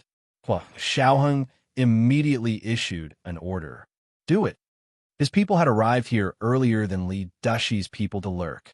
By the time Li Dishi's men checked the location of the ambush, they were already under Hua Xiaoheng's full firepower. However, Li Dishi now had the most elite team with him, so Hua Xiaoheng wouldn't alert them. He tapped on his headset in Morse code and issued instructions. The Special Operations Forces field personnel who received his orders immediately acted according to the original plan. They formed groups of 2 and covered each other as they crept toward the location where Li Dishi's snipers were lying in ambush. They arrived from behind, as fast as the wind. In the darkness, Li Dishi's team of 2 observers had just noticed that something was wrong when a rope violently tightened around them. The sniper next to him was about to tilt his head when a strong arm stretched out and twisted his head 180 degrees, causing him to tilt his head to the side as much as he could. In order to not make any noise, the Special Operations Forces field personnel didn't use sound weapons. They all used their arms to strangle and ropes, and it didn't take long for them to clean up Li Dishi's surrounding snipers. Li Dishi's snipers had followed him everywhere on the Blue Planet and had never met their match. They didn't expect that in the basement of an inconspicuous bank in Cape Town, they would all be defeated by Hua Xiaoheng. In front of the black iron cabinet on the 6th floor of the basement, Gu Ninji, Bai Shuang, and Zhao Yanzi looked at the number 365 safe that automatically opened. After a while, Gu Ninji came back to her senses, put on her gloves, and slowly opened the small door of the safe. At first glance, it was empty, as if there was nothing inside. Gu Ninji's heart skipped a beat. She looked down and saw a lonely envelope lying at the bottom of the empty safe. She reached in and took the envelope out. The lights on the 6th floor of the basement were as pale as snow, making the envelope in her hand look yellow and old. The words on the envelope were written in calligraphy. Fortunately, it was written in regular script. Otherwise, Gunyinji wouldn't have been able to recognize the calligraphy. The top of the envelope read, "For the descendants of the Gu family." Gunyinji Zhao Yangzi originally wanted to take the letter, but when he saw that the envelope was written for the descendants of the Gu family, he rubbed his nose and folded his hands behind his back. Bai Shuang also poked her head out to take a look and frowned slightly. "This is what you're looking for? Why was a very old letter? What happened to the genetic data?" Gunyinji held the light letter, but it felt so heavy that she almost couldn't lift it. She took a deep breath and thought to herself that she had to see what it was. She couldn't just turn around and leave. What if she took the wrong thing? Although the method of opening safe 365 seemed to be tailor-made for her, what if it was a trap set by Li Dashi and his men? After all, they had set up such a large-scale trap in the Alps. Gunyinji was someone who had suffered greatly at Li Dashi's hands, so she had to be cautious. She looked at the envelope seal and saw that there was only a simple dot of red paint there. After a long time, the red paint seemed to have faded, leaving only a pale scarlet round spot on the pale yellow envelope. Gunyinji rubbed the envelope a few times, then resolutely tore the red paint and opened the envelope. She looked down and saw that there were 5 pieces of paper in the envelope. Gunyinji's heart continued to sink, but she still gritted her teeth and took out the 5 pieces of paper from the envelope. On the first page, "For the descendants of the Gu family. When you see this letter, I don't know which generation of descendants of the Gu family you are. But if you count from me, Gu Haozi, you won't be more than 3 generations, which means that you're my grandson or granddaughter. If you're not a descendant of the Gu family, then please spread this letter. I, Gu Haozi, was born in a concentration camp in the northeast of the Huaxiao Empire. Everyone says that I am a genius, but in fact, only I and the Yamato scientists who created me know that I am a complete tragedy. In the concentration camp, where human dignity and morality have been obliterated, every life is born under the banner of pursuing the beauty of technological progress. But in fact, every new life here is a sin. In the 1,000 or so words that followed, Gunyinji witnessed the most shameless, evil, and vicious disaster in the history of mankind. But in such a harsh environment, our ancestors still did not give up hope. They launched counterattacks and riots in the concentration camp again, and repeatedly tried to break through the fortress set up by those scientists. After countless sacrifices, destruction, countless hopes, and countless disappointments, there was finally a light at the end of the tunnel. News came that the enemy's lair had been bombed by the great United States of America. The Yamato scientists were devastated and planned to temporarily transfer a portion of their data to the European Gestapo. As their most successful and most unsuccessful data, I was also transported to Europe as cargo. While I was still on my way, I learned that my fellow inmates had launched a final counterattack. During that counterattack, my good friend, Brother Hisho Wang, blew up the enemy's arsenal. The fire burned for 10 days and 10 nights. The research results of the Yamato scientists for nearly 100 years, as well as the data that had not been sent to Europe, were all destroyed. The enemy leader was furious and tortured and killed my friend, Hisho Wang. My friend, Hisho Wang's son, Cheng Jian, followed me to Europe. On the way, he learned of his father's tragic situation. He swore to avenge his father and left quietly. I searched for him for 10 years, but I still couldn't find him. At this point, I don't have much time left. Before I die, I want to record this forgotten battle. I want to record the names of this group of Huaxia children who rose up to resist in the concentration camp. I hope that future generations will remember their names. Every individual who sacrificed for the benefit of the whole is worthy of respect and memory. Their names are Hisho Wang, Zhang Aliang, Zhao Tongxin, Wang Qi, Yang Yiqin, Duan Yongbua, Qian Man, Xu Huan, Wei Shangyun. On the 3rd and 4th sheets of paper, Gu Haozi had written these names densely in small characters. The people who had once called these names were already dead. But looking at this letter, the Huaxia children who did not forget to resist in the worst of circumstances seemed to have come back to life. Their gazes pierced through the years and gently watched the people living in the modern era. I hope that the people who read this letter can proudly tell them that our country still has mountains and rivers, and the country is prosperous and the people are at peace. This was the first chapter of today, Chapter 12:12. Mountains and rivers still exist.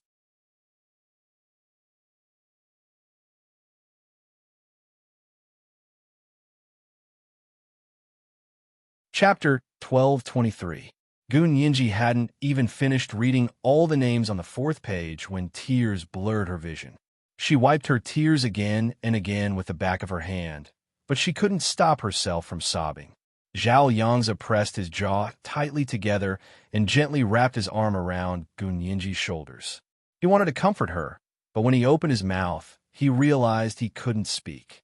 Her eyes were red, but she forced herself not to cry like a little girl. Bai Shuang didn't expect it to be such a letter. She looked away expressionlessly. Only her trembling lower lip showed her agitation. Gun Yinji flipped to the fourth page and froze when she saw the fifth and final page. On the fifth page, there were 5 double helix DNA molecular structures drawn with a fine charcoal pencil. There weren't many diagrams, but below each one was a detailed explanation of the data. Gun Yinji didn't know much about biology, so she only skimmed through the data and saw that Gu Haoze had written at the end of the data graphs. There are 9 graphs in total, and they show the major weaknesses of the DNA structure of the Huaxia Empire's main ethnic group. If we attack the broken chain, it will be as easy as blowing off dust to exterminate our clan. Since these 9 diagrams have fallen into my hands, I will destroy the 4 most important molecular structure diagrams for the sake of Huaxia. Also, leave behind 5 DNA molecular structures for future generations to study. There are dangers in this world, but there are also opportunities. These 5 DNA molecular diagrams can be helpful in the research of repairing genetic defects in our race. I hope my descendants will treasure it. Gun Yinji let out a long sigh. Yes, it was these 5 images. Reinitz's bureau had been searching for half a century for an opportunity to repair the genetic defects. Her grandfather was so powerful, but according to this letter, it seemed that he had passed away very early. Gun Yinji quickly recalled that her aunt, Gu Tian, had also passed away after giving birth to her daughter, Xie Qingying, due to some kind of genetic defect. He thought about how Gu Yanran and her mother, Gu Jing, were able to exist as special bone marrow donors. They probably had something to do with the research of the Yamato scientists. She snorted and stuffed the 5 pieces of paper back into the envelope. Just as she was about to put it into her pocket, the door to the 6th floor of the basement was kicked open. Gun Yinji was shocked and wondered if the person behind Bai Shuang had finally appeared. She instinctively stood in front of Zhao Yangzi. It was Li Dashi and the others who rushed in from the 6th floor of the basement. At the same time, several snipers arranged by Li Dashi leaped down from the roof and snatched the letter from Gun Yinji's hands. They ran to the door and respectfully handed it over to Li Dashi.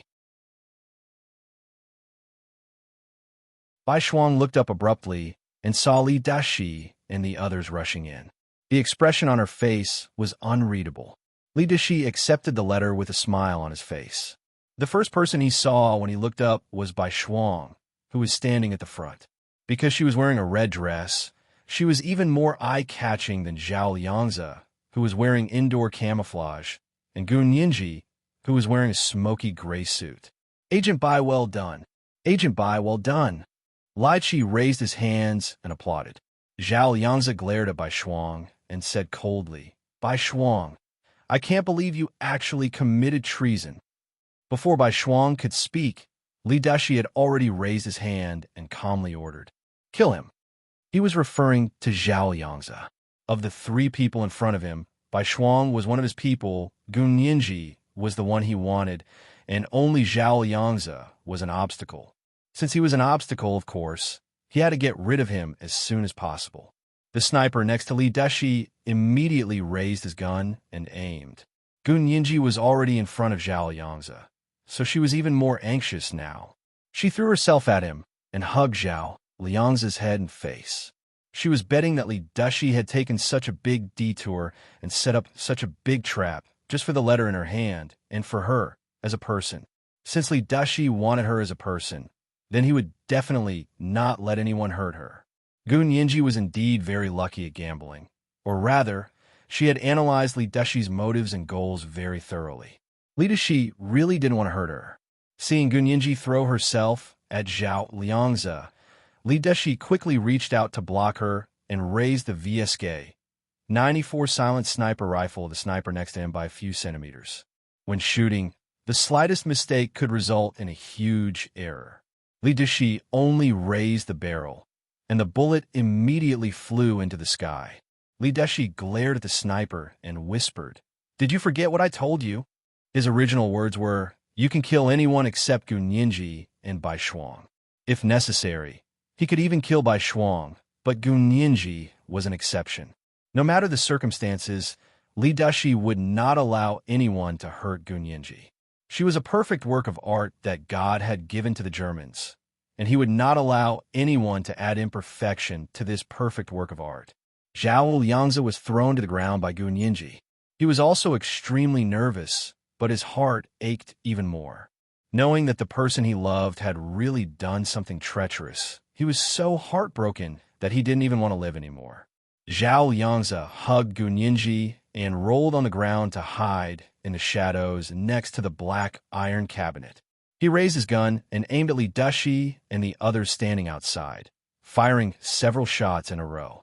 However, those people stood indifferently under the lights on the 6th floor of the basement, as if they weren't afraid of Zhao Liangzi's gunshots. Gun Yinji quietly peeked out and saw that Bai and the others were wearing bulletproof vests. She couldn't help but purse her lips and think that she should also ask Hua Xiaoheng for a bulletproof vest. Bai Shuang stood under the light, her face whiter than snow. She stared at Li Deshi and said, "You guys are too early. I haven't gotten the data yet." Li Deshi laughed and raised the letter he had just received. "Agent Bai, I don't need your help with this. It's safer for me to get the data myself." With his suspicious personality, how could he let someone else have such important data? He had to come and get it himself to feel at ease. Bai Shuang's face became even paler. She stood motionless in front of the black iron cabinet where Gun Yinji and Zhao Liangzi were hiding and hesitantly said, "Actually, it's not data, it's not? Ha! I'll have to read it first before making a conclusion." Li Deshi kissed the envelope and waved his hand. "Get out of the way." Bai Shuang remained motionless and stood there as if she had taken root. She gritted her teeth and said to Li Deshi, "Hua Xiao hasn't appeared yet. Isn't it too early for you to come out now? Aren't you afraid of alerting the enemy?" Hua Xiaoheng? Ha ha ha. Li Deshi seemed to have heard the biggest joke in the world. "I killed him a long time ago. If I hadn't killed him, why would I show up?" Bai Shuang's heart sank. "You killed Hua Xiaoheng. You must be bragging." "Bragging?" Li Deshi sneered and pointed in a certain direction on the roof beam. "His corpse is lying on top of your heads. Don't you know that?" As if in response to his words, there was a very soft drip, and a drop of thick, bright red liquid fell from the beam, falling right between Bai Shuang and Li Deshi. Bai Shuang took a step back and was extremely surprised. "You really killed Hua Xiaoheng?" Li Deshi pointed at the blood that had just dripped down with one hand. "Look for yourself. Is he dead or not? Isn't it just a beam? Can this stump us? Do you want to see his body?" When Gun Yinji heard this and saw the few drops of blood dripping from the beam, she felt her heart suddenly become empty and her eyes turned red. She impulsively pulled out the small pistol that Hua Xiaoheng had given her, pushed Zhao Liangzi away, and rushed out from behind the black iron cabinet. She shot Li Deshi 3 times in the head. Bang, bang, bang. The strong airflow caused by the gunshots brushed past Li Deshi's shoulder and didn't hit him. However, he couldn't help but take a few steps back, completely losing his composure. "Gun Yinji, don't refuse a toast only to drink a forfeit. Li Dishi said as a gun appeared in his hand, and he fired at Gun Yinji's feet. The floor of the sixth floor of the basement was hit so hard that stone foam splattered everywhere. The bullets seemed to explode at Gun Yinji's feet, but she wasn't afraid. Hua Xiaoheng's life was uncertain, so she must not fall. That's my letter. I'm going to kill you, you bastard. Gun Yinji angrily scolded Li Dushi and fired a few more shots. Zhao Yangzi saw that the situation was not good, so he also rushed out from behind the black iron cabinet and hugged Gun Yinji. Don't be impulsive. This old man is no match for Hua Xiao. Don't listen to his bragging. Gun Yinji came back to her senses and looked up at the beam, then at the blood that was accumulating on the ground. She said fiercely, "He stole my letter. He's blocking our door. Even if he's bragging and didn't kill Hua Xiao, I can't let him go. Sit and wait for death." Huh. That word didn't exist in Gun Yinji's dictionary. This was the second update of the day. Chapter 12:13. That word doesn't exist in her dictionary.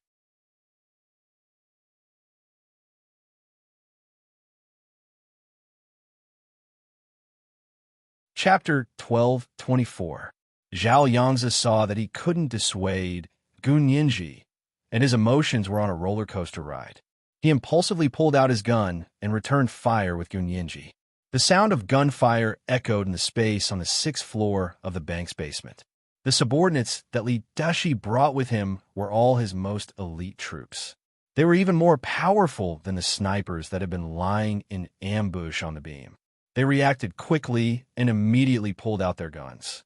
However, Li Dushi had strictly ordered them not to hurt Gun Yinji.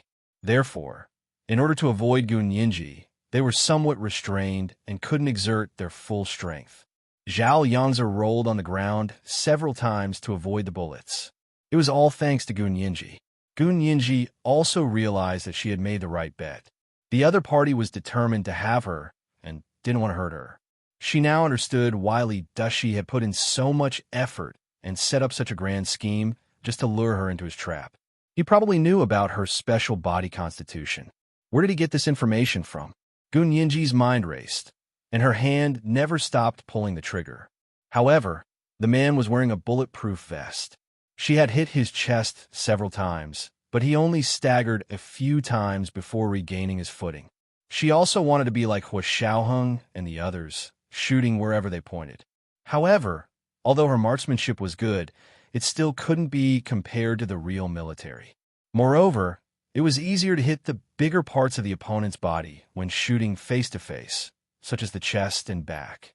It was actually very difficult to shoot at the opponent's arms, legs, and head in such a small area when shooting face-to-face without being able to aim. Even Zhao Yangzi only managed to hit the heads of two of Li Dushi's elite subordinates. But he was shot in the shoulder by his opponent.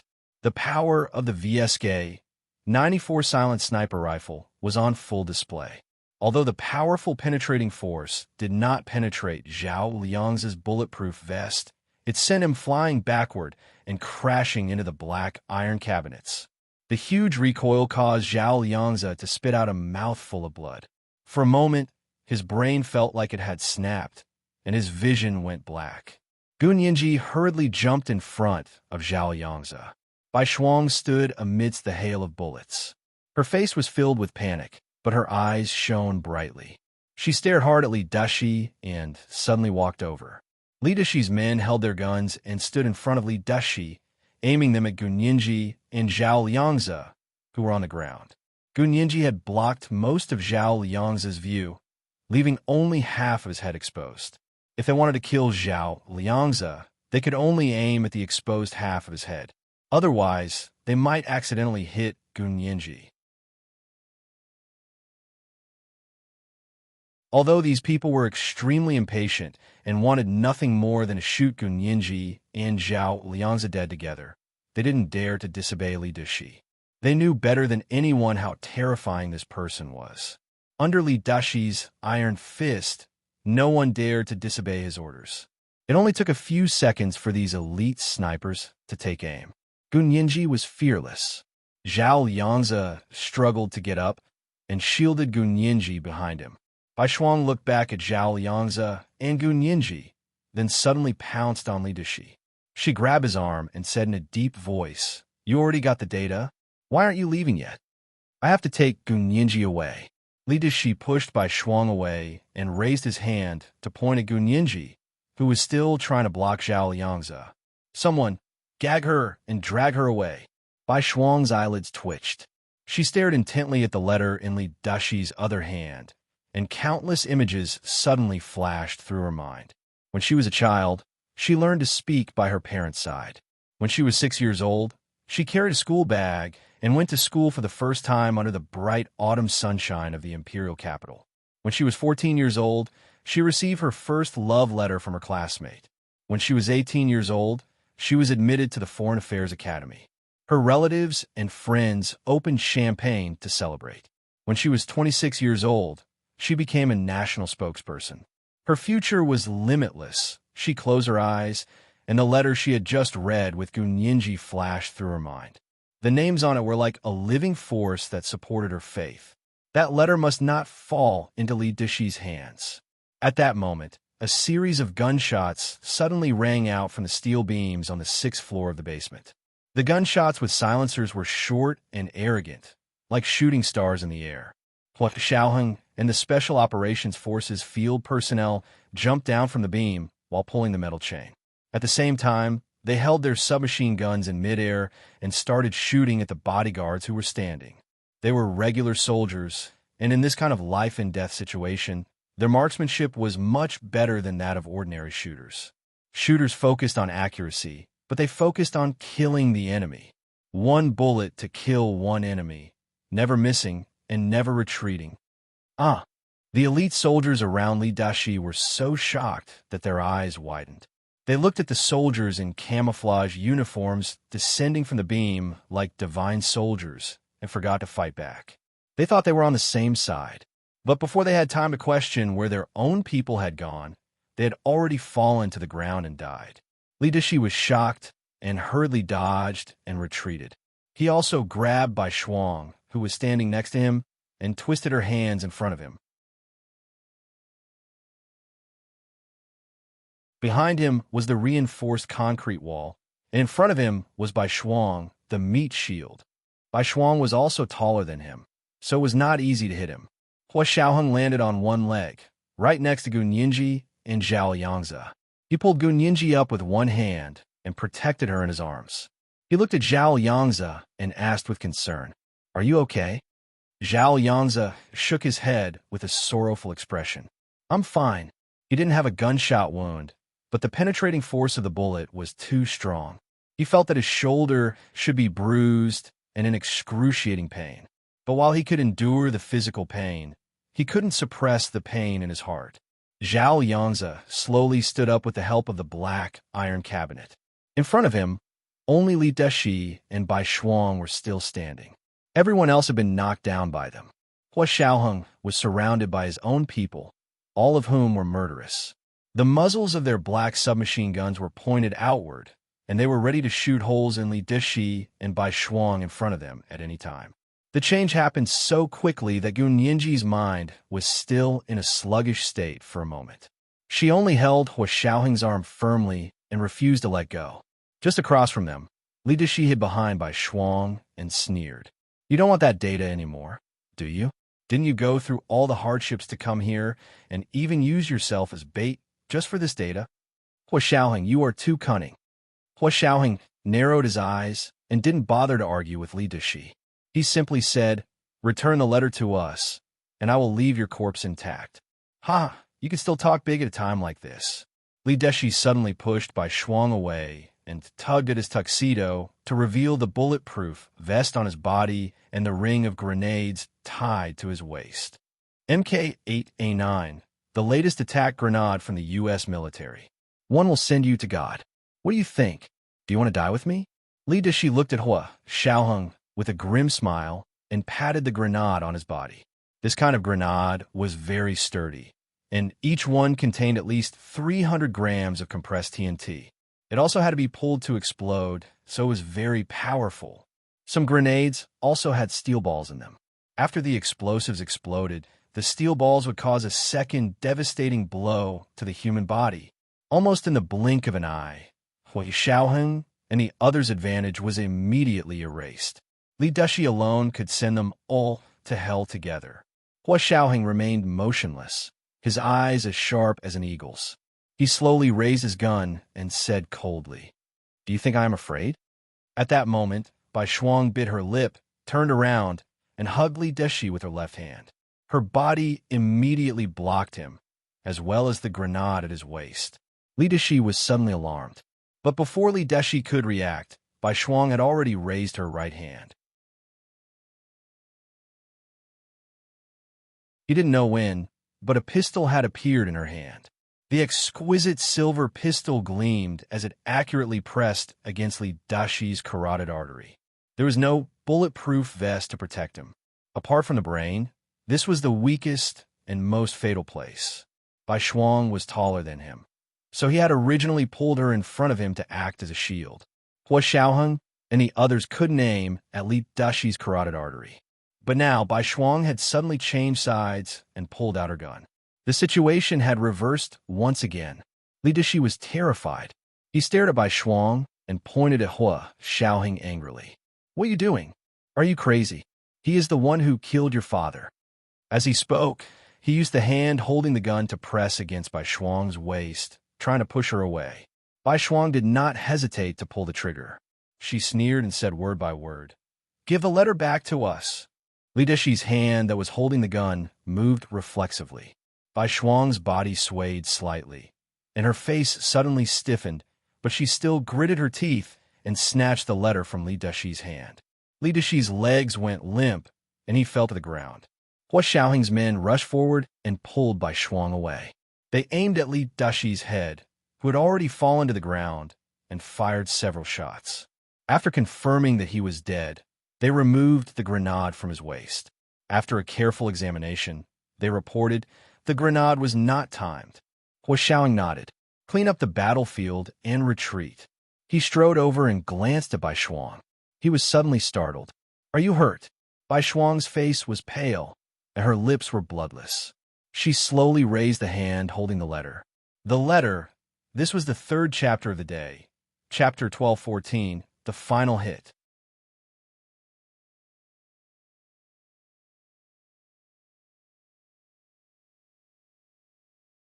Chapter 1225.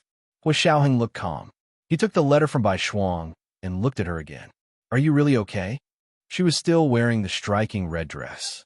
Zhao Yangzi had put the tuxedo on her earlier, but it had fallen to the ground by the wall during the running and fighting.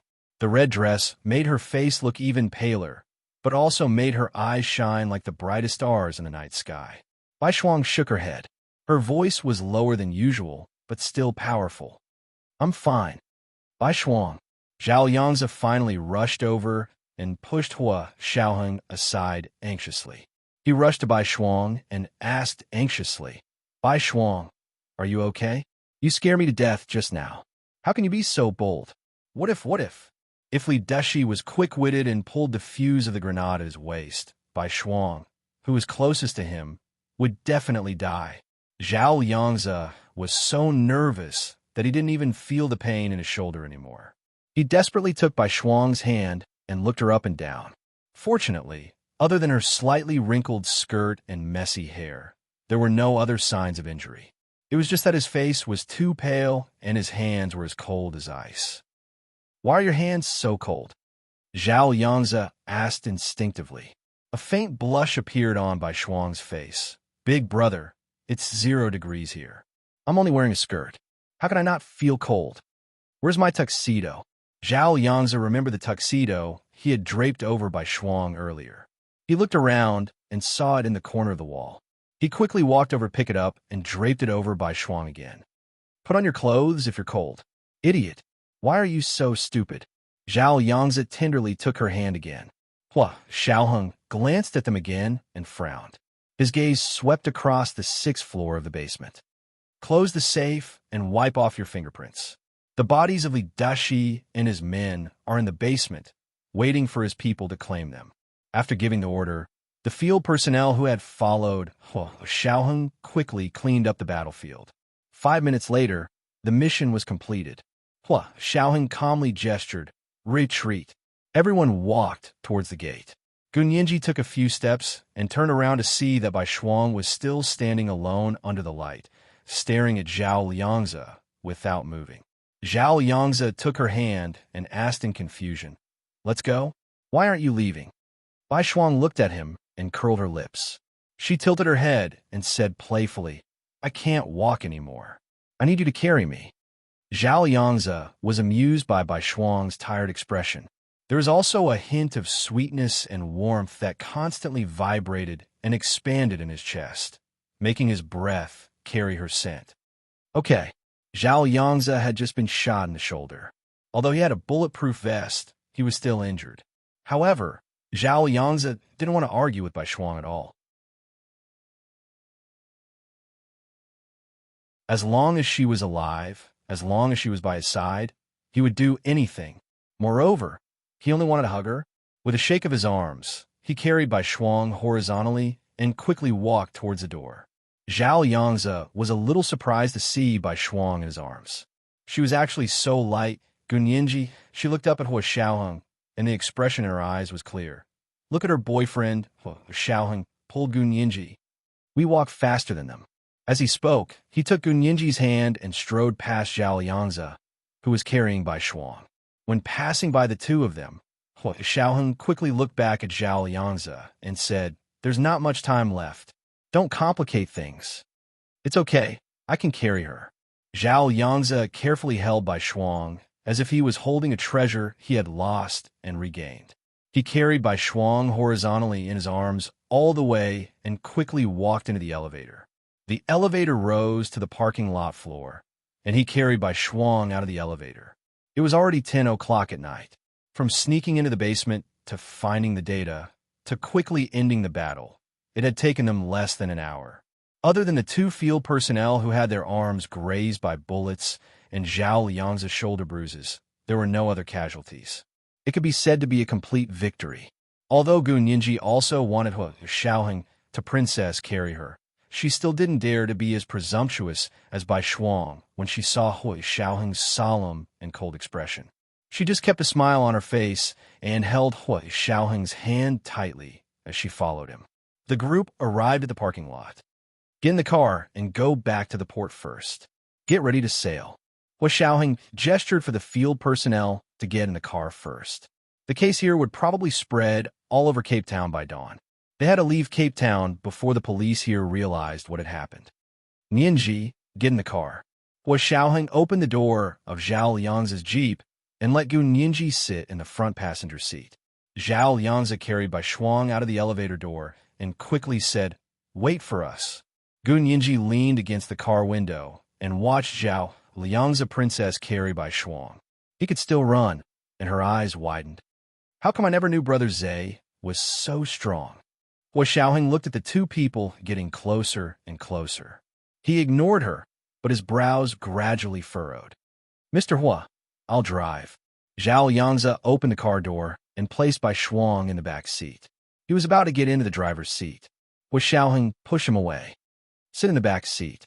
I'll drive." He glanced at Bai Shuang again. Under the night sky, Bai Shuang was still smiling. Her lips were plump, unlike those of Eastern women, and they were especially alluring when she smiled. She kept looking at Zhao Liangzi and waved at him.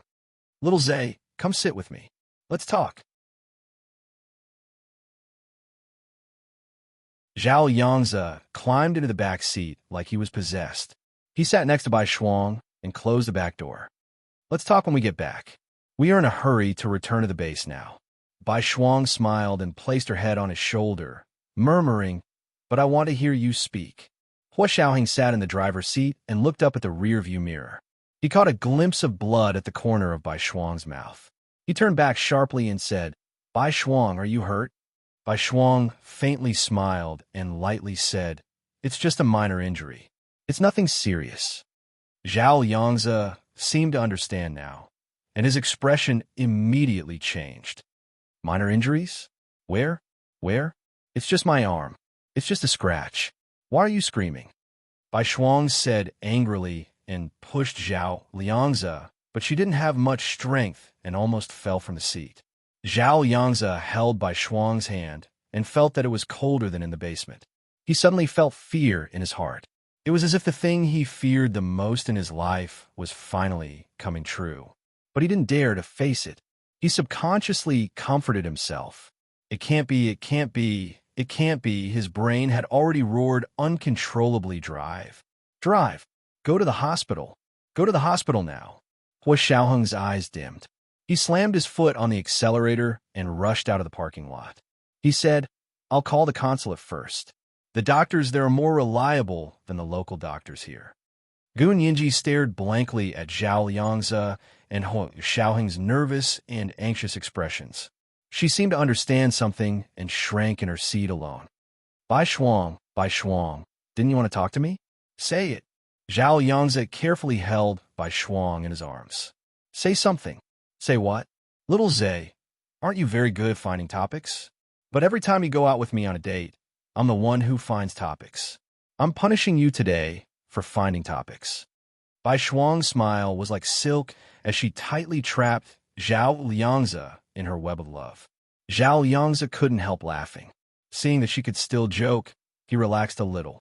He tugged at the collar of his camouflage uniform and said with lingering fear, You've scared me so much these past few days. I really thought you really thought I committed treason? Bai Shuang said slowly, as if she didn't care about the topic at all. Gun Yinji turned around and interrupted with a smile. I knew Sister Bai wouldn't do it, because your behavior was so strange. It was as if the words, I have a problem, were written on your forehead. Although I don't know much about Sister Bai, such an obvious difference was shown in front of her closest friend. I couldn't help but think too much about it. Fortunately, I didn't misjudge you. You're amazing. You even fooled Li Dashi. Bai Shuang smiled nonchalantly. She looked at Hua Xiaoheng's back as he drove and said lightly, Actually, I'm not that great. When Li Dashi revealed the true cause of my father's death, I did hate and resent him. I also wanted to take revenge and make you pay. Gun Yinji shut her mouth. Zhao Liangzi hugged Bai Shuang tightly and didn't know how to comfort her. Bai Shuang sighed and continued, But when Li Dashi showed me the contributions that my father had made to them, and when I saw the field agents who died because of him, I realized that my father really deserved to die. She had originally thought that her father had been suppressed because he disagreed with others. Later, the incident with the North American branch of the Secret Service was top secret. After she left her position as the national spokesperson, she could no longer access this information. Therefore, this misunderstanding had been buried in the bottom of her heart. It wasn't until Li Dashi appeared and used the true cause of her father's death to ignite the anger in her heart and provoke all her unwillingness and resentment. Then he used her father's contributions to foreign intelligence agencies to extinguish all her anger and anger. She could no longer go against her conscience and say that her father didn't deserve to die. She was the only one who knew how she had been living these days. I just wanted to do something to atone for my father's sins. Bai Shuang's eyes gradually became blank. She looked into the void as if her father and mother were there. My father did something wrong, and I am his only daughter. I will pay for him. You did a good job. Zhao Liangzi hugged her tightly and pressed his face against her increasingly cold forehead. Although he tried his best to hold it in, he couldn't help but choke. Bai Shuang, I am proud of you. You saved all of our lives.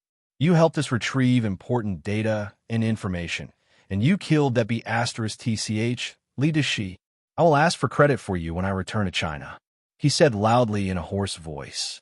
Bai Shuang sighed slowly, and her voice became more and more erratic. No, don't ask for credit. I don't have the face to. Say sorry to them for me. She raised her hand and trembled as she touched Zhao Liangzi's chin. She whispered, Little Zay, I will ask you one last question. You must answer me honestly. Zhao Liangzi nodded heavily. Do you really love me? Don't lie to me. Don't sympathize with me. Don't be grateful to me. Don't be polite just because I pursued you. Tell me honestly, did you really love me? It doesn't matter if you don't love me. I just want to hear the truth. Bai Shuang stared at Zhao Liangzi with wide eyes. In fact, her vision was already blurred, and she could barely see clearly. Zhao Liangzi hugged Bai Shuang, who was getting colder and colder. His lips trembled violently, but his words were resolute. I love you. Of course I love you. I have always loved you. There has never been anyone else. I am a fool. I can't even tell who I really love. Bai Shuang, hold on a little longer. Don't sleep. We're going to the hospital soon. When you recover, we will get married right away. When I retire from the army, you don't have to do anything. Just stay by my side. I will start a company to make money for you to spend. We will have 2 children, a boy and a girl. The older brother must love the younger sister. If she doesn't, I will break his legs. We will buy a house in the school district together, no matter how expensive it is. Maybe we will quarrel about the children's education, but you can't ignore me. Even if you quarrel, you have to talk to me after the quarrel. Bai Shuang listened quietly in his arms. After a while, she said with a smile, "That's nice." Then, she exhaled one last breath and closed her eyes forever.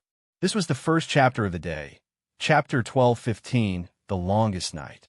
You're tuning in to the Romance Rendezvous YouTube channel. We're so grateful for your support, and don't forget to subscribe to join us on this incredible journey through captivating stories.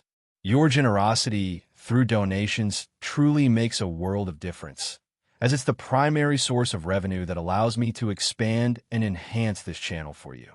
Thank you from the bottom of my heart for being a part of this adventure.